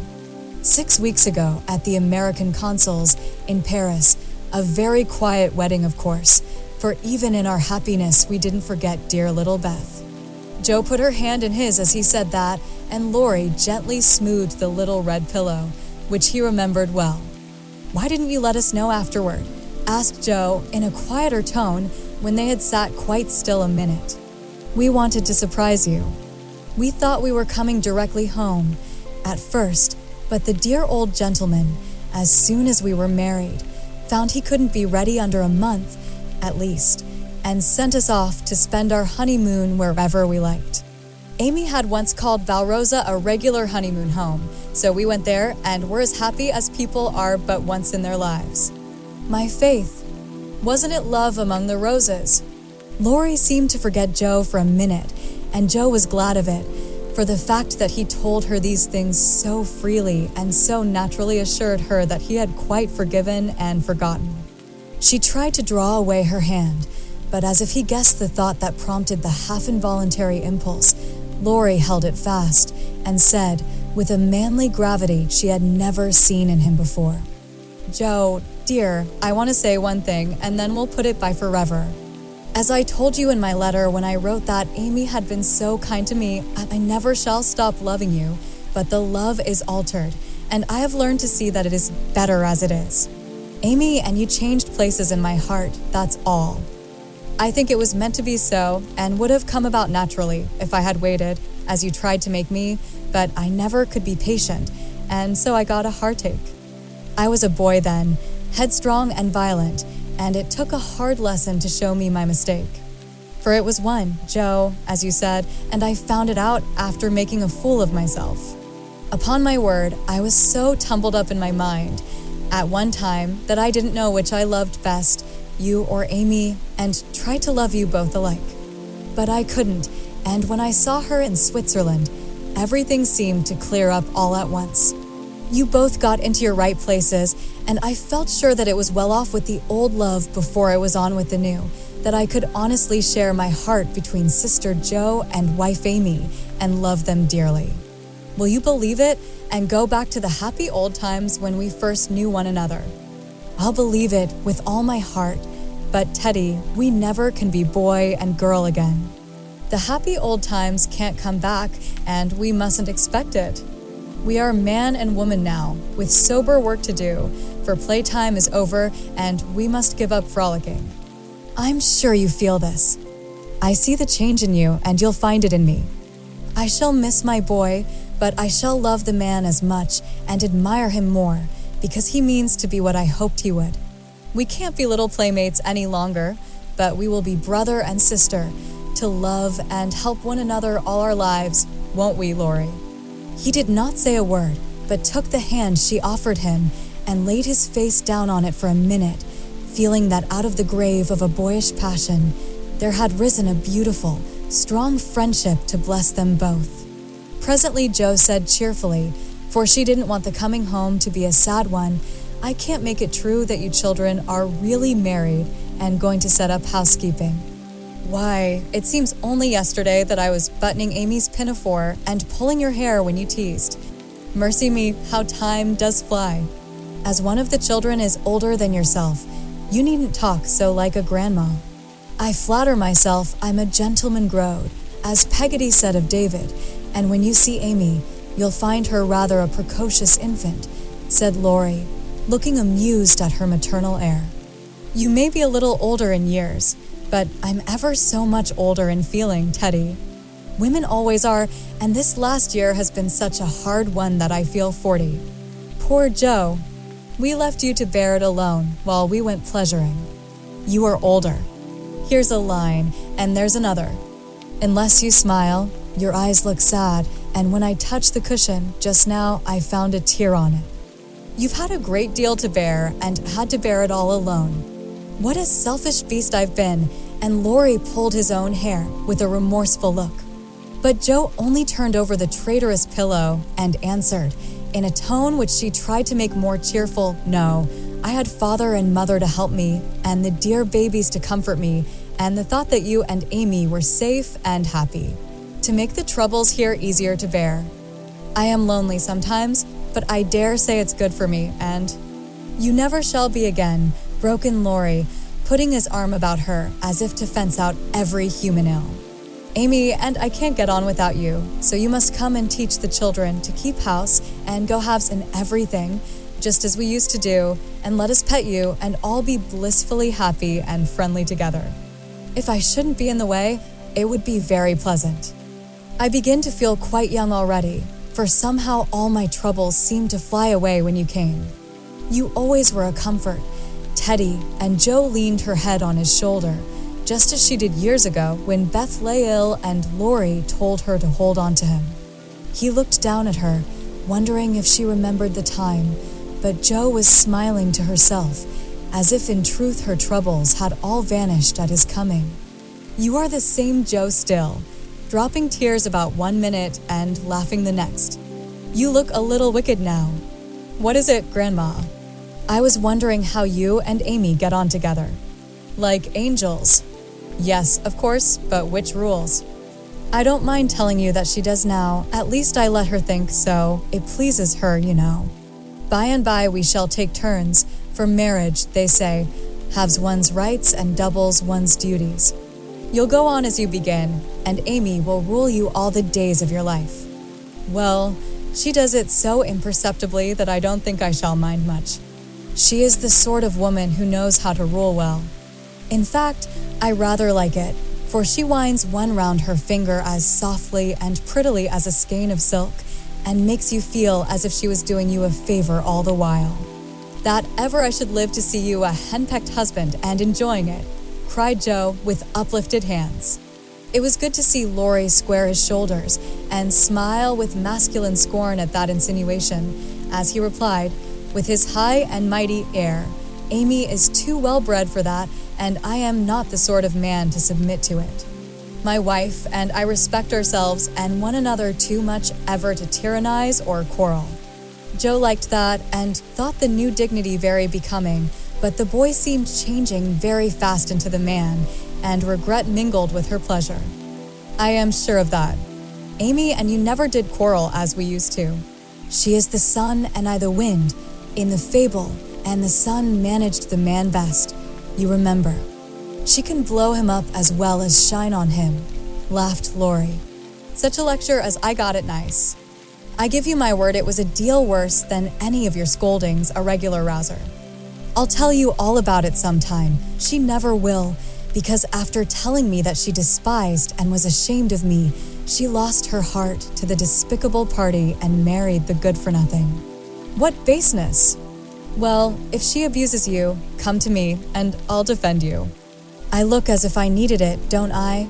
said Laurie, getting up and striking an attitude which suddenly changed from the imposing to the rapturous, as Amy's voice was heard calling, "Where is she? Where's my dear old Joe?"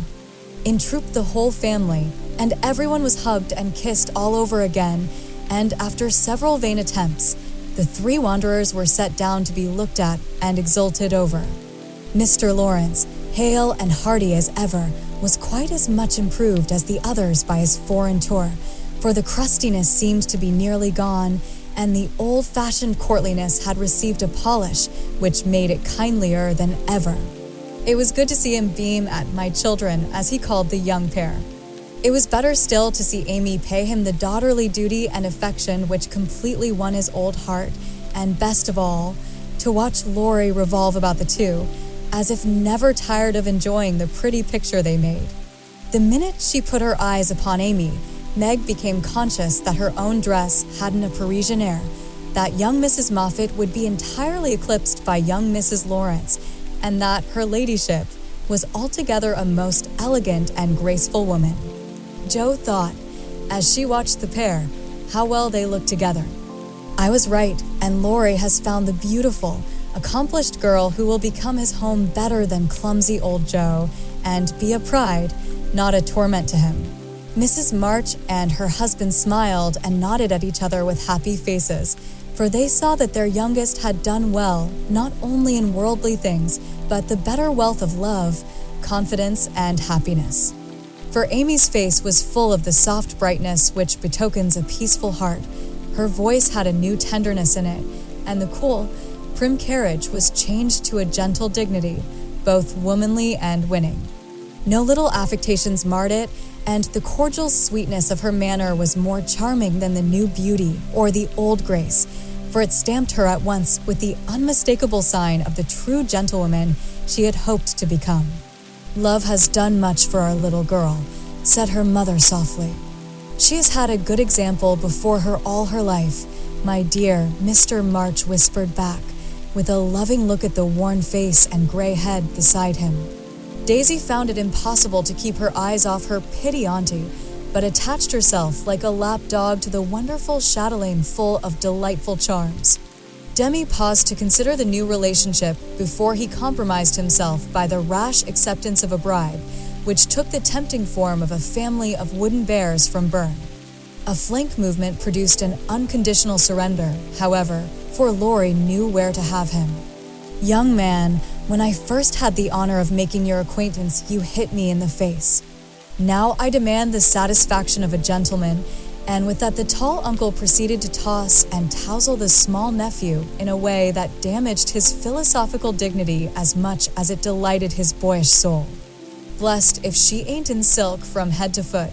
Ain't it a relish in sight to see her set in there as fine as a fiddle, and hear folks calling little Amy Miss Lawrence, muttered old Hannah, who could not resist frequent peeks through the slide as she set the table in a most decidedly promiscuous manner. Mercy on us, how they did talk. First one, then the other, then all burst out together, trying to tell the history of 3 years in half an hour. It was fortunate that tea was at hand, to produce a lull and provide refreshment, for they would have been hoarse and faint if they had gone on much longer. Such a happy procession as filed away into the little dining room. Mr. March proudly escorted Mrs. Lawrence. Mrs. March as proudly leaned on the arm of my son. The old gentleman took Jo, with a whispered, "You must be my girl now," and a glance at the empty corner by the fire. That made Jo whisper back, "I'll try to fill her place, sir." The twins pranced behind, feeling that the millennium was at hand, for everyone was so busy with the newcomers that they were left to revel at their own sweet will, and you may be sure they made the most of the opportunity. Didn't they steal sips of tea, stuff gingerbread ad libitum, get a hot biscuit apiece, and as a crowning trespass, didn't they each whisk a captivating little tart into their tiny pockets, there to stick and crumble treacherously, teaching them that both human nature and a pastry are frail? Burdened with the guilty consciousness of the sequestered tarts, and fearing that Dodo's sharp eyes would pierce the thin disguise of cambric and merino which hid their booty, the little sinners attached themselves to Dranpa, who hadn't his spectacles on. Amy, who was handed about like refreshments, returned to the parlor on Father Lawrence's arm. The others paired off as before, and this arrangement left Jo companionless. She did not mind it at the minute, for she lingered to answer Hannah's eager inquiry. "Will Miss Amy ride in her coupe, and use all them lovely silver dishes that's stored away over yonder? Shouldn't wonder if she drove 6 white horses, ate off gold plate, and wore diamonds and point lace every day." "Teddy thinks nothing too good for her," returned Jo with infinite satisfaction. "No more there is. Will you have hash or fish balls for breakfast?" asked Hannah, who wisely mingled poetry and prose. "I don't care," and Jo shut the door, feeling that food was an uncongenial topic just then. She stood a minute looking at the party vanishing above, and as Demi's short plaid legs toiled up the last stair, a sudden sense of loneliness came over her so strongly that she looked about her with dim eyes, as if to find something to lean upon. For even Teddy had deserted her. If she had known what birthday gift was coming every minute nearer and nearer, she would not have said to herself, "I'll weep a little weep when I go to bed. It won't do to be dismal now." Then she drew her hand over her eyes, for one of her boyish habits was never to know where her handkerchief was, and had just managed to call up a smile when there came a knock at the porch door. She opened with hospitable haste, and started as if another ghost had come to surprise her, for there stood a tall bearded gentleman, beaming on her from the darkness like a midnight sun. "Oh, Mr. Bhaer, I am so glad to see you," cried Jo, with a clutch, as if she feared the night would swallow him up before she could get him in. "And I to see Miss Marsh, but no, you have a party," and the professor paused as the sound of voices and the tap of dancing feet came down to them. "No, we haven't, only the family. My sister and friends have just come home, and we are all very happy. Come in and make one of us."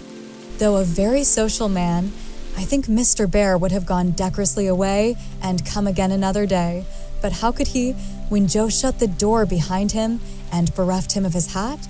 Perhaps her face had something to do with it, for she forgot to hide her joy at seeing him, and showed it with a frankness that proved irresistible to the solitary man, whose welcome far exceeded his boldest hopes. "If I shall not be Monsieur de Trop, I will so gladly see them all. You have been ill, my friend?" He put the question abruptly, for, as Jo hung up his coat, the light fell on her face, and he saw a change in it. "Not ill, but tired and sorrowful. We have had trouble since I saw you last." Yes, I know.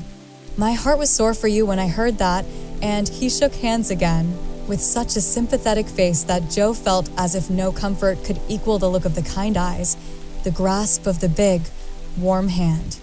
"Father, Mother, this is my friend, Professor Bhaer," she said, with a face and tone of such irrepressible pride and pleasure that she might as well have blown a trumpet, and opened the door with a flourish. If the stranger had any doubts about his reception, they were set at rest in a minute by the cordial welcome he received. Everyone greeted him kindly, for Jo's sake at first, but very soon they liked him for his own. They could not help it, for he carried the talisman that opens all hearts, and these simple people warmed to him at once, feeling even the more friendly because he was poor. For poverty enriches those who live above it, and is a sure passport to truly hospitable spirits. Mr. Bhaer sat looking about him with the air of a traveler who knocks at a strange door, and when it opens, finds himself at home. The children went to him like bees to a honey pot, and establishing themselves on each knee, proceeded to captivate him by rifling his pockets, pulling his beard, and investigating his watch, with juvenile audacity. The women telegraphed their approval to one another, and Mr. March, feeling that he had got a kindred spirit, opened his choicest stores for his guests' benefit, while Silent John listened and enjoyed the talk, but said not a word. And Mr. Lawrence found it impossible to go to sleep. If Jo had not been otherwise engaged, Laurie's behavior would have amused her, for a faint twinge, not of jealousy, but something like suspicion, caused that gentleman to stand aloof at first, and observe the newcomer with brotherly circumspection. But it did not last long. He got interested in spite of himself, and before he knew it, was drawn into the circle. For Mr. Bhaer talked well in this genial atmosphere and did himself justice. He seldom spoke to Laurie, but he looked at him often, and a shadow would pass across his face, as if regretting his own lost youth, as he watched the young man in his prime. Then his eyes would turn to Jo so wistfully that she would have surely answered the mute inquiry if she had seen it. But Jo had her own eyes to take care of, and feeling that they could not be trusted, she prudently kept them on the little sock she was knitting, like a model maiden ant. A stealthy glance now and then refreshed her like sips of fresh water after a dusty walk, for the sidelong peeps showed her several propitious omens. Mr. Bhaer's face had lost the absent-minded expression and looked all alive with interest in the present moment. Actually young and handsome, she thought, forgetting to compare him with Laurie, as she usually did strange men, to their great detriment. Then he seemed quite inspired, though the burial customs of the ancients, to which the conversation had strayed, might not be considered an exhilarating topic. Jo quite glowed with triumph when Teddy got quenched in an argument, and thought to herself, as she watched her father's absorbed face, how he would enjoy having such a man as my professor to talk with every day. Lastly, Mr. Bhaer was dressed in a new suit of black, which made him look more like a gentleman than ever. His bushy hair had been cut and smoothly brushed, but didn't stay in order long, for in exciting moments, he rumpled it up in the droll way he used to do, and Jo liked it rampantly erect better than flat, because she thought it gave his fine forehead a Jove-like aspect. Poor Jo, how she did glorify that plain man, as she sat knitting away so quietly, yet letting nothing escape her, not even the fact that Mr. Bhaer actually had gold sleeve buttons in his immaculate wristbands. Dear old fellow. He couldn't have got himself up with more care if he'd been going a-wooing, said Jo to herself, and then a sudden thought born of the words made her blush so dreadfully that she had to drop her ball and go down after it to hide her face. The maneuver did not succeed as well as she expected, however, for though just in the act of setting fire to a funeral pyre, the professor dropped his torch, metaphorically speaking, and made a dive after the little blue ball. Of course, they bumped their heads smartly together, saw stars, and both came up flushed and laughing, without the ball, to resume their seats, wishing they had not left them. Nobody knew where the evening went to, for Hannah skillfully abstracted the babies at an early hour, nodding like two rosy poppies, and Mr. Lawrence went home to rest. The others sat round the fire, talking away, utterly regardless of the lapse of time, till Meg, whose maternal mind was impressed with the firm conviction that Daisy had tumbled out of bed, and Demi set his nightgown afire studying the structure of matches, made a move to go. We must have our sing, in the good old way, for we are all together again once more, said Jo, feeling that a good shout would be a safe and pleasant vent for the jubilant emotions of her soul. They were not all there, but no one found the words thoughtless or untrue, for Beth still seemed among them, a peaceful presence, invisible, but dearer than ever, since death could not break the household league that love made dissoluble. The little chair stood in its old place. The tidy basket, with the bit of work she left unfinished when the needle grew, so heavy, was still on its accustomed shelf. The beloved instrument, seldom touched now, had not been moved, and above it Beth's face, serene and smiling, as in the early days, looked down upon them, seeming to say, "Be happy." "I am here. Play something, Amy." "Let them hear how much you have improved," said Laurie, with pardonable pride in his promising pupil. But Amy whispered, with full eyes, as she twirled the faded stool, "Not tonight, dear." "I can't show off tonight." But she did show something better than brilliancy or skill, for she sang Beth's songs with a tender music in her voice, which the best master could not have taught, and touched the listeners' hearts with a sweeter power than any other inspiration could have given her. The room was very still when the clear voice failed suddenly at the last line of Beth's favorite hymn. It was hard to say, "Earth hath no sorrow that heaven cannot heal." And Amy leaned against her husband, who stood behind her, feeling that her welcome home was not quite perfect without Beth's kiss. "Now, we must finish with Mignon's song, for Mr. Bhaer sings that," said Joe, before the pause grew painful. And Mr. Bhaer cleared his throat with a gratified hem as he stepped into the corner where Joe stood, saying, "You will sing with me? We go excellently well together." A pleasing fiction, by the way, for Joe had no more idea of music than a grasshopper. But she would have consented if he had proposed to sing a whole opera and warbled away, blissfully regardless of time and tune. It didn't much matter, for Mr. Bhaer sang like a true German, heartily and well, and Joe soon subsided into a subdued hum, that she might listen to the mellow voice that seemed to sing for her alone. "Know'st thou the land where the citron blooms?"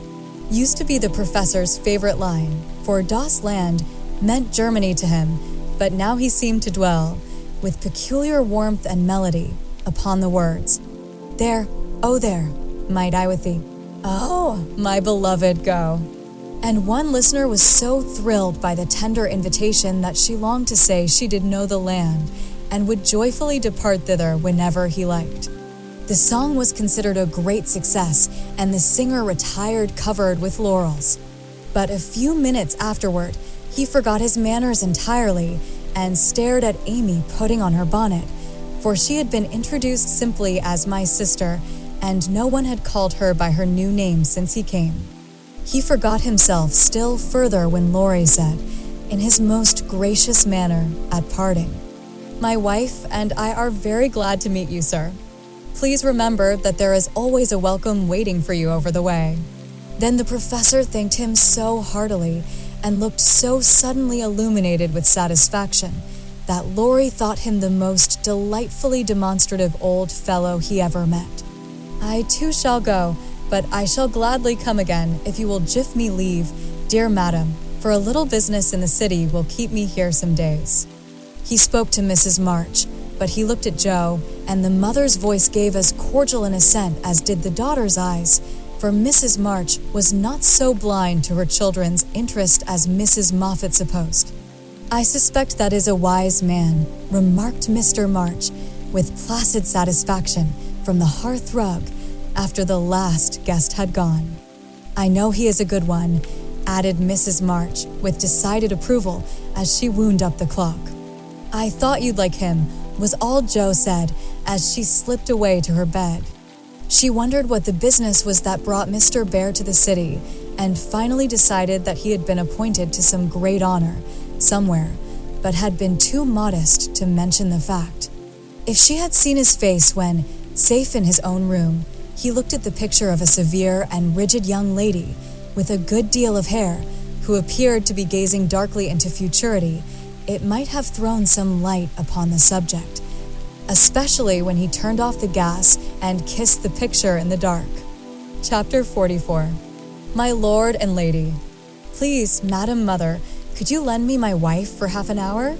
The luggage has come, and I've been making hay of Amy's Paris finery, trying to find some things I want," said Laurie, coming in the next day to find Mrs. Lawrence sitting in her mother's lap, as if being made the baby again. "Certainly. Go, dear. I forgot that you have any home but this," and Mrs. March pressed the white hand that wore the wedding ring, as if asking pardon for her maternal covetousness. "I shouldn't have come over if I could have helped it, but I can't get on without my little woman any more than a weathercock can without the wind," suggested Joe, as he paused for a simile.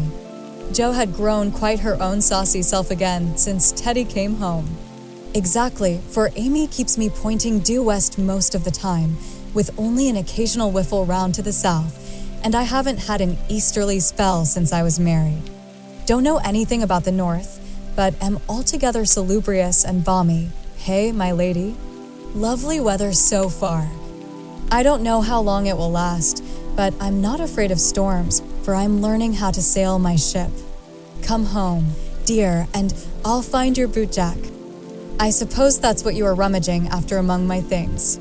"Men are so helpless, Mother," said Amy, with a matronly air, which delighted her husband. "What are you going to do with yourselves after you get settled?" asked Joe, buttoning Amy's cloak as she used to button her pinafores. We have our plans. We don't mean to say much about them yet because we are such very new brooms, but we don't intend to be idle. I'm going into business with a devotion that shall delight grandfather and prove to him that I'm not spoiled. I need something of the sort to keep me steady. I'm tired of dawdling and mean to work like a man. And Amy, what is she going to do? Asked Mrs. March, well pleased at Laurie's decision and the energy with which he spoke. After doing the civil all round and airing our best bonnet, we shall astonish you by the elegant hospitalities of our mansion, the brilliant society we shall draw about us, and the beneficial influence we shall exert over the world at large. That's about it, isn't it, Madame Recamier? Asked Laurie with a quizzical look at Amy. Time will show. Come away, impertinence, and don't shock my family by calling me names before their faces, answered Amy, resolving that there should be a home with a good wife in it before she set up a salon as a queen of society. How happy those children seemed together, observed Mr. March, finding it difficult to become absorbed in his Aristotle after the young couple had gone. Yes, and I think it will last, added Mrs. March, with the restful expression of a pilot who has brought a ship safely into port. I know it will. Happy Amy, and Joe sighed, then smiled brightly as Professor Bhaer opened the gate with an impatient push. Later in the evening, when his mind had been set at rest about the bootjack, Laurie said suddenly to his wife, Mrs. Lawrence, "My lord, that man intends to marry our Joe." "I hope so, don't you, dear?" "Well, my love, I consider him a trump in the fullest sense of that expressive word, but I do wish he was a little younger and a good deal richer." Now, Laurie, don't be too fastidious and worldly minded.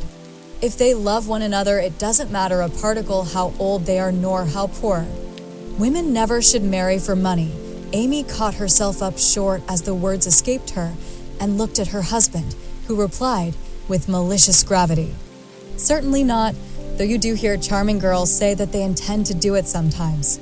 If my memory serves me, you once thought it your duty to make a rich match.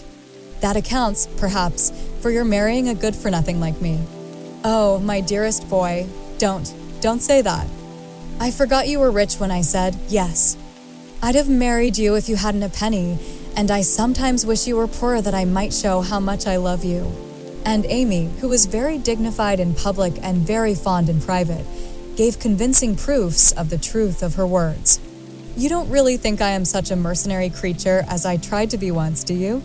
It would break my heart if you didn't believe that I'd gladly pull in the same boat with you, even if you had to get your living by rowing on the lake. Am I an idiot and a brute? How could I think so, when you refused a richer man for me and won't let me give you half I want to now, when I have the right? Girls do it every day, poor things, and are taught to think it is their only salvation, but you had better lessons, and though I trembled for you at one time, I was not disappointed, for the daughter was true to the mother's teaching. I told Mama so yesterday, and she looked as glad and grateful as if I'd given her a check for $1 million to be spent in charity. You are not listening to my moral remarks." Mrs. Lawrence and Laurie paused, for Amy's eyes had an absent look, though fixed upon his face. "Yes, I am, and admiring the mole in your chin at the same time. I don't wish to make you vain, but I must confess that I'm prouder of my handsome husband than of all his money. Don't laugh, but your nose is such a comfort to me," and Amy softly caressed the well-cut feature with artistic satisfaction.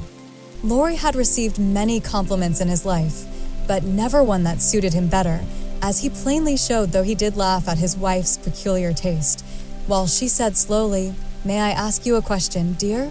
"Of course you may." "Shall you care if Joe does marry Mr. Bhaer?"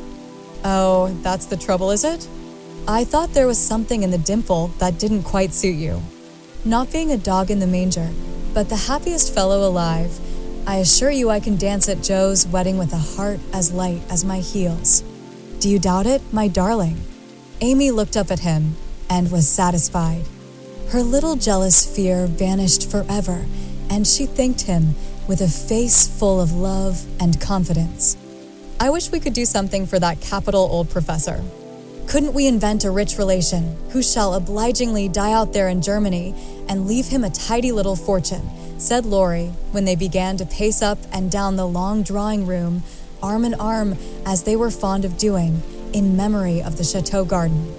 Joe would find us out and spoil it all.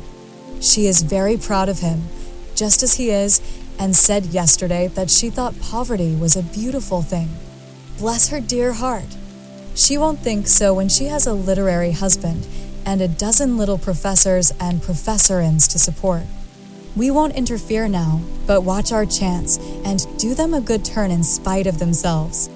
I owe Joe for a part of my education, and she believes in people's paying their honest debts, so I'll get round her in that way. How delightful it is to be able to help others, isn't it? That was always one of my dreams, to have the power of giving freely, and thanks to you, the dream has come true. We'll do quantities of good, won't we? There's one sort of poverty that I particularly like to help. Out-and-out beggars get taken care of, but poor gentle folks fare badly because they won't ask and people don't dare to offer charity. Yet there are 1,000 ways of helping them if one only knows how to do it so delicately that it does not offend.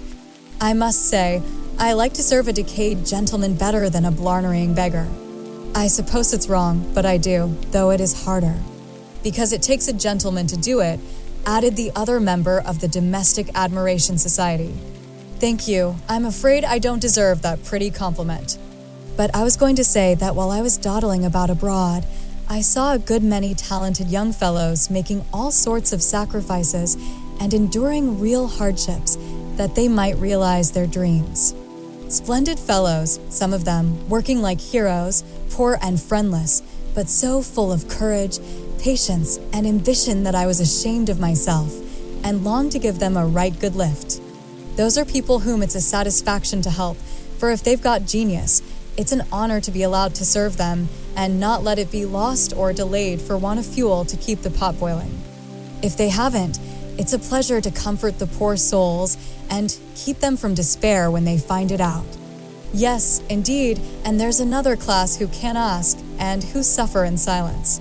I know something of it, for I belonged to it before you made a princess of me, as the king does the beggar maid in the old story. Ambitious girls have a hard time, Laurie, and often have to see youth, health, and precious opportunities go by, just for want of a little help at the right minute.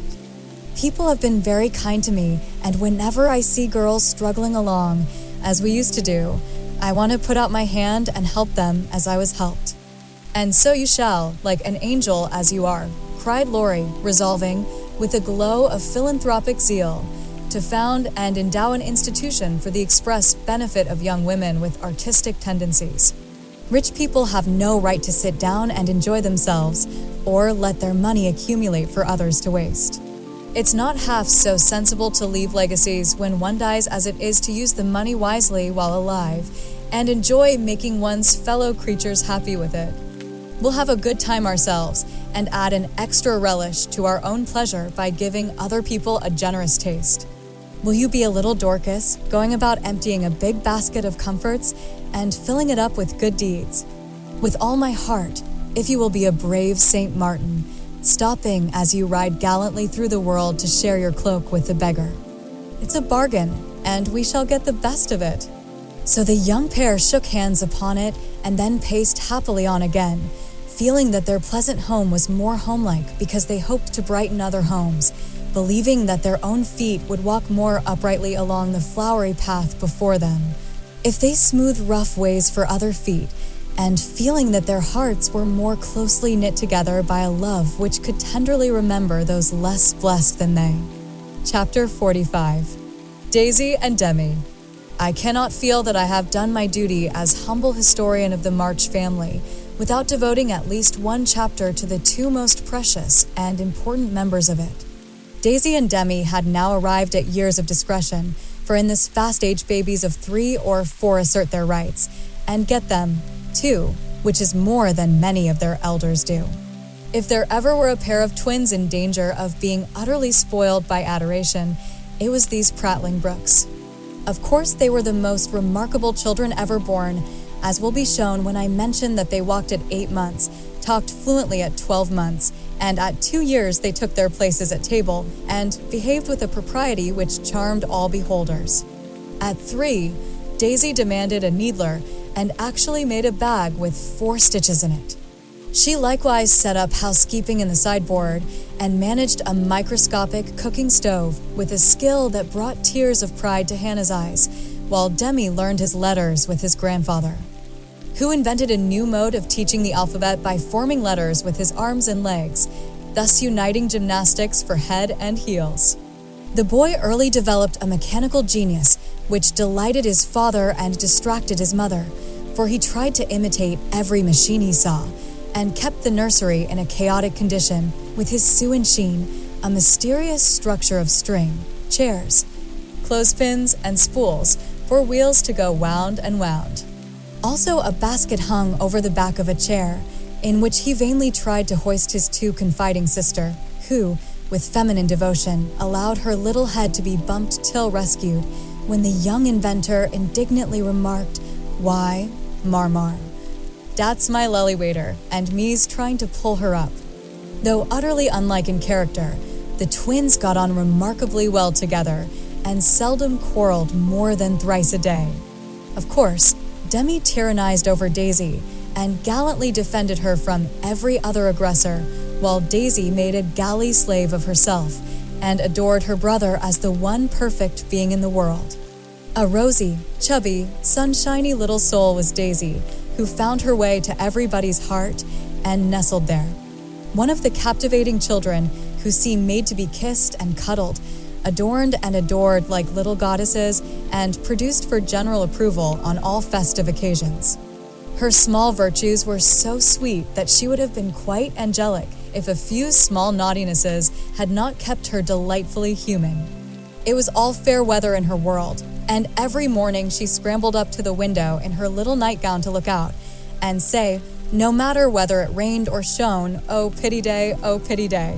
Everyone was a friend, and she offered kisses to a stranger so confidingly that the most inveterate bachelor relented, and baby lovers became faithful worshippers. "Me loves everybody," she once said, opening her arms with her spoon in one hand and her mug in the other, as if eager to embrace and nourish the whole world. As she grew, her mother began to feel that the dovecot would be blessed by the presence of an inmate as serene and loving as that which had helped to make the old house home, and to pray that she might be spared a loss like that which had lately taught them how long they had entertained an angel unawares. Her grandfather often called her Beth, and her grandmother watched over her with untiring devotion, as if trying to atone for some past mistake, which no eye but her own could see. Demi, like a true Yankee, was of an inquiring turn, wanting to know everything and often getting much disturbed because he could not get satisfactory answers to his perpetual, "What for?" He also possessed a philosophic bent, to the great delight of his grandfather, who used to hold Socratic conversations with him, in which the precocious pupil occasionally posed his teacher, to the undisguised satisfaction of the womenfolk. "What makes my legs go, Drampa?" asked the young philosopher, surveying those active portions of his frame with a meditative air, while resting after a go-to-bed frolic one night. "It's your little mind," Demi replied the sage, stroking the yellow head respectfully. "What is a little mind?" "It is something which makes your body move, as the spring made the wheels go in my watch when I showed it to you. Open me. I want to see it go wound."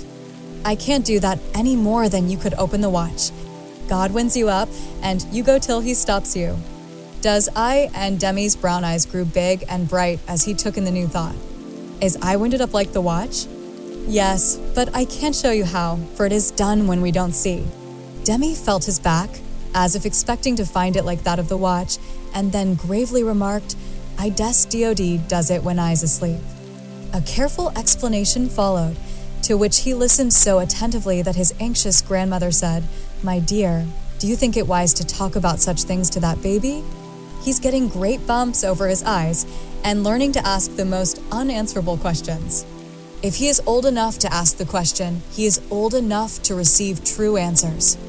I am not putting the thoughts into his head, but helping him unfold those already there. These children are wiser than we are, and I have no doubt the boy understands every word I have said to him. Now, Demi, tell me where you keep your mind." If the boy had replied like Alcibiades, "By the gods, Socrates, I cannot tell," his grandfather would not have been surprised. But when, after standing a moment on one leg, like a meditative young stork, he answered, in a tone of calm conviction, "In my little belly," the old gentleman could only join in Grandma's laugh and dismiss the class in metaphysics.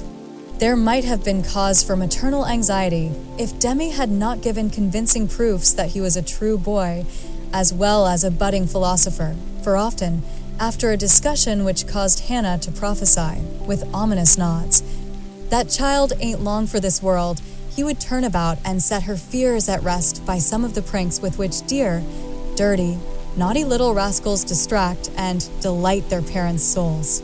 Meg made many moral rules and tried to keep them, but what mother was ever proof against the winning wiles, the ingenious evasions, or the tranquil audacity of the miniature men and women who so early show themselves accomplished artful dodgers? "They'll make you sick," says Mama to the young person who offers his services in the kitchen with unfailing regularity on plum pudding day. "Me likes to be sick. I don't want to have you, so run away and help Daisy make patty cakes." He reluctantly departs, but his wrongs weigh upon his spirit, and by, when an opportunity comes to redress them, he outwits Mama by a shrewd bargain. "Now you have been good children, and I'll play anything you like," says Meg, as she leads her assistant cooks upstairs, when the pudding is safely bouncing in the pot. "Truly, Marmar?" asks Demi, with a brilliant idea in his well-powdered head. "Yes, truly." "Anything you say," replies the short-sighted parent, preparing herself to sing "The Three Little Kittens" half a dozen times over, or to take her family to buy a penny bun, regardless of wind or limb. But Demi corners her by the cool reply, "Then we'll go and eat up all the raisins." Aunt Dodo was chief playmate and confidant of both children, and the trio turned the little house topsy-turvy. Aunt Amy was as yet only a name to them. Aunt Beth soon faded into a pleasantly vague memory, but Aunt Dodo was a living reality, and they made the most of her, for which compliment she was deeply grateful. But when Mr. Bhaer came, Jo neglected her playfellows, and dismay and desolation fell upon their little souls. Daisy, who was fond of going about peddling kisses, lost her best customer and became bankrupt. Demi, with infantile penetration, soon discovered that Dodo liked to play with the bear man better than she did him, but though hurt, he concealed his anguish, for he hadn't the heart to insult a rival who kept a mine of chocolate drops in his waistcoat pocket, and a watch that could be taken out of its case and freely shaken by ardent admirers. Some persons might have considered these pleasing liberties as bribes, but Demi didn't see it in that light, and continued to patronize the bear man with pensive affability, while Daisy bestowed her small affections upon him at the third call, and considered his shoulder her throne, his arm her refuge, his gifts treasures surpassing worth. Gentlemen are sometimes seized with sudden fits of admiration for the young relatives of ladies whom they honor with their regard, but this counterfeit philoprogenitiveness sits uneasily upon them, and does not deceive anybody a particle. Mr. Bhaer's devotion was sincere, however likewise effective, for honesty is the best policy in love as in law. He was one of the men who are at home with children, and looked particularly well when little faces made a pleasant contrast with his manly one. His business, whatever it was, detained him from day to day, but evening seldom failed to bring him out to sea. Well, he always asked for Mr. March, so I suppose he was the attraction. The excellent Papa labored under the delusion that he was, and reveled in long discussions with the kindred spirit, till a chance remark of his more observing grandson suddenly enlightened him. Mr. Bhaer came in one evening to pause on the threshold of the study, astonished by the spectacle that met his eye. Prone upon the floor lay Mr. March, with his respectable legs in the air, and beside him, likewise prone, was Demi, trying to imitate the attitude with his own short, scarlet-stockinged legs. Both grovelers so seriously absorbed that they were unconscious of spectators, till Mr. Bhaer laughed his sonorous laugh, and Joe cried out with a scandalized face, "Father, Father, here's the professor."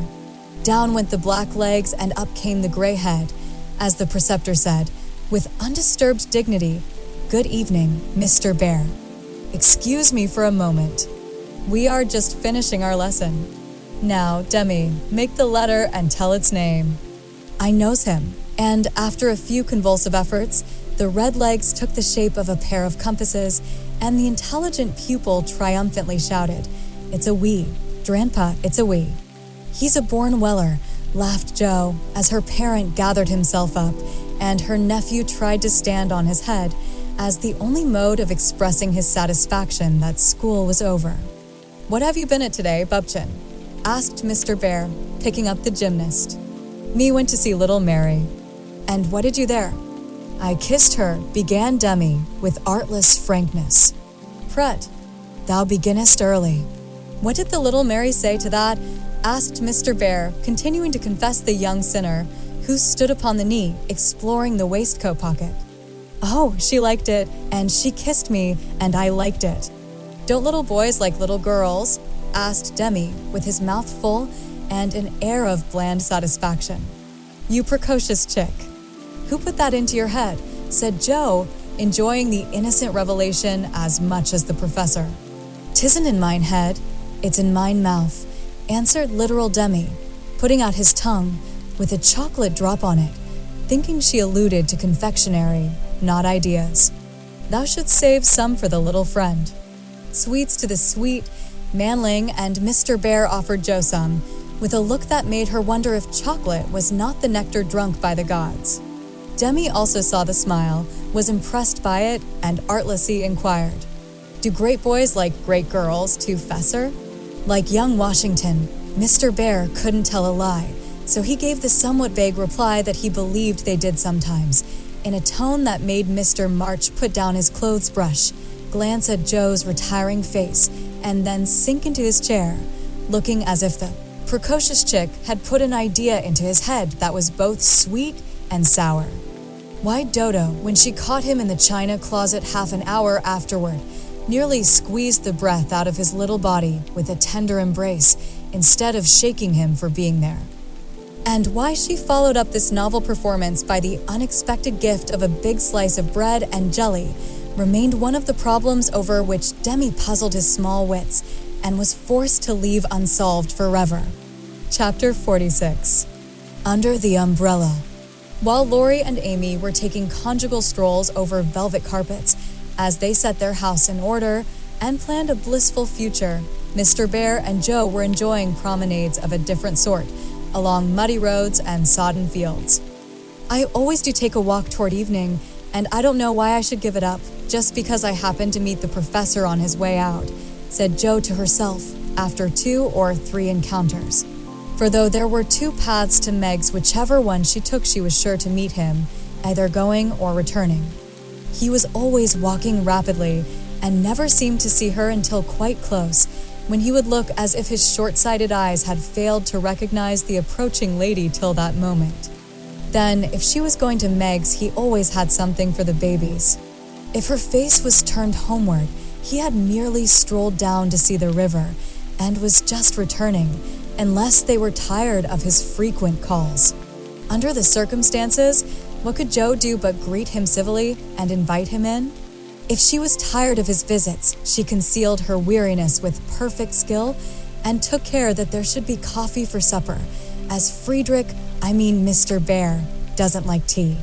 By the second week, everyone knew perfectly well what was going on, yet everyone tried to look as if they were stone blind to the changes in Joe's face. They never asked why she sang about her work, did up her hair 3 times a day, and got so blooming with her evening exercise. And no one seemed to have the slightest suspicion that Professor Bhaer, while talking philosophy with the father, was giving the daughter lessons in love. Joe couldn't even lose her heart in a decorous manner, but sternly tried to quench her feelings, and failing to do so, led a somewhat agitated life. She was mortally afraid of being laughed at for surrendering, after her many and vehement declarations of independence.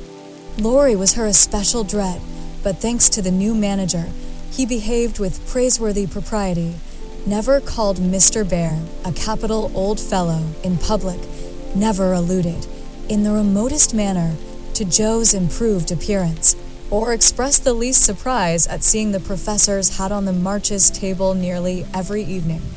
But he exulted in private and longed for the time to come when he could give Joe a piece of plate, with a bear and a ragged staff on it as an appropriate coat of arms.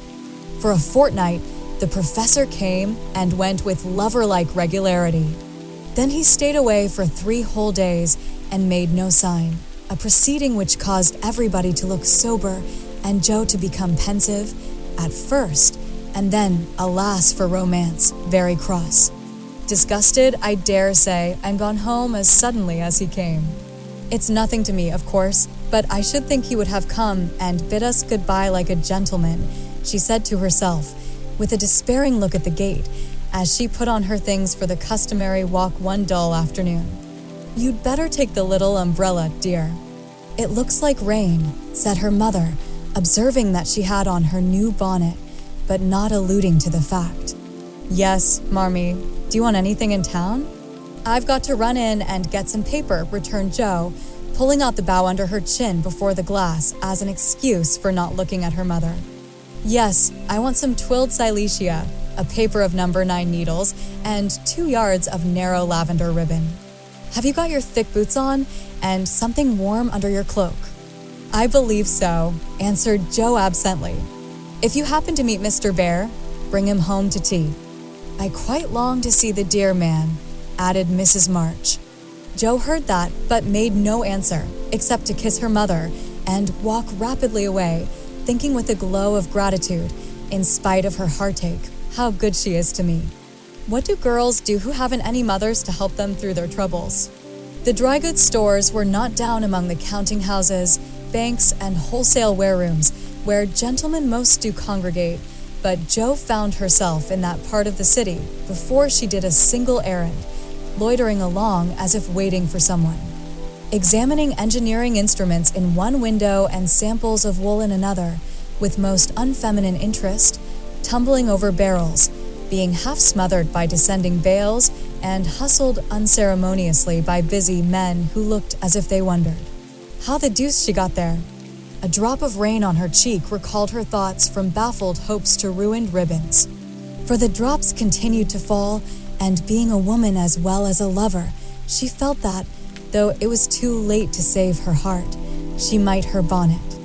Now she remembered the little umbrella, which she had forgotten to take in her hurry to be off, but regret was unavailing, and nothing could be done but borrow one or submit to a drenching. She looked up at the lowering sky, down at the crimson bough already flecked with black, forward along the muddy street, then one long, lingering look behind, at a certain grimy warehouse, with Hoffman, Schwartz, and company over the door, and said to herself, with a sternly reproachful air, "It serves me right.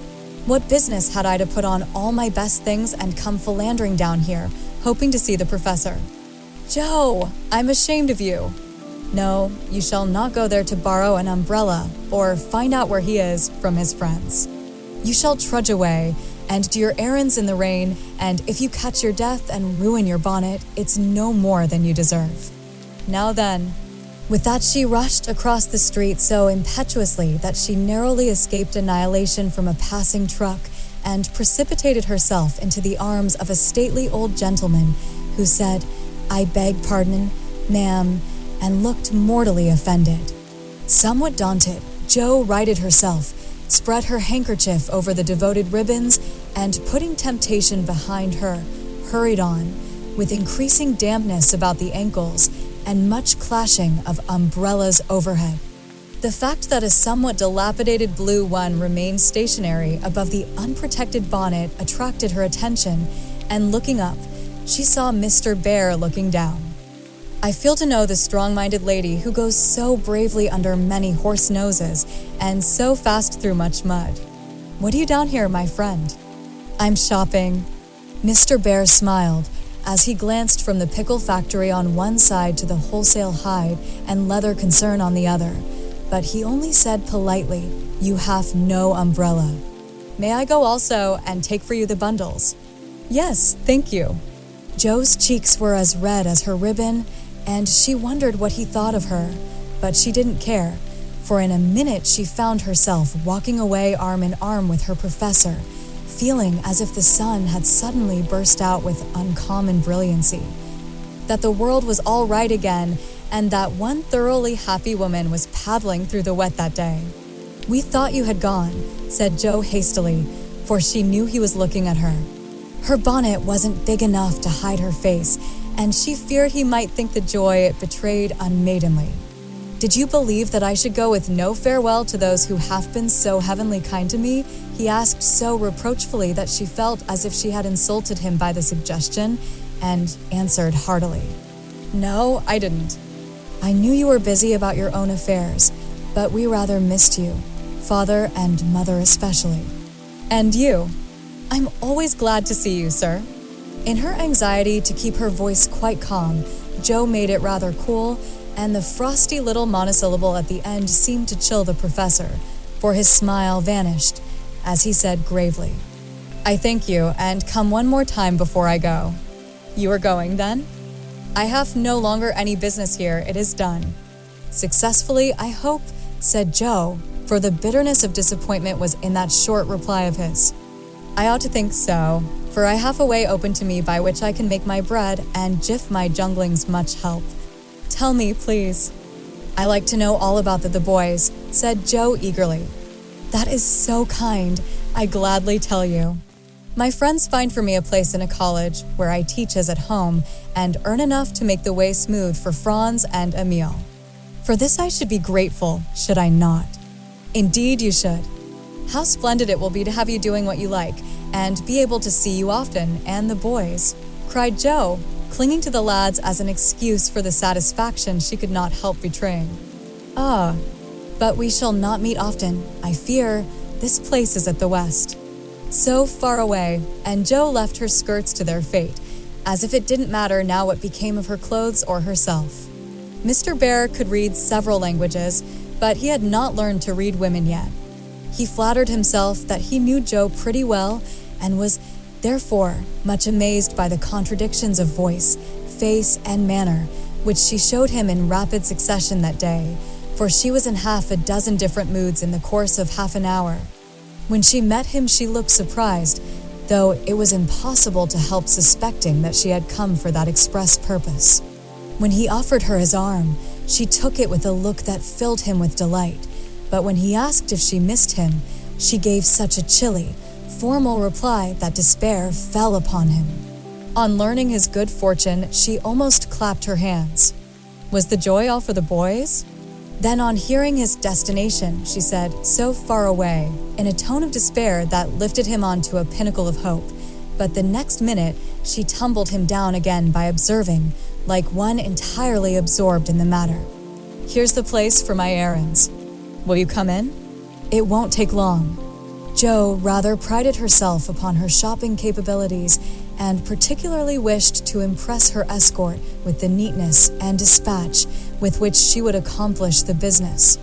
But owing to the flutter she was in, everything went amiss.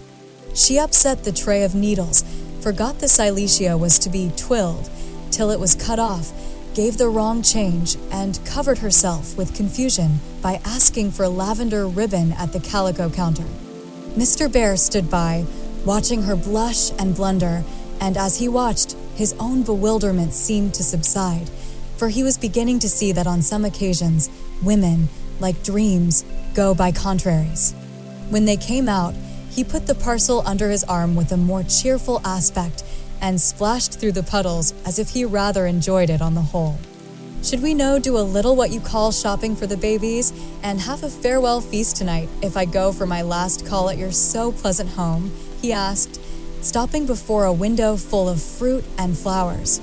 "What will we buy?" asked Joe, ignoring the latter part of his speech, and sniffing the mingled odors with an affectation of delight as they went in. "May they have oranges and figs?" asked Mr. Bhaer, with a paternal air. they eat them when they can get them. Do you care for nuts? Like a squirrel. Hamburg grapes. Yes, we shall drink to the fatherland in those. Joe frowned upon that piece of extravagance and asked why he didn't buy a frail of dates, a cask of raisins, and a bag of almonds, and be done with it. Whereat Mr. Bhaer confiscated her purse, produced his own, and finished the marketing by buying several pounds of grapes, a pot of rosy daisies, and a pretty jar of honey, to be regarded in the light of a demijohn. Then, distorting his pockets with knobby bundles and giving her the flowers to hold, he put up the old umbrella, and they traveled on again. Miss Marsh, I have a great favor to ask of you, began the professor after a moist promenade of half a block. Yes, sir, and Joe's heart began to beat so hard, she was afraid he would hear it. I am bold to say it in spite of the rain, because so short a time remains to me. Yes, sir, and Joe nearly crushed the small flower pot with the sudden squeeze she gave it. I wish to get a little dress for my Tina, and I am too stupid to go alone. Will you kindly jiff me a word of taste and help?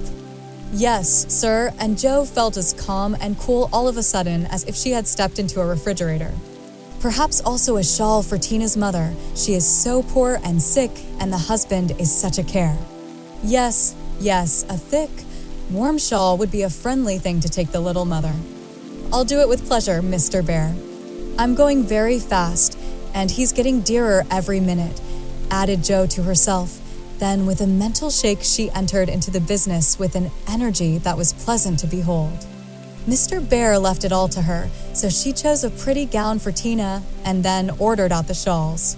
The clerk, being a married man, condescended to take an interest in the couple, who appeared to be shopping for their family. Your lady may prefer this. It's a superior article, a most desirable color, quite chaste and genteel, he said, shaking out a comfortable gray shawl and throwing it over Joe's shoulders. Does this suit you, Mr. Bhaer? She asked, turning her back to him and feeling deeply grateful for the chance of hiding her face.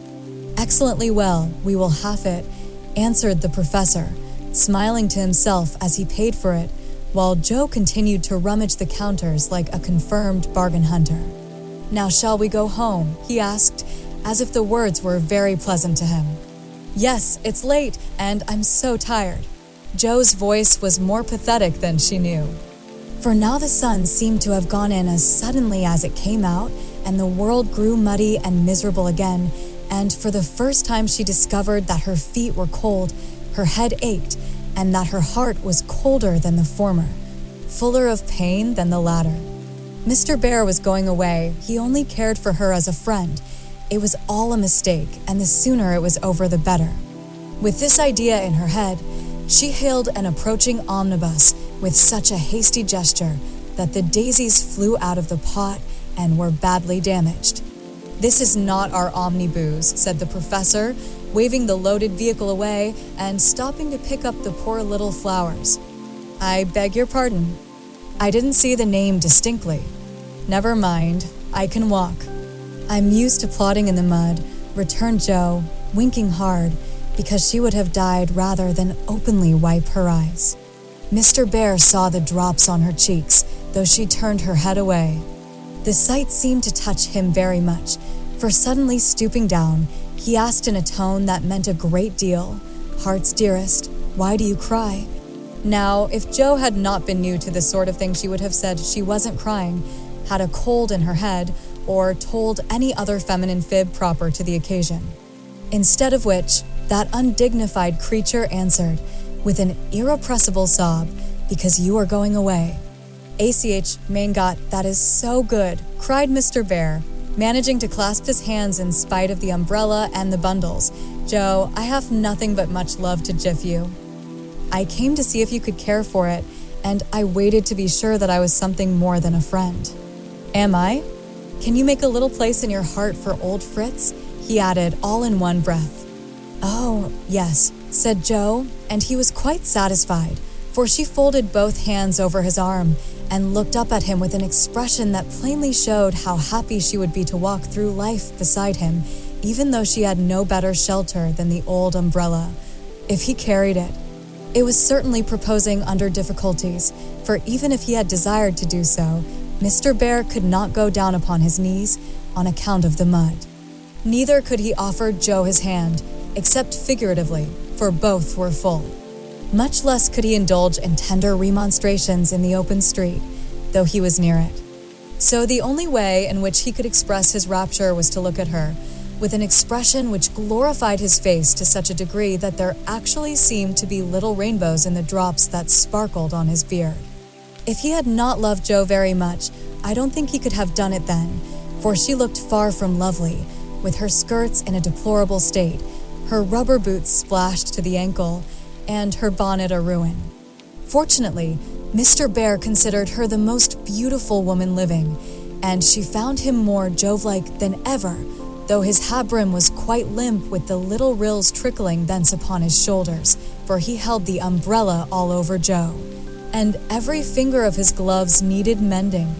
Passers-by probably thought them a pair of harmless lunatics, for they entirely forgot to hail a bus and strolled leisurely along, oblivious of deepening dusk and fog. Little they cared what anybody thought, for they were enjoying the happy hour that seldom comes but once in any life, the magical moment which bestows youth on the old, beauty on the plain, wealth on the poor, and gives human hearts a foretaste of heaven. The professor looked as if he had conquered a kingdom, and the world had nothing more to offer him in the way of bliss, while Joe trudged beside him, feeling as if her place had always been there, and wondering how she ever could have chosen any other lot. Of course, she was the first to speak, intelligibly, I mean, for the emotional remarks which followed her impetuous, oh, yes, were not of a coherent or reportable character. "Friedrich, why didn't you?" "Ah, heaven, she gives me the name that no one speaks since Minna died," cried the professor, pausing in a puddle to regard her with grateful delight. "I always call you so to myself. I forgot, but I won't unless you like it." "Like it? It is more sweet to me than I can tell." "Say thou also, and I shall say your language is almost as beautiful as mine." "Isn't thou a little sentimental?"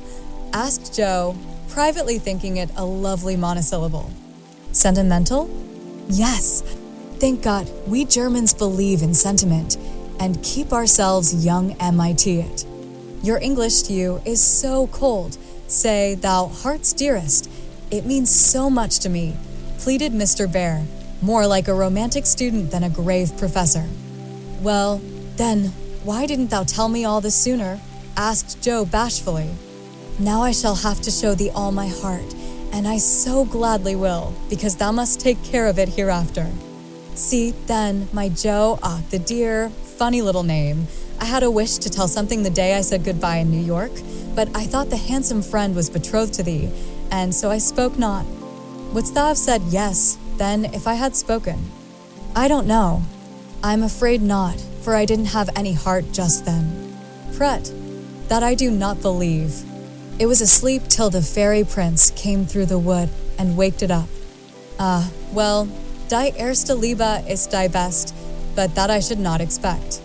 Yes, the first love is the best, but be so contented, for I never had another." "Teddy was only a boy, and soon got over his little fancy," said Joe, anxious to correct the professor's mistake. "Good. Then I shall rest happy, and be sure that thou givest me all. I have waited so long, I am grown selfish, as thou wilt find, Professorin." "I like that," cried Joe, delighted with her new name. "Now tell me what brought you, at last, just when I wanted you?" This, and Mr. Bhaer took a little worn paper out of his waistcoat pocket. Joe unfolded it and looked much abashed, for it was one of her own contributions to a paper that paid for poetry, which accounted for her sending it an occasional attempt. "How could that bring you?" she asked, wondering what he meant. "I found it by chance. I knew it by the names and the initials, and in it there was one little verse that seemed to call me. Read and find him. I will see that you go not in the wet. In the garret. For little chests all in a row, dim with dust and worn by time. All fashioned and filled long ago, by children now in their prime. For little keys hung side by side. with faded ribbons, brave and gay, when fastened there with childish pride. Long ago on a rainy day, for little names one on each lid, carved out by a boyish hand, and underneath their leaf hid histories of the happy band, once playing here and pausing oft to hear the sweet refrain that came and went on the roof aloft in the falling summer rain. Meg on the first lid, smooth and fair, I look in with loving eyes, for folded here with well-known care, a goodly gathering lies, the record of a peaceful life, gifts to gentle child and girl, a bridal gown, lines to a wife, a tiny shoe, a baby curl. No toys in this first chest remain, for all are carried away in their old age to join again in another small Meg's play. Ah, happy mother. Well, I know you hear, like a sweet refrain, lullabies ever soft and low in the falling summer rain.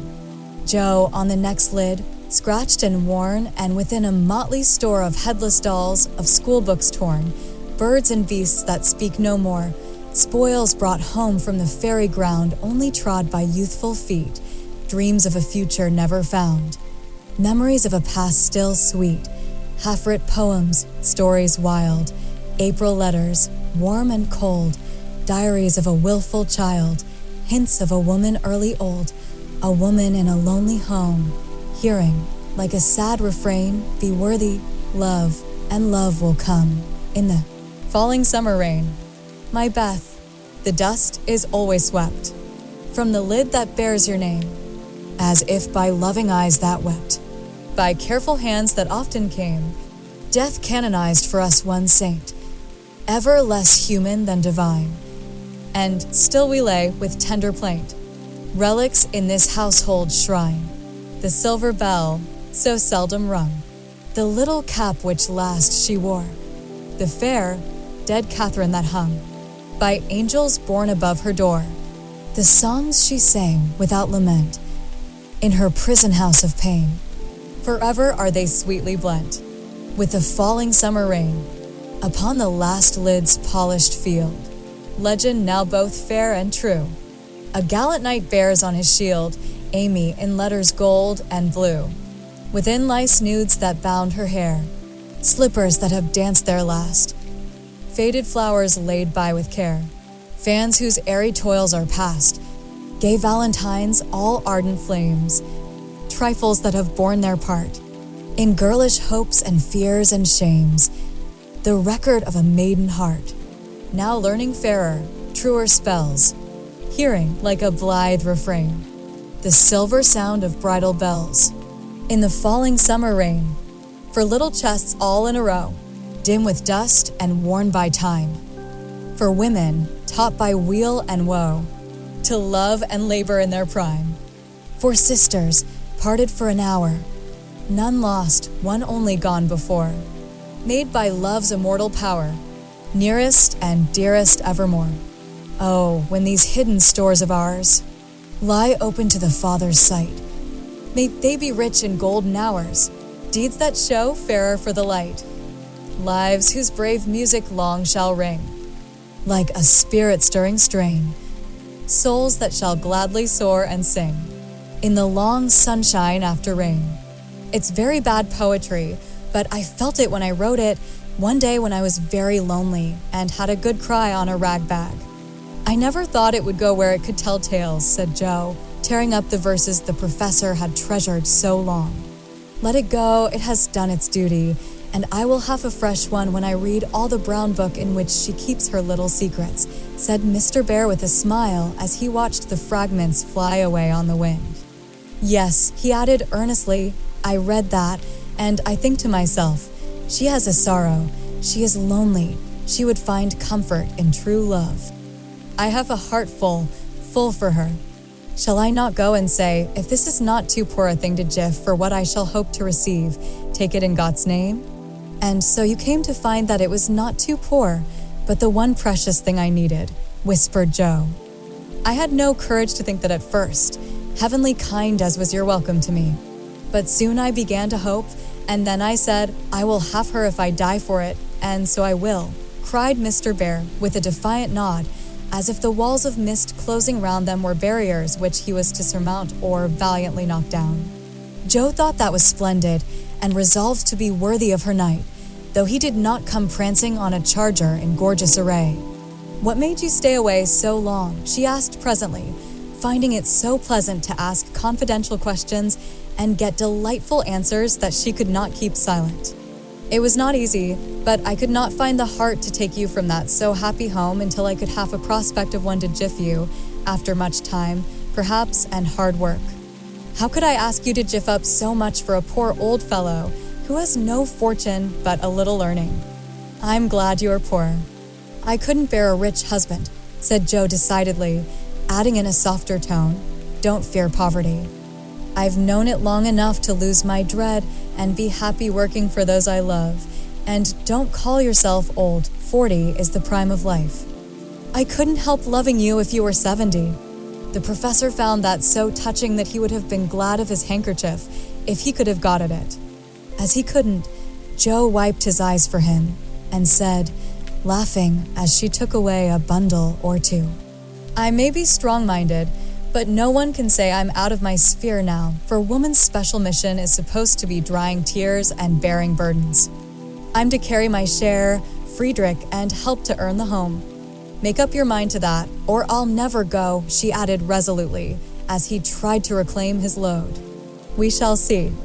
Have you patience to wait a long time, Jo? I must go away and do my work alone. I must help my boys first, because, even for you, I may not break my word to Minna. Can you forgive that, and be happy while we hope and wait?" "Yes, I know I can, for we love one another, and that makes all the rest easy to bear. I have my duty, also, and my work. I couldn't enjoy myself if I neglected them even for you, so there's no need of hurry or impatience. You can do your part out west. I can do mine here, and both be happy hoping for the best, and leaving the future to be as God wills." "Ah, thou jiffest me such hope and courage, and I have nothing to jiff back but a full heart and these empty hands," cried the professor, quite overcome. Jo never would learn to be proper, for when he said that as they stood upon the steps, she just put both hands into his, whispering tenderly, not empty now, and stooping down, kissed her Friedrich under the umbrella. It was dreadful, but she would have done it if the flock of draggle-tailed sparrows on the hedge had been human beings, for she was very far gone indeed, and quite regardless of everything but her own happiness. Though it came in such a very simple guise, that was the crowning moment of both their lives, when, turning from the night and storm and loneliness to the household light and warmth and peace waiting to receive them with a glad welcome home, Jo let her lover in and shut the door. Chapter 47. Harvest Time. For a year Jo and her professor worked and waited, hoped and loved, met occasionally, and wrote such voluminous letters that the rise in the price of paper was accounted for, Laurie said. The second year began rather soberly, for their prospects did not brighten, and Aunt March died suddenly. But when their first sorrow was over, for they loved the old lady in spite of her sharp tongue, they found they had cause for rejoicing, for she had left Plumfield to Jo, which made all sorts of joyful things possible. "It's a fine old place, and will bring a handsome sum, for of course you intend to sell it," said Laurie, as they were all talking the matter over some weeks later. "No, I don't," was Jo's decided answer, as she petted the fat poodle, whom she had adopted, out of respect to his former mistress. "You don't mean to live there?" "Yes, I do. But, my dear girl, it's an immense house, and will take a power of money to keep it in order. The garden and orchard alone need 2 or 3 men, and farming isn't in Bhaer's line, I take it. He'll try his hand at it there if I propose it. And you expect to live on the produce of the place? Well, that sounds paradisiacal, but you'll find it desperate hard work. The crop we are going to raise is a profitable one," and Jo laughed. "Of what is this fine crop to consist, ma'am?" "Boys. I want to open a school for little lads, a good, happy, home-like school, with me to take care of them and Fritz to teach them." "That's a truly joy and plan for you." "Isn't that just like her? cried Laurie, appealing to the family, who looked as much surprised as he. "I like it," said Mrs. March decidedly. "So do I," added her husband, who welcomed the thought of a chance for trying the Socratic method of education on modern youth. "It will be an immense care for Joe," said Meg, stroking the head of her one all-absorbing son. "Joe can do it and be happy in it." "It's a splendid idea." "Tell us all about it," cried Mr. Lawrence, who had been longing to lend the lovers a hand, but knew that they would refuse his help. "I knew you'd stand by me, sir." "Amy does too, I see it in her eyes, though she prudently waits to turn it over in her mind before she speaks." "Now, my dear people," continued Joe earnestly, "just understand that this isn't a new idea of mine, but a long-cherished plan. Before my Fritz came, I used to think how, when I'd made my fortune and no one needed me at home, I'd hire a big house and pick up some poor, forlorn little lads who hadn't any mothers and take care of them and make life jolly for them before it was too late. I see so many going to ruin for want of help at the right minute. I love so to do anything for them. I seem to feel their wants and sympathize with their troubles, and oh, I should so like to be a mother to them." Mrs. March held out her hand to Joe, who took it, smiling, with tears in her eyes, and went on in the old enthusiastic way, which they had not seen for a long while. "I told my plan to Fritz once, and he said it was just what he would like and agreed to try it when we got rich. Bless his dear heart, he's been doing it all his life, helping poor boys. I mean, not getting rich, that he'll never be. Money doesn't stay in his pocket long enough to lay up any. But now, thanks to my good old aunt, who loved me better than I ever deserved, I'm rich, at least I feel so, and we can live at Plumfield perfectly well if we have a flourishing school. It's just the place for boys. The house is big, and the furniture strong and plain. There's plenty of room for dozens inside, and splendid grounds outside. They could help in the garden and orchard. Such work is healthy, isn't it, sir? Then Fritz could train and teach in his own way, and father will help him. I can feed and nurse and pet and scold them, and mother will be my standby. I've always longed for lots of boys and never had enough. Now I can fill the house full and revel in the little dears to my heart's content. Think what luxury, Plumfield my own, and a wilderness of boys to enjoy it with me."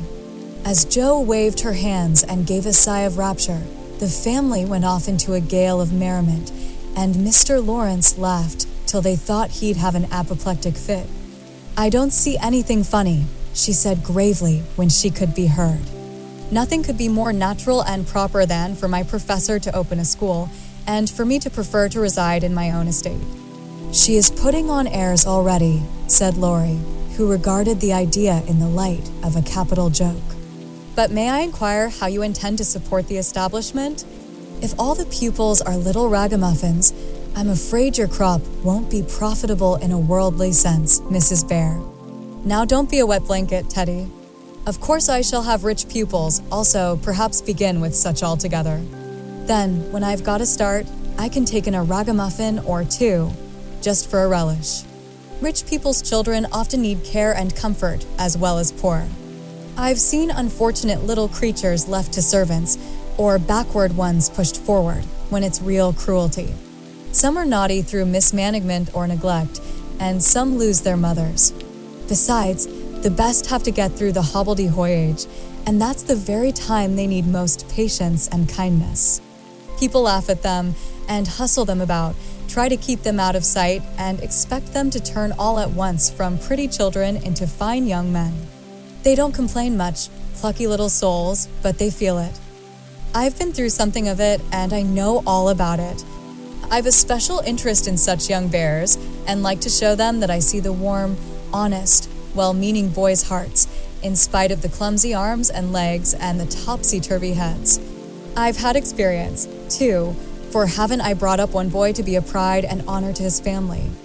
I'll testify that you tried to do it, said Laurie with a grateful look. And I've succeeded beyond my hopes, for here you are, a steady, sensible businessman, doing heaps of good with your money and laying up the blessings of the poor instead of dollars. But you're not merely a businessman, you love good and beautiful things, enjoy them yourself, and let others go halves, as you always did in the old times. I am proud of you, Teddy, for you get better every year, and everyone feels it, though you won't let them say so.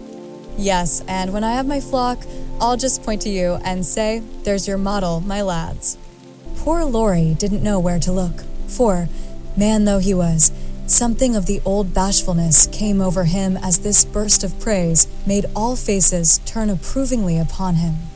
I say, Joe, that's rather too much, he began, just in his old boyish way. You have all done more for me than I can ever thank you for, except by doing my best not to disappoint you. You have rather cast me off lately, Joe, but I've had the best of help, nevertheless. So, if I've got on at all, you may thank these two for it, and he laid one hand gently on his grandfather's head, and the other on Amy's golden one, for the three were never far apart. I do think that families are the most beautiful things in all the world, burst out Joe, who was in an unusually uplifted frame of mind just then. When I have one of my own, I hope it will be as happy as the three I know and love the best. If John and my Fritz were only here, it would be quite a little heaven on earth, she added more quietly. And that night when she went to her room after a blissful evening of family councils, hopes, and plans, her heart was so full of happiness that she could only calm it by kneeling beside the empty bed always near her own and thinking tender thoughts of Beth. It was a very astonishing year altogether, for things seemed to happen in an unusually rapid and delightful manner. Almost before she knew where she was, Jo found herself married and settled at Plumfield. Then a family of 6 or 7 boys sprung up like mushrooms and flourished surprisingly, poor boys as well as rich, for Mr. Lawrence was continually finding some touching case of destitution and begging the Bhaers to take pity on the child. And he would gladly pay a trifle for its support. In this way, the sly old gentleman got round proud Jo and furnished her with the style of boy in which she most delighted.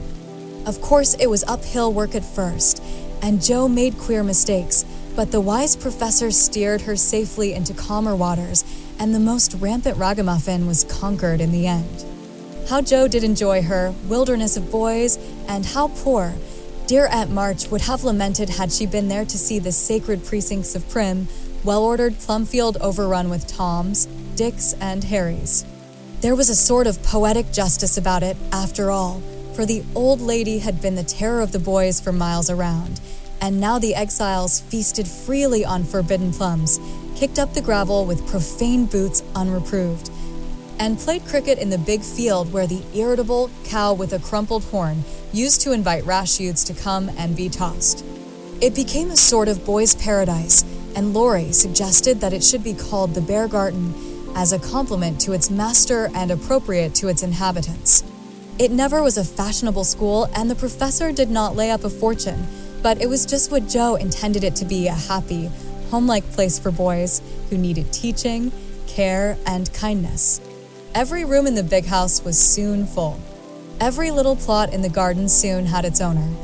A regular menagerie appeared in barn and shed, for pet animals were allowed. And 3 times a day, Jo smiled at her Fritz from the head of a long table lined on either side with rows of happy young faces, which all turned to her with affectionate eyes, confiding words, and grateful hearts, full of love for Mother Bhaer. She had boys enough now, and did not tire of them, though they were not angels, by any means, and some of them caused both professor and professorin much trouble and anxiety. But her faith in the good spot which exists in the heart of the naughtiest, sauciest, most tantalizing little ragamuffin gave her patience, skill, and in time success. For no mortal boy could hold out long with Father Bhaer shining on him as benevolently as the sun, and Mother Bhaer forgiving him 70 times 7. Very precious to Jo was the friendship of the lads, their penitent sniffs and whispers after wrongdoing, their droll or touching little confidences, their pleasant enthusiasms, hopes, and plans, even their misfortunes, for they only endeared them to her all the more. There were slow boys and bashful boys, feeble boys and riotous boys, boys that lisped and boys that stuttered, 1 or 2 lame ones, and a merry little quadroon, who could not be taken in elsewhere, but who was welcome to the Bhaer Garden, though some people predicted that his admission would ruin the school. Yes, Jo was a very happy woman there, in spite of hard work, much anxiety, and a perpetual racket. She enjoyed it heartily and found the applause of her boys more satisfying than any praise of the world, for now she told no stories except to her flock of enthusiastic believers and admirers. As the years went on, 2 little lads of her own came to increase her happiness: Rob, named for Grandpa, and Teddy, a happy-go-lucky baby who seemed to have inherited his papa's sunshiny temper as well as his mother's lively spirit. How they ever grew up alive in that whirlpool of boys was a mystery to their grandma and aunts, but they flourished like dandelions in spring, and their rough nurses loved and served them well. There were a great many holidays at Plumfield, and one of the most delightful was the yearly apple picking. For then the Marches, Lawrences, Brooks, and Bhaers turned out in full force and made a day of it. 5 years after Jo's wedding, one of these fruitful festivals occurred, a mellow October day, when the air was full of an exhilarating freshness, which made the spirits rise and the blood dance healthily in the veins. The old orchard wore its holiday attire. Goldenrod and asters fringed the mossy walls. Grasshoppers skipped briskly in the sere grass, and crickets chirped like fairy pipers at a feast. Squirrels were busy with their small harvesting. Birds twittered their adieus from the alders in the lane, and every tree stood ready to send down its shower of red or yellow apples at the first shake. Everybody was there. Everybody laughed and sang, climbed up and tumbled down. Everybody declared that there never had been such a perfect day or such a jolly set to enjoy it, and everyone gave themselves up to the simple pleasures of the hour as freely as if there were no such things as care or sorrow in the world. Mr. March strolled placidly about, quoting Tusser, Cowley, and Columella to Mr. Lawrence, while enjoying the gentle apple's winey juice. The professor charged up and down the green aisles like a stout Teutonic knight, with a pole for a lance, leading on the boys, who made a hook and ladder company of themselves and performed wonders in the way of ground and lofty tumbling. Laurie devoted himself to the little ones, rode his small daughter in a bushel basket, took Daisy up among the birds' nests, and kept adventurous Rob from breaking his neck. Mrs. March and Meg sat among the apple piles like a pair of pomonas, sorting the contributions that kept pouring in, while Amy, with a beautiful motherly expression in her face, sketched the various groups and watched over one pale lad, who sat adoring her with his little crutch beside him. Jo was in her element that day and rushed about, with her gown pinned up and her hat anywhere but on her head, and her baby tucked under her arm, ready for any lively adventure which might turn up. Little Teddy bore a charmed life, for nothing ever happened to him, and Jo never felt any anxiety when he was whisked up into a tree by one lad, galloped off on the back of another, or supplied with sour russets by his indulgent papa, who labored under the Germanic delusion that babies could digest anything, from pickled cabbage to buttons, nails, and their own small shoes. She knew that little Ted would turn up again in time, safe and rosy, dirty and serene, and she always received him back with a hearty welcome, for Jo loved her babies tenderly. At 4 o'clock a lull took place, and baskets remained empty, while the apple pickers rested and compared rents and bruises. Then Jo and Meg, with a detachment of the bigger boys, set forth the supper on the grass, for an out-of-door tea was always the crowning joy of the day. The land literally flowed with milk and honey on such occasions, for the lads were not required to sit at table, but allowed to partake of refreshment as they liked, freedom being the sauce best beloved by the boyish soul. They availed themselves of the rare privilege to the fullest extent, for some tried the pleasing experiment of drinking milk while standing on their heads, others lent a charm to leapfrog by eating pie in the pauses of the game. Cookies were sown broadcast over the field, and apple turnovers roost in the trees like a new style of bird. The little girls had a private tea party, and Ted roved among the edibles at his own sweet will.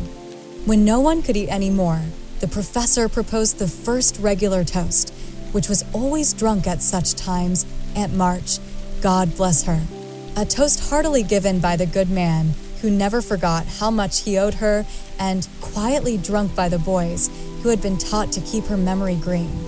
Now, Grandma's 60th birthday. Long life to her, with 3 times 3. That was given with a will, as you may well believe, and the cheering once begun, it was hard to stop it. Everybody's health was proposed, from Mr. Lawrence, who was considered their special patron, to the astonished guinea pig, who had strayed from its proper sphere in search of its young master. Demi, as the oldest grandchild, then presented the queen of the day with various gifts, so numerous that they were transported to the festive scene in a wheelbarrow. Funny presents, some of them, but what would have been defects to other eyes were ornaments to grandmas, for the children's gifts were all their own. Every stitch Daisy's patient little fingers had put into the handkerchiefs she hemmed was better than embroidery to Mrs. March.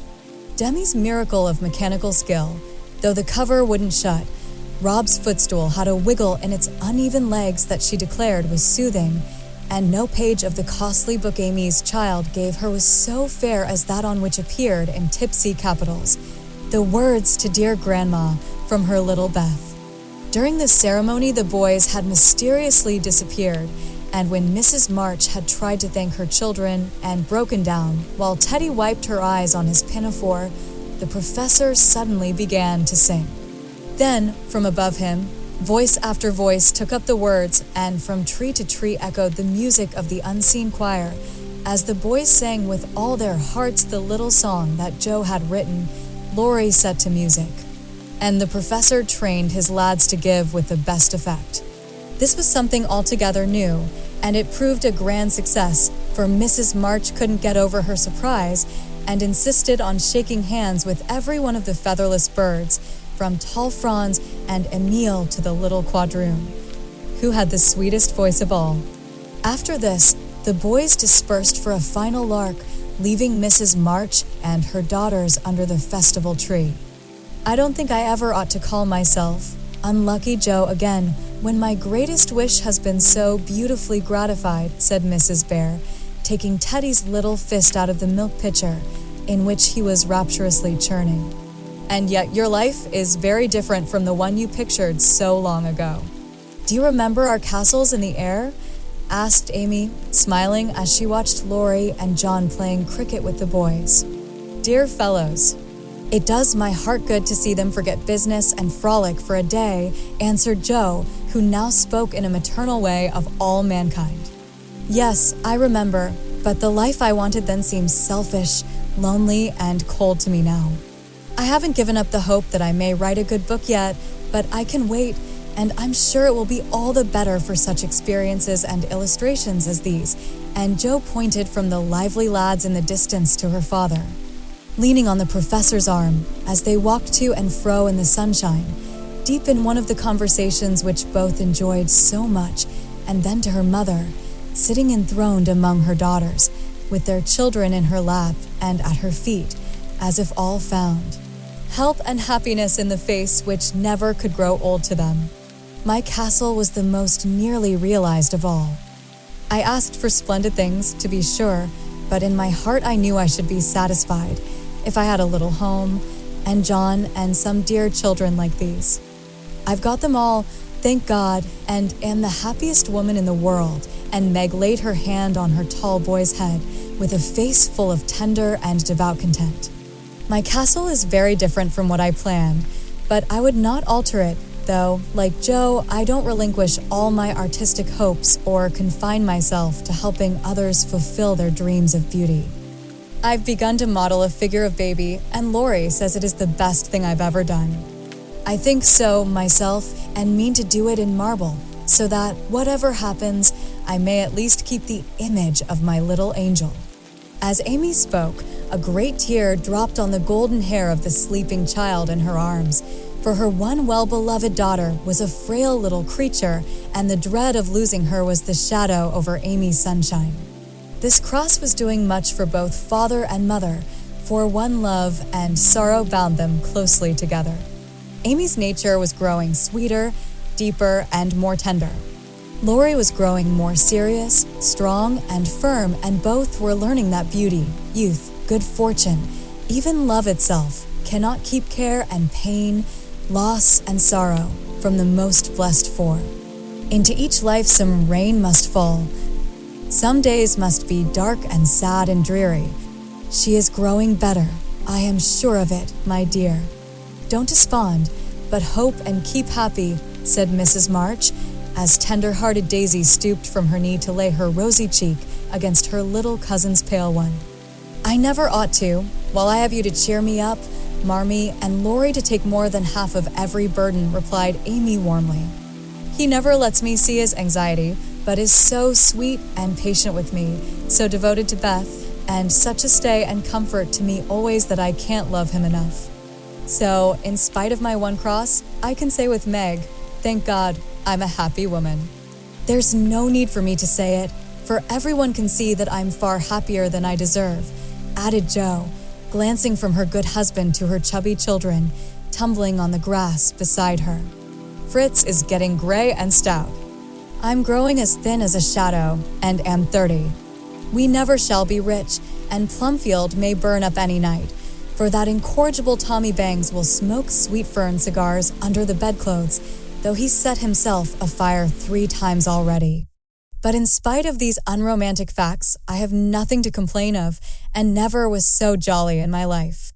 Excuse the remark, but living among boys, I can't help using their expressions now and then.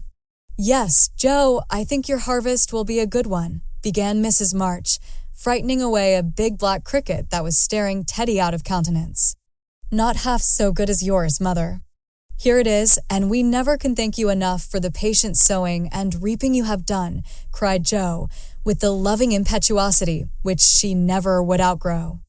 I hope there will be more wheat and fewer tares every year, said Amy softly. A large sheaf, but I know there's room in your heart for it, Marmee dear, added Meg's tender voice.